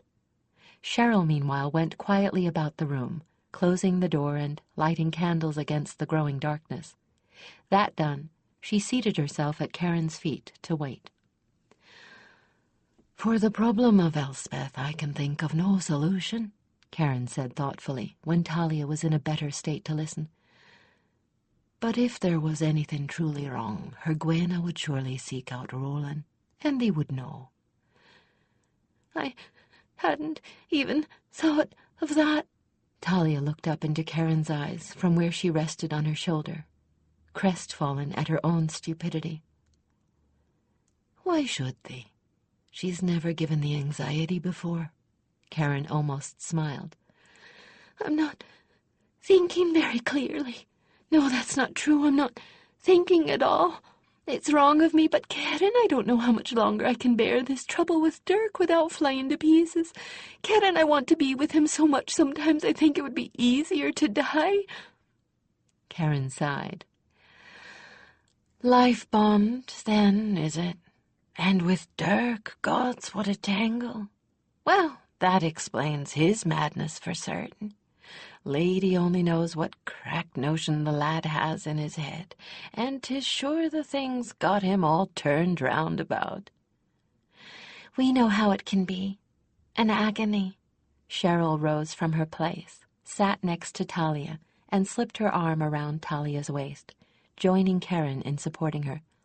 "It's hellish, being pulled inside out by something that can't be denied and won't be turned to anything else.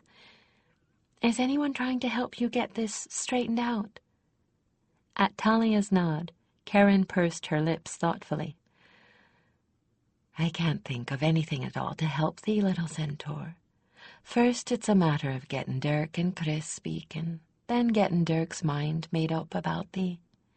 Hopefully the first is done already, but the second, my best guess is that he's gotten confused somewhere and has been chasing his own tail. Time, dearling, that's all it will take. Time.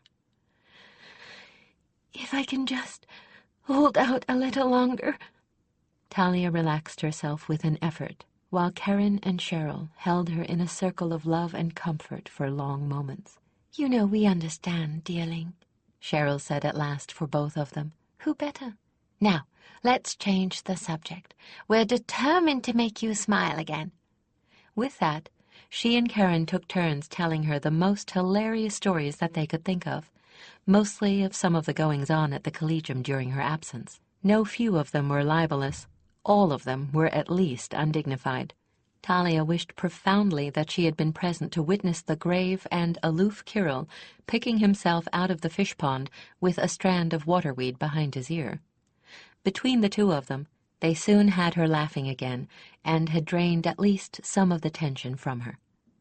Finally, Karen nodded to her life-mate and gave Talia a comforting hug. "I think you're cheered enough to survive the night, dear one," the older woman said. "Yes, I think so," Talia replied.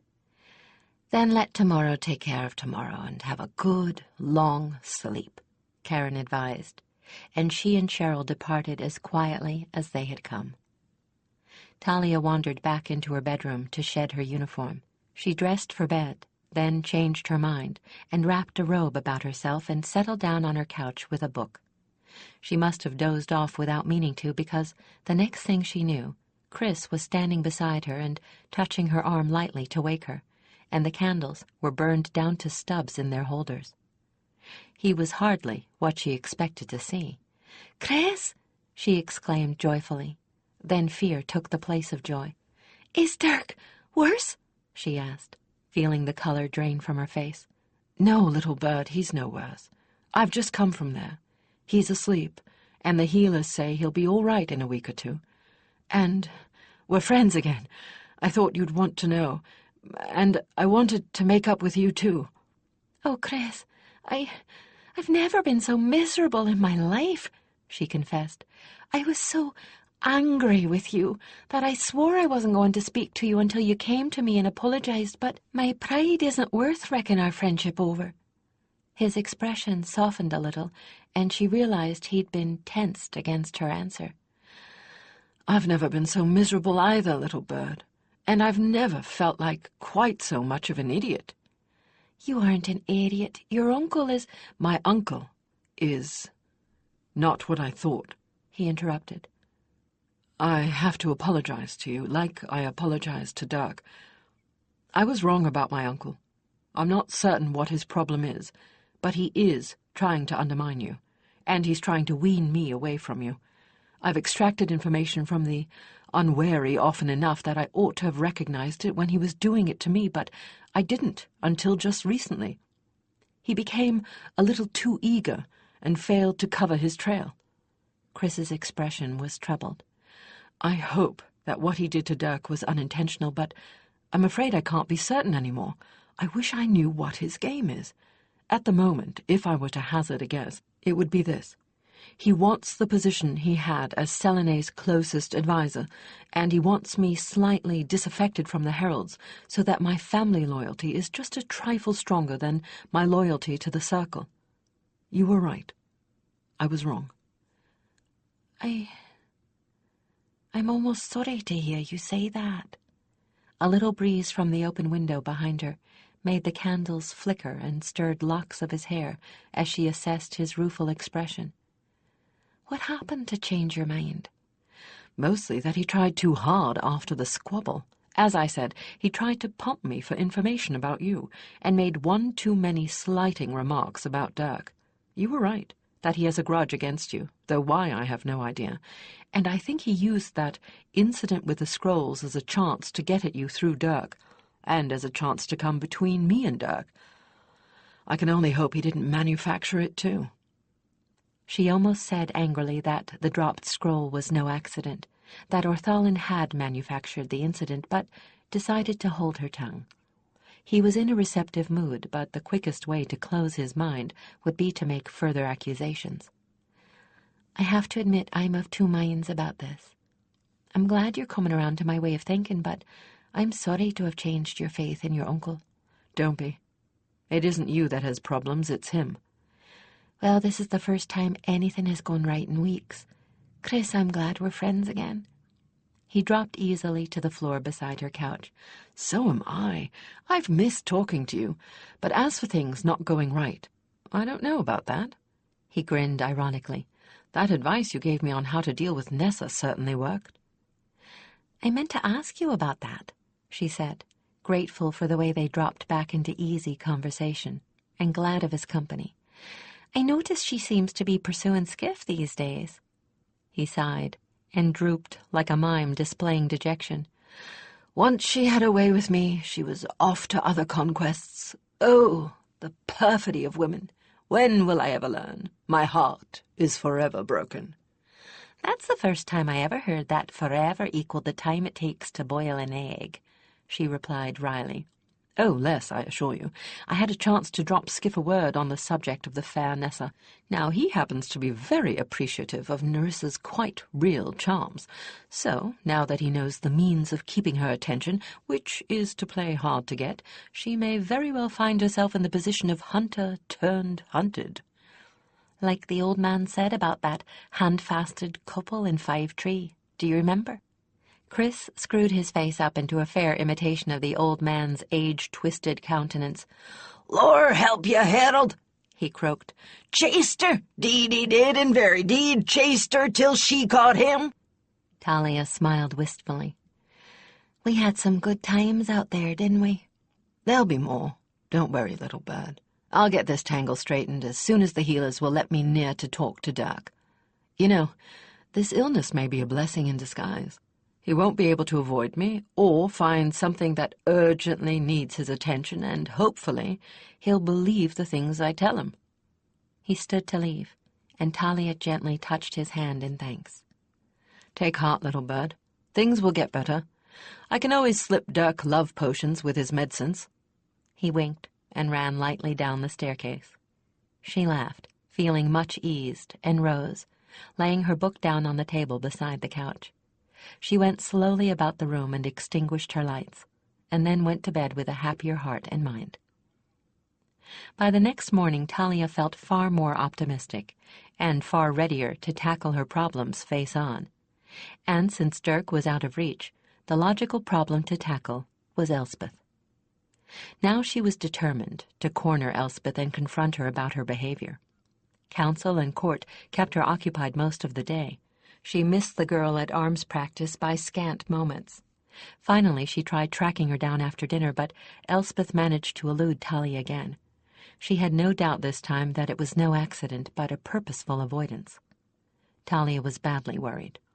All her instincts told her that things were about to come to a head. She opened her shields and was unsuccessfully trying to locate the girl when she felt an urgent and unmistakable summons from Roland. With a sinking heart, she left the collegium and ran for the field. When she reached the fence that surrounded it, she saw her worst fears realized. Waiting with Roland was Elspeth's Gwenna, both of them like marble statues in the moonlight. The images she received from both of them, especially Gwenna, were blurred and chaotic, though there was no mistaking Gwenna's anxiety. Talia touched both their necks and concentrated in an effort to make some sense of the images. Finally, she got a series that came clear, and Orthalin was at the center of them. Orthalin and a young courtier, who was his creature, one of Corby's crew, and they were planning Elspeth's disgrace. She threw herself onto Roland's back without a moment's hesitation.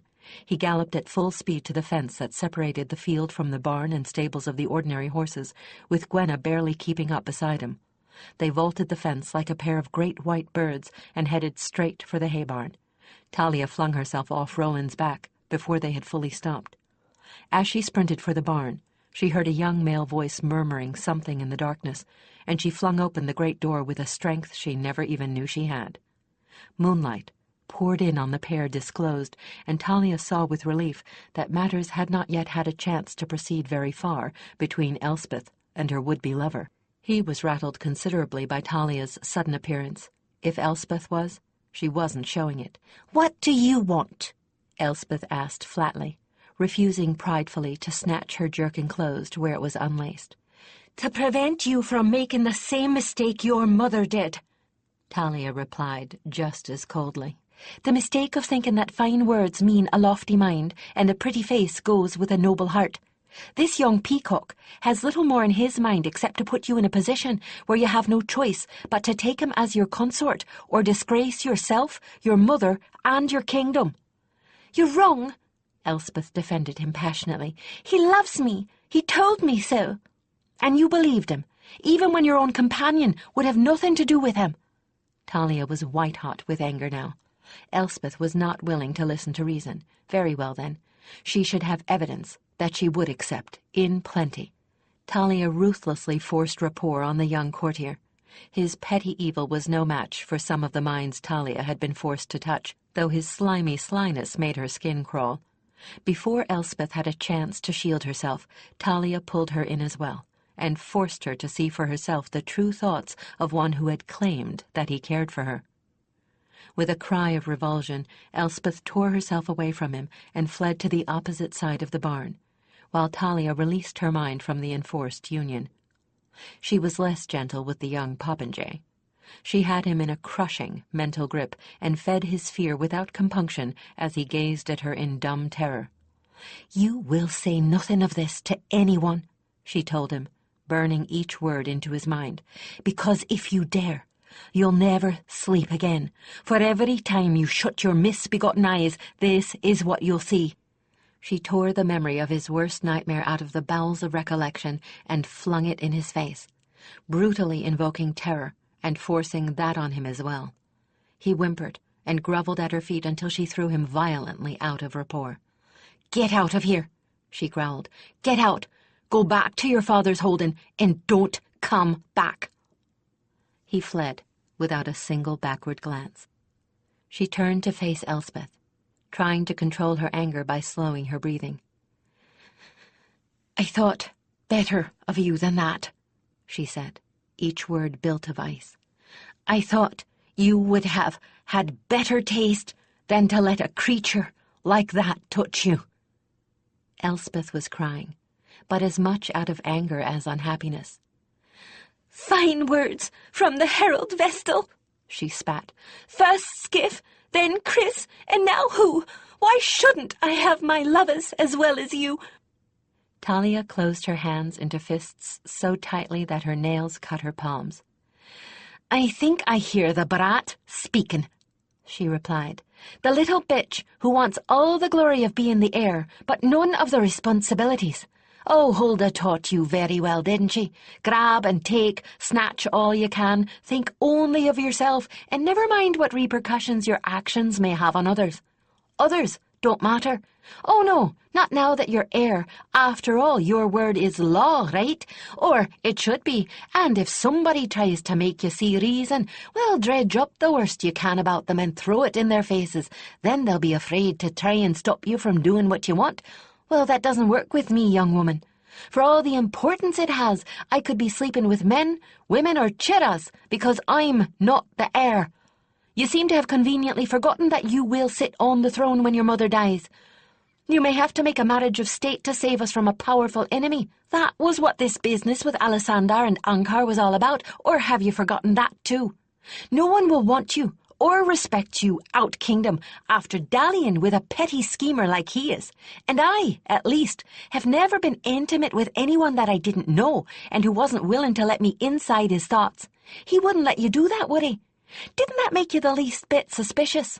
Ladies' breasts, girl, where was your mind? Your own companion wouldn't have anything to do with him. Didn't that tell you anything?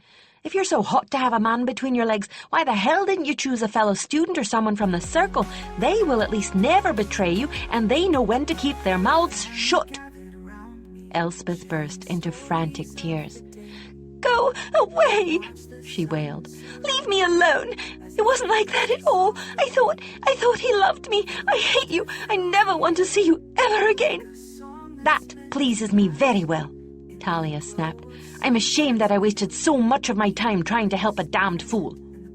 She stalked out of the barn, vaulted onto Roland's back, and returned to the palace without a backward glance. But before she was halfway there, she was already rueing half of what she had said. She reported to Selene in an agony of self-accusation. The queen was in her private quarters, which were as Spartan as her public rooms were opulent. She had wrapped herself in a robe of old and shabby brown velveteen, nearly the same age and color as the couch she curled up on. Talia stood before her, unable to look her in the eyes, as she related the entire bitter tale. Goddess Selene, I couldn't have made a bigger mess of the situation if I'd planned it out in advance, she finished, rubbing one temple and very near to weeping with vexation. I'm as big an idiot as I accused Elspeth of being. I let all my training go flying merrily out the window, let my own problems get the better of me, and completely lost my temper. Maybe you'd better send me back through the collegium with the babies again. Just wait a moment. I'm not sure that your reaction was the wrong one, and I'm not sure that you didn't do the right thing, the queen replied thoughtfully, candlelight reflecting in her wide eyes. Sit down, little friend, and hear me out. Firstly, we've been very gentle with Elspeth up until now insofar as exposing her to the kind of emotional blackmail and double-dealing perfidy that we both know is fairly commonplace at court. Well, now she's learned that deceit can arrive packaged very attractively, and that isn't a bad thing. She was hurt and frightened, but that will send the lesson home more deeply. I believe you were correct in thinking that this experience will prevent her from making the same kind of mistake I made. That's not to say that you didn't overreact and say some things you shouldn't have, but on the whole, I think the good will outweigh the mistakes. How can you say that, after the way I've alienated her? I'm supposed to be her friend and counselor. And when, in all the time you've known her, have you ever lost your temper with her? Not once. So she learned something else, that it's possible to go too far with you, and that you're as human and fallible as the rest of us. I doubt she'll ever provoke you that far again. There isn't likely to be another chance, Talia said bitterly. Not the way I've fouled things up. I disagree. Selene shook her head emphatically. Since you've been gone, I've gotten to know my daughter very well. She meant what she said, for now. She has a temper, but once it cools, she doesn't hold a grudge. And when she realizes that you were right, and acting in her defense, she'll come around. If you were to disappear for a while, I think she'll eventually realize that while you did overreact, so did she.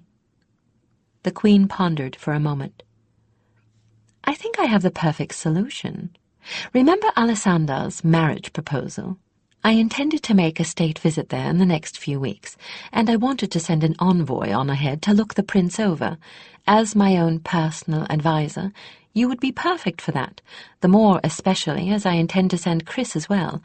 I heard about the quarrel between Chris and Dirk, and I had figured on giving them a bit of time for things to cool as well. I was going to send Dirk and Kirill until Dirk fell ill last night, so I'll separate the pair by sending Chris off. That's mended, Talia sighed. I still want to send Chris. He has the manner and the blood to be acceptable, and I would as soon keep Kirill here. You and Chris worked outstandingly well as a team, and I trust your judgment completely. I think that rather than cancelling the visit, I'll move the date up and send the two of you on ahead to spy things out for me. I'll take Elspeth with me, and I'll have a word with Ortholin about those protégés of his. Selene's eyes grew cold. It's about time he stopped being their defender and stopped letting them use his good name to get away with whatever they please.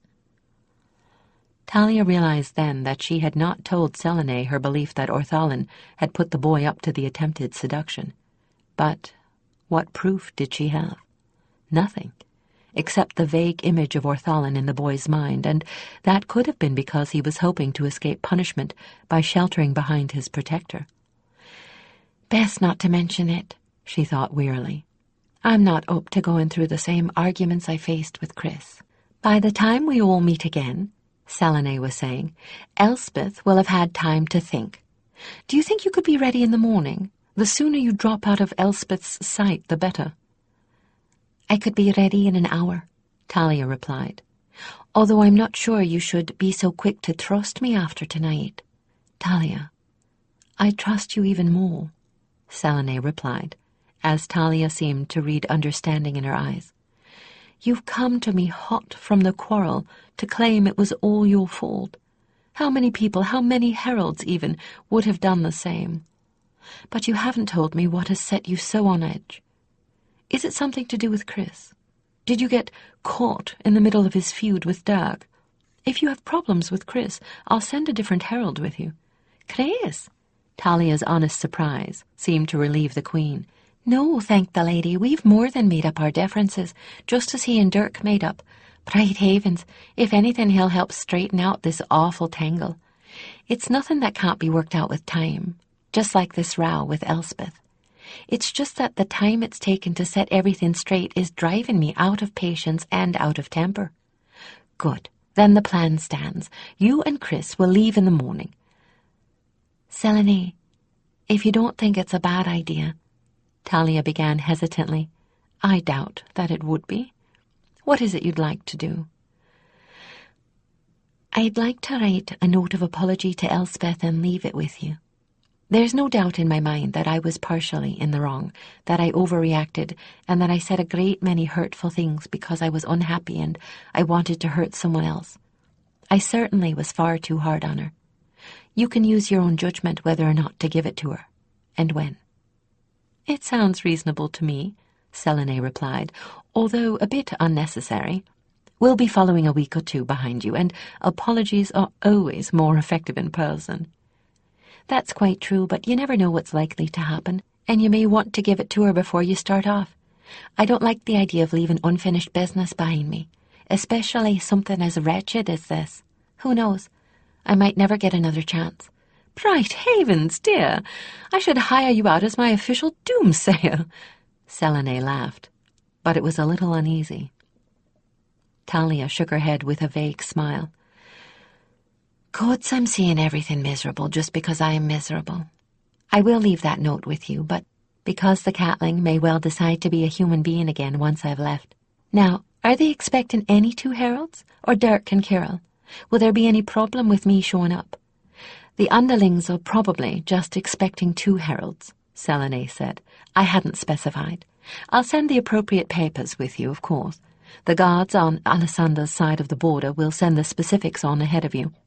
I've heard he has some special way of relaying messages, faster than birds or couriers. I would appreciate it if you could find out more details on that if it's possible. It might not be... It depends on whether it's supposed to be kept secret from allies or not, or whether it's a secret at all. We'll do our best. Talia managed half a smile. You know, having the two of us on this assignment will work rather well at ferreting secrets out. Anybody involved with state secrets will be nervous. I can pick that up, and Chris can follow my anchor to foresee what's going on. My queen, you are very sly. Me? Selene contrived to look innocent, then caught her eyes squarely. Are you sure you're ready for this? I wouldn't send you if you don't feel capable of political intrigue and all the rest that this will entail. It is likely to be simple and straightforward, but it could involve ferreting out secrets, and at the very least you'll be dealing with the same amount of scheming you have here. I'm ready, Talia sighed. It can't be worse than the mess I've already been dealing with. Chapter 6. I feel like I'm running away. Talia's voice was quiet, but in the hush of pre-dawn, Chris had no trouble hearing her. Don't, Chris replied, tightening Tantras's girth with a little grunt. Their companions stood patiently side by side in the tack shed, as they had so many times during Talia's internship, waiting for their chosen to finish harnessing them. The rain that had blown up just past midnight had died away to nothing, but the skies were still overcast. Both heralds wore their cloaks against the chill damp. Tantris and Roland were being decked out in full formal array. The silver brightwork gleamed in the light from the lantern just above Tantris's shoulder, and the bridle bells tinkled softly as the companions shifted. The homey scent of leather and hay made Talia's throat ache with tears she refused to shed. Look, there isn't anything either of us can do here at the moment, right? Chris threw his saddlebags over Tantris's hind quarters and fastened them to the saddle's skirting. Elspeth won't talk to you, and Dirk can't, so you might as well be doing something useful, something different. There won't be anybody who's going to need you during the few weeks we'll be gone, will there? No, not really. Talia had been very busy this past evening. Her lack of sleep was apparent from the dark circles under her eyes. The Estrella is doing fine. Anything she needs now, Vostel is more than competent to give her. I talked to Albrecht. He took me to see Kirill. They promised me that they'd keep an eye on your uncle. I'm sorry, Chris. Don't apologize. I'm just a little surprised you managed to convince Kirill he needed watching. Tantris, Stan, damn it. I didn't really. Albrecht did. Huh, Albrecht. Nobody convinces him of anything. He must have had reasons of his own to agree with you. He digested this in silence for a moment. Tantris shifted over another step. Albrecht is going to have a word or two with Elspeth, too, she continued after the silence had become a little uncomfortable. She ran her hands down Roland's legs to confirm that the bindings on his pasterns and fetlocks were firm. And Karen promised to beard Dirk in his lair as soon as she can bully her way past the healers. So did Skiff. Skiff said as much to me. Poor Dirk. I could almost feel sorry for him.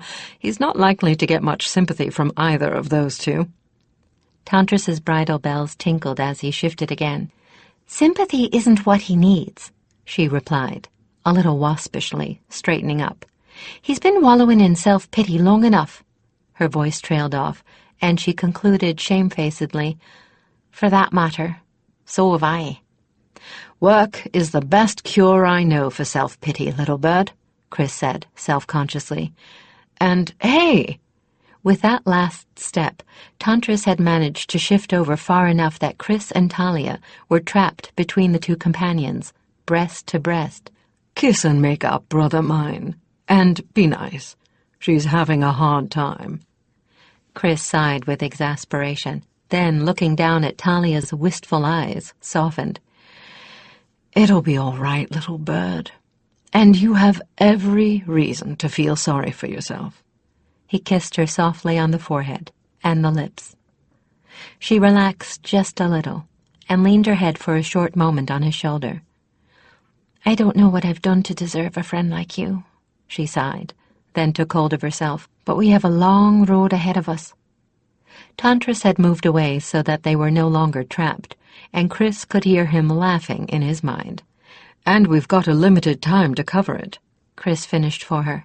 And since my companion has decided to cooperate again, we ought to get moving. He gave Tantris's harness a final tug and swung into the saddle. Ready to go? As ready as I'll ever be.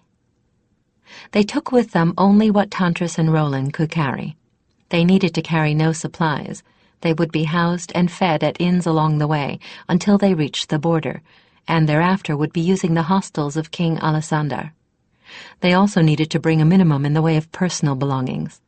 The Queen and her entourage would be following at a pace geared to her baggage train, and they would bring whatever might be required for the term of official visits. Selene and Alessandar were long-time allies.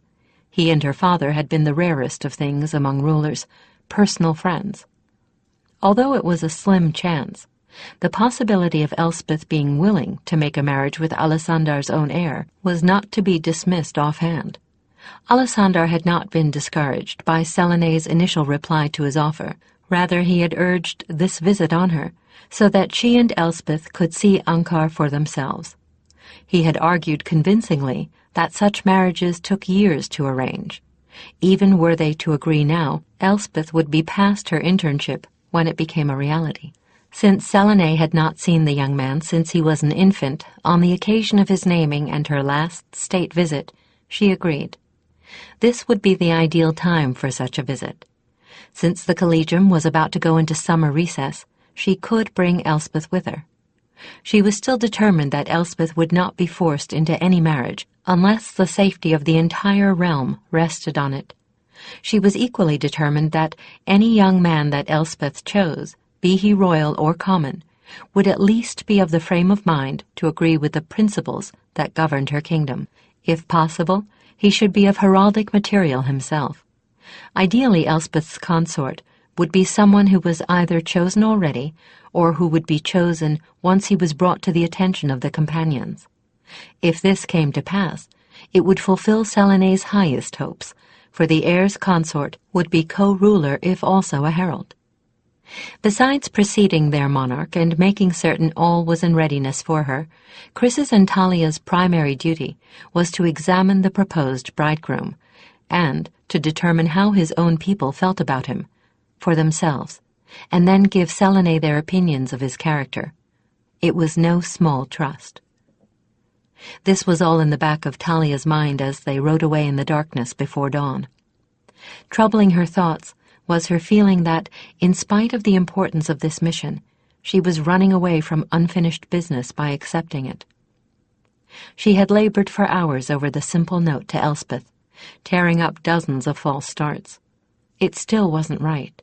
She wished she'd been able to find better words to explain why she had overreacted, and nothing she could say would unspeak some of the hurtful things she'd said. The incident was evidence that she and Elspeth had drawn apart during Talia's interning, and the rift that had come between them needed to be healed, and quickly. She couldn't help but berate herself for not seeing it when she'd first returned. Then there was Dirk. She couldn't help but think she was being cowardly. Anyone with any courage at all would have remained, despite everything, and yet, what could she truly do back there besides fret? Chris was right. Elspeth would refuse to speak with her, and Dirk was out of bounds in the healer's hands. It seemed appropriate that they rode away through darkness, and that the sky was so gloomy and overcast there was no bright dawn at all, merely a gradual lightening of the dark to gray, leaden daylight. Chris was not very happy with himself at the moment. "I haven't been doing too well by my friends lately, have I?" He sent to Tantris's backward-pointing ears. "No, little brother, you haven't," his companion agreed. He sighed and settled himself a little more comfortably in the saddle. Now that he looked back on it, there were things he should have done.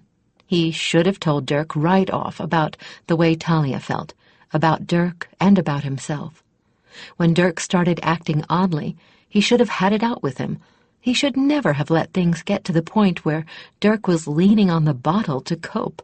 Lord and Lady, I'd be willing to bet gold he thinks it's me Talia's in love with. Gods, I've been tearing his heart and soul into ragged bits, and I never even noticed. No wonder he picked a fight with me. No wonder he was drinking. Ah, Dirk, my poor brother, I did it to you again. How am I going to make it up to you?" Then there was Talia. He should have believed that Talia wasn't indulging in a grudge. He should have known, what with all the time he'd spent with her, that she wasn't inclined to hold grudges, even though she wasn't inclined to forgive a hurt too easily. He should have believed that her feeling about his uncle was rooted in fact, not dislike. Albric obviously believed her, and the arms-master was hardly noted for making hasty judgments. "Might have beens don't mend the broken pot," Tantris said in his mind. "Little brother, why didn't you do these things?" Good question. Chris thought about that one while the road passed under Tantris's hooves. There weren't many folk out this early, so they had the road to themselves, and there was nothing to distract them. One thing at a time, why hadn't he done anything about Dirk? He came to the sobering conclusion that he hadn't done anything because he hadn't seen the problem until Dirk was drinking himself to sleep every night. And he hadn't seen it because he was so pleased with himself for the completion of a successful assignment on his own, so wrapped up in a glow of self-congratulation that he hadn't noticed anything else. He'd been like a child on holiday, selfishly intent only on his own pleasures now that the onerous burden of school was done with for the nonce. Teaching the classes in farseeing was so very easy for him that it was like having no duty at all, and he'd been spending the rest of his time up to his eyebrows in his own pleasures. "Very good," Tantris said dryly. "Now don't go overboard in beating your breast about it. I wasn't too remiss in enjoying myself either. It had been a long time to be out, and Aridi and I missed each other." "Hedonist," Chris sent, a little relieved that his companion was being so reasonable. "Not really. We're as close as you and Dirk, in a slightly different fashion. More like you and Talia, really." Yes, Talia. It was easy to figure out why he'd been so slow to see her plight. Orthalin was, in all honesty, a politician, a schemer, and power-hungry. Chris had been forced to defend his uncle's actions to other heralds more than once, although never against an accusation of deliberate and malicious wrongdoing. Chris knew Orthalin never did anything for just one reason. Yes, he might well manage to gain a little more power, influence, or put someone in his debt by the things he did, but there was always a profit for the kingdom as well. Heralds, though, the use of authority for personal benefit bothered them, probably because such usage was forbidden them, both by training and by inclination. Most heralds weren't high-born, and didn't grow up with the intrigue and politics that were a part of the rhythm of court life. Things Chris accepted matter-of-factly disgusted them. But the fact was that heralds were very sheltered creatures, except the ones who lived and worked in the court, or were high-born. Court politics were a reality most heralds could remain blissfully unaware of, for they dealt only with the highest level of court life, the queen, her immediate entourage, and the seniors, where for all intents and purposes the politicking didn't exist. It was at Orthalin's level, the mid to upper level nobility, that the competition was fiercest. And it was very possible he had seen only the political implications of the ascension of the new Queen's Own. More than possible. Most likely. Which meant he'd seen Talia as a political rival to be trimmed down, seen her only as a political rival. Her duties and responsibilities as a herald, Orthalin probably didn't understand them, and certainly discounted them as irrelevant. Old Talamir had been no threat to Orthalin, but this quick, intelligent young woman was. All of which boiled down to the fact that Talia was likely dead accurate in reading Orthalin's motives toward her. Yes, Chris had dealt with fellow heralds' censure of his uncle before, but Talia's accusations had been different, and he had been as shocked by the idea that a member of his family could be suspected of real wrongdoing as Talia had been that a herald was accused of it. He'd taken it almost as an attack on himself, and had reacted just as unthinkingly. "I wish you'd spoken your mind to me before this," Chris told Tantris, just a hint of accusation flavoring the thought. "It doesn't work that way, little brother," Tantris replied. "And you know that perfectly well. We only give advice when we're asked for it. It isn't our job to interfere in your personal lives. How do you think poor Aridi was feeling, with her chosen making a muck of things and not even talking to her, And Roland can't even properly talk with his chosen. But now that you are finally asking, impart to me your deathless wisdom. Now, there's no need to be sarcastic. As it happens, I don't like Orthalin either, but he's never given anyone any real evidence of ill will before this. All I've ever had to go on were my instincts. Which are far better than any humans, Chris reminded him. Well, don't blame yourself for not seeing anything. Tantris continued. "But when someone like Talia insists on a thing, it's probably a good idea to lay aside your feelings about it and consider it as dispassionately as possible. Now that she's got that gift of hers in full control, her instincts in these matters are as good as mine." "Yes, Greybeard," Chris thought, his good humor somewhat restored by the fact that Tantris wasn't trying to make him feel guilty about the mess. "Greybeard, am I?" Tantris snorted and shook his mane. "We'll see about that." And he performed a little caracole, a half-buck that shook Chris's bones, and a kick or two before settling back down to his original, steady pace. While Roland could not mind-speak Talia as Tantris could Chris, he was making his feelings abundantly clear. It was quite plain to Talia that her companion thought she was indulging in a good deal more self-pity than the occasion warranted. Perversely, his disapproval made her feel all the sorrier for herself. Eventually he gave up on her and let her wallow in her misery to her heart's content. The weather, unseasonable for the edge of summer, was certainly cooperating. It was a perfect day for being depressed. The chill, leaden skies threatened rain, but it never quite made up its mind to fall. The few people they met on the roadway were taciturn and scant in their greetings. The threat of rainfall made folk in the villages they passed inclined to stay indoors. Because they were traveling light, they could make the best possible time to the border, even though they would be stopping to rest at night. According to Kirill, it was probable that they would proceed still on their own as far as the capital, since the companions would be able to make far better time than any steeds the king could send with an escort, which meant, given the probable speed of Selene and her entourage, they would have several days at least to assess the prince and the situation before one of them rode back to meet the queen on the border. That likeliest would be Chris. Talia, as queen's own, was the better choice for envoy. Although her reason acknowledged the wisdom of this, her emotions rebelled, wanting it to be her who made that first contact with Selene, and with Elspeth, and possibly with Dirk, if he was well enough by then. Nothing was going as she would have chosen, and on top of it all, she had been experiencing an odd foreboding about this trip from the moment Selene mentioned it. There was no reason for it, yet she couldn't shake it. It was as if she were riding from bad into worse, and there was no way to stop what was coming. Talia remained turned inward, determined to control her own internal turmoil by herself. Weeping on Chris's shoulder would accomplish nothing. Roland was a solace, but this was a matter of dealing with her own emotions and her own control. A herald, she told herself for the 1000th time, was supposed to be self-sufficient, able to cope no matter how difficult the situation. She would, by the havens, control herself. There was no excuse for her own emotional weakness. She had learned to control her gift. She would learn to school her emotions to the same degree.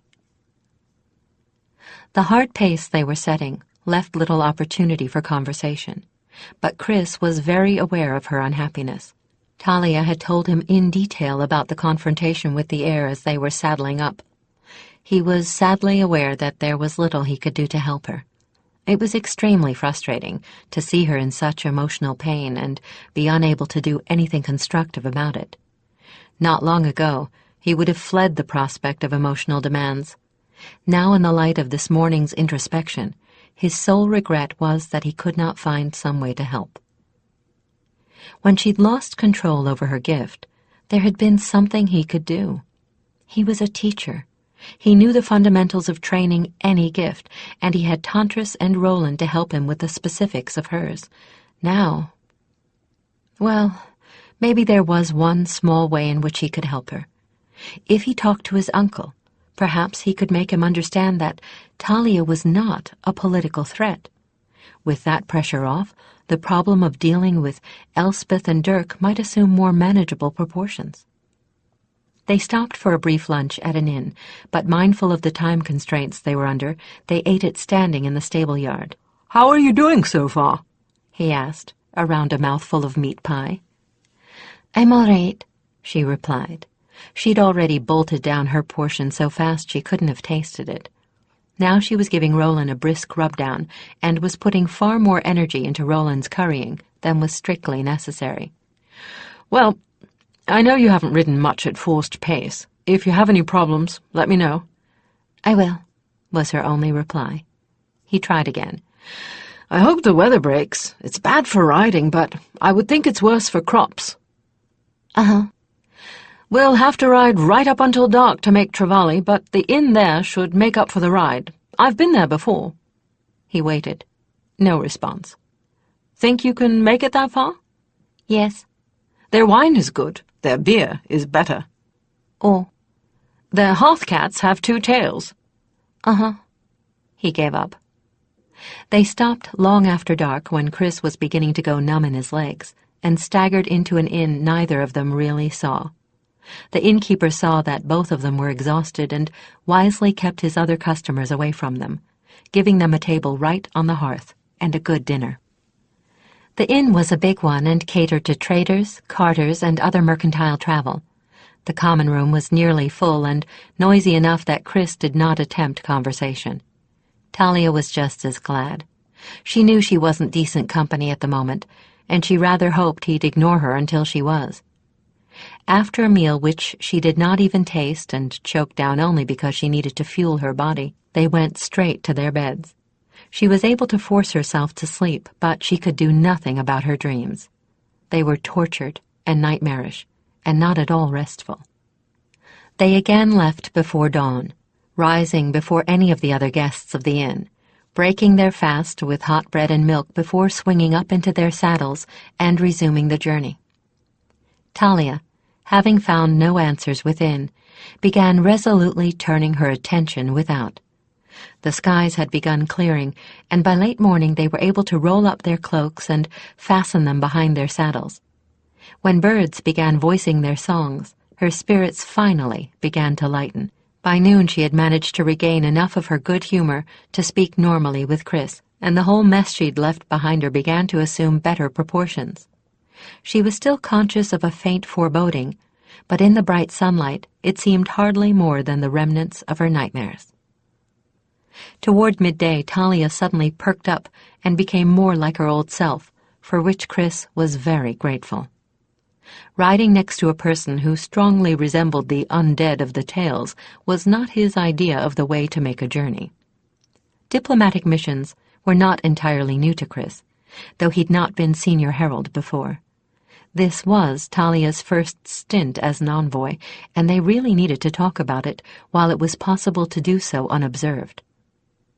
Chris was relieved by her apparent return to normal and ventured a tentative prompting. She responded immediately with a flood of questions, and that was more like the Talia he knew, but he could not help but note, with a feeling of profound sympathy, her dark-circled eyes. While he was no empath, he knew her sleep must have been scant. By the time they reached the border itself at the end of a week of hard riding, things were back on their old footing between them. They had discussed every contingency that they could think of between them, ranging from the possibility that Ankar should seem to be perfect in every way, to the possibility that he was a worse marital prospect than Selene's late consort, and talked over graceful ways to get them all out if the latter should be the case. Chris was fairly sure she was ready to face whatever the fates should throw at her. As they rounded a curve, late in the afternoon of the 4th day of the journey, Talia got her first sight of the border. The border itself, here where 2 civilized and allied countries touched, was manned by small outposts from each kingdom. On the Valdemar side stood a small building, a few feet from the road, and a few feet from the simple bar that marked the border itself. It served as dwelling and office for the 2 pairs of guardsfolk stationed there. The pair on duty were checking the papers of an incoming trader. They looked up at the sound of hoofbeats and grinned to see the 2 heralds. The taller of the 2 left the trader's wagon and took down the bar for them, waving them through with an elaborate mock bow. A few lengths farther on was a proper gate, marking Alisandar's side of the border. It was manned by another pair of guards, this time in the black and gold uniforms of Alisandar's army. With them was a young man in a slightly more elaborate uniform, a captain of Alisandar's army. The captain was young, friendly, and quite handsome. He passed them in without more than a cursory glance at their credentials. "I've been waiting for you," he told them, "but I truly didn't expect you here this soon. You must have made very good time." "Fairly good," Chris replied, "and we started out a bit sooner than planned. We've been out in the field for the last year or so. Field heralds are used to being ready to go at a moment's notice." "As opposed to folks with soft bunks at court, The captain grinned. "Same with us. That lot stationed at court couldn't have a half day of maneuvers without a full baggage train and enough supplies to feed a town. Well, I do have some basic orders about what to do with you." "You do?" Talia said, raising her eyebrows in surprise. "Oh, it isn't much. Just wait until you arrive, then inform the capital." Talia recalled then what Selene had said, that Alisandar was rumored to have some new system of passing messages swiftly. She also remembered that Selene had asked her to find out what she could about it. Evidently Chris had gotten similar instructions. "Now, how are you going to get further instructions about us in any reasonable amount of time?" Chris asked.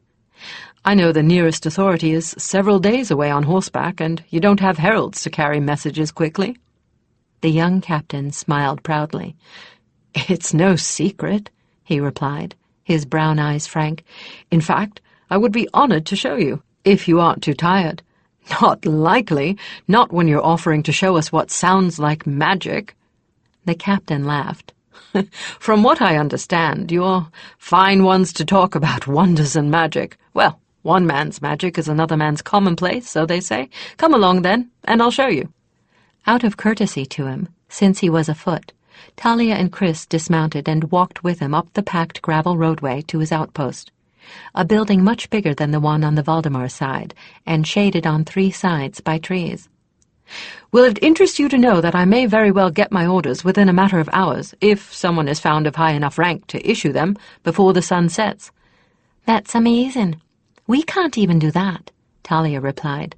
"But what does the sun setting have to do with it?" "You see the tower attached to the outpost?" He shook dark hair out of his eyes as he pointed to a slim, skeletal edifice of grey wood. This tower rose several feet above the treetops, and was anchored on one side to the main barracks of the border station. It had had both of them puzzled, since it seemed to have no real use, except perhaps as a lookout point. "I must admit we were wondering about that," Chris told him. "Are forest fires that much of a danger around here? I wouldn't have thought so, what with all the land under cultivation." "Oh, it's not a fire tower, though that's where the design is from." The young captain laughed. "Come up to the top with me, and I'll show you something to set you on your ears." They followed him up the series of ladders that led to the broad platform on the top. Once there, though, Talia didn't see anything out of the ordinary, just 2 men in the black uniform tunics of Alisandar's army, and an enormous concave mirror, as wide as Talia was tall. Although it was not quite perfect, its surface a bit wavering, it was an impressive piece of workmanship. Talia marveled at the skill that had gone into first producing and then silvering such an enormous piece of glass.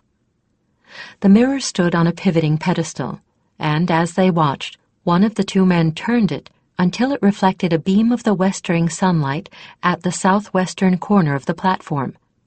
When he'd done that, the second man picked up a smaller mirror about 3 handspans across and took his position in the beam of reflected light. That was when Talia realized just how they were going to pull off the trick.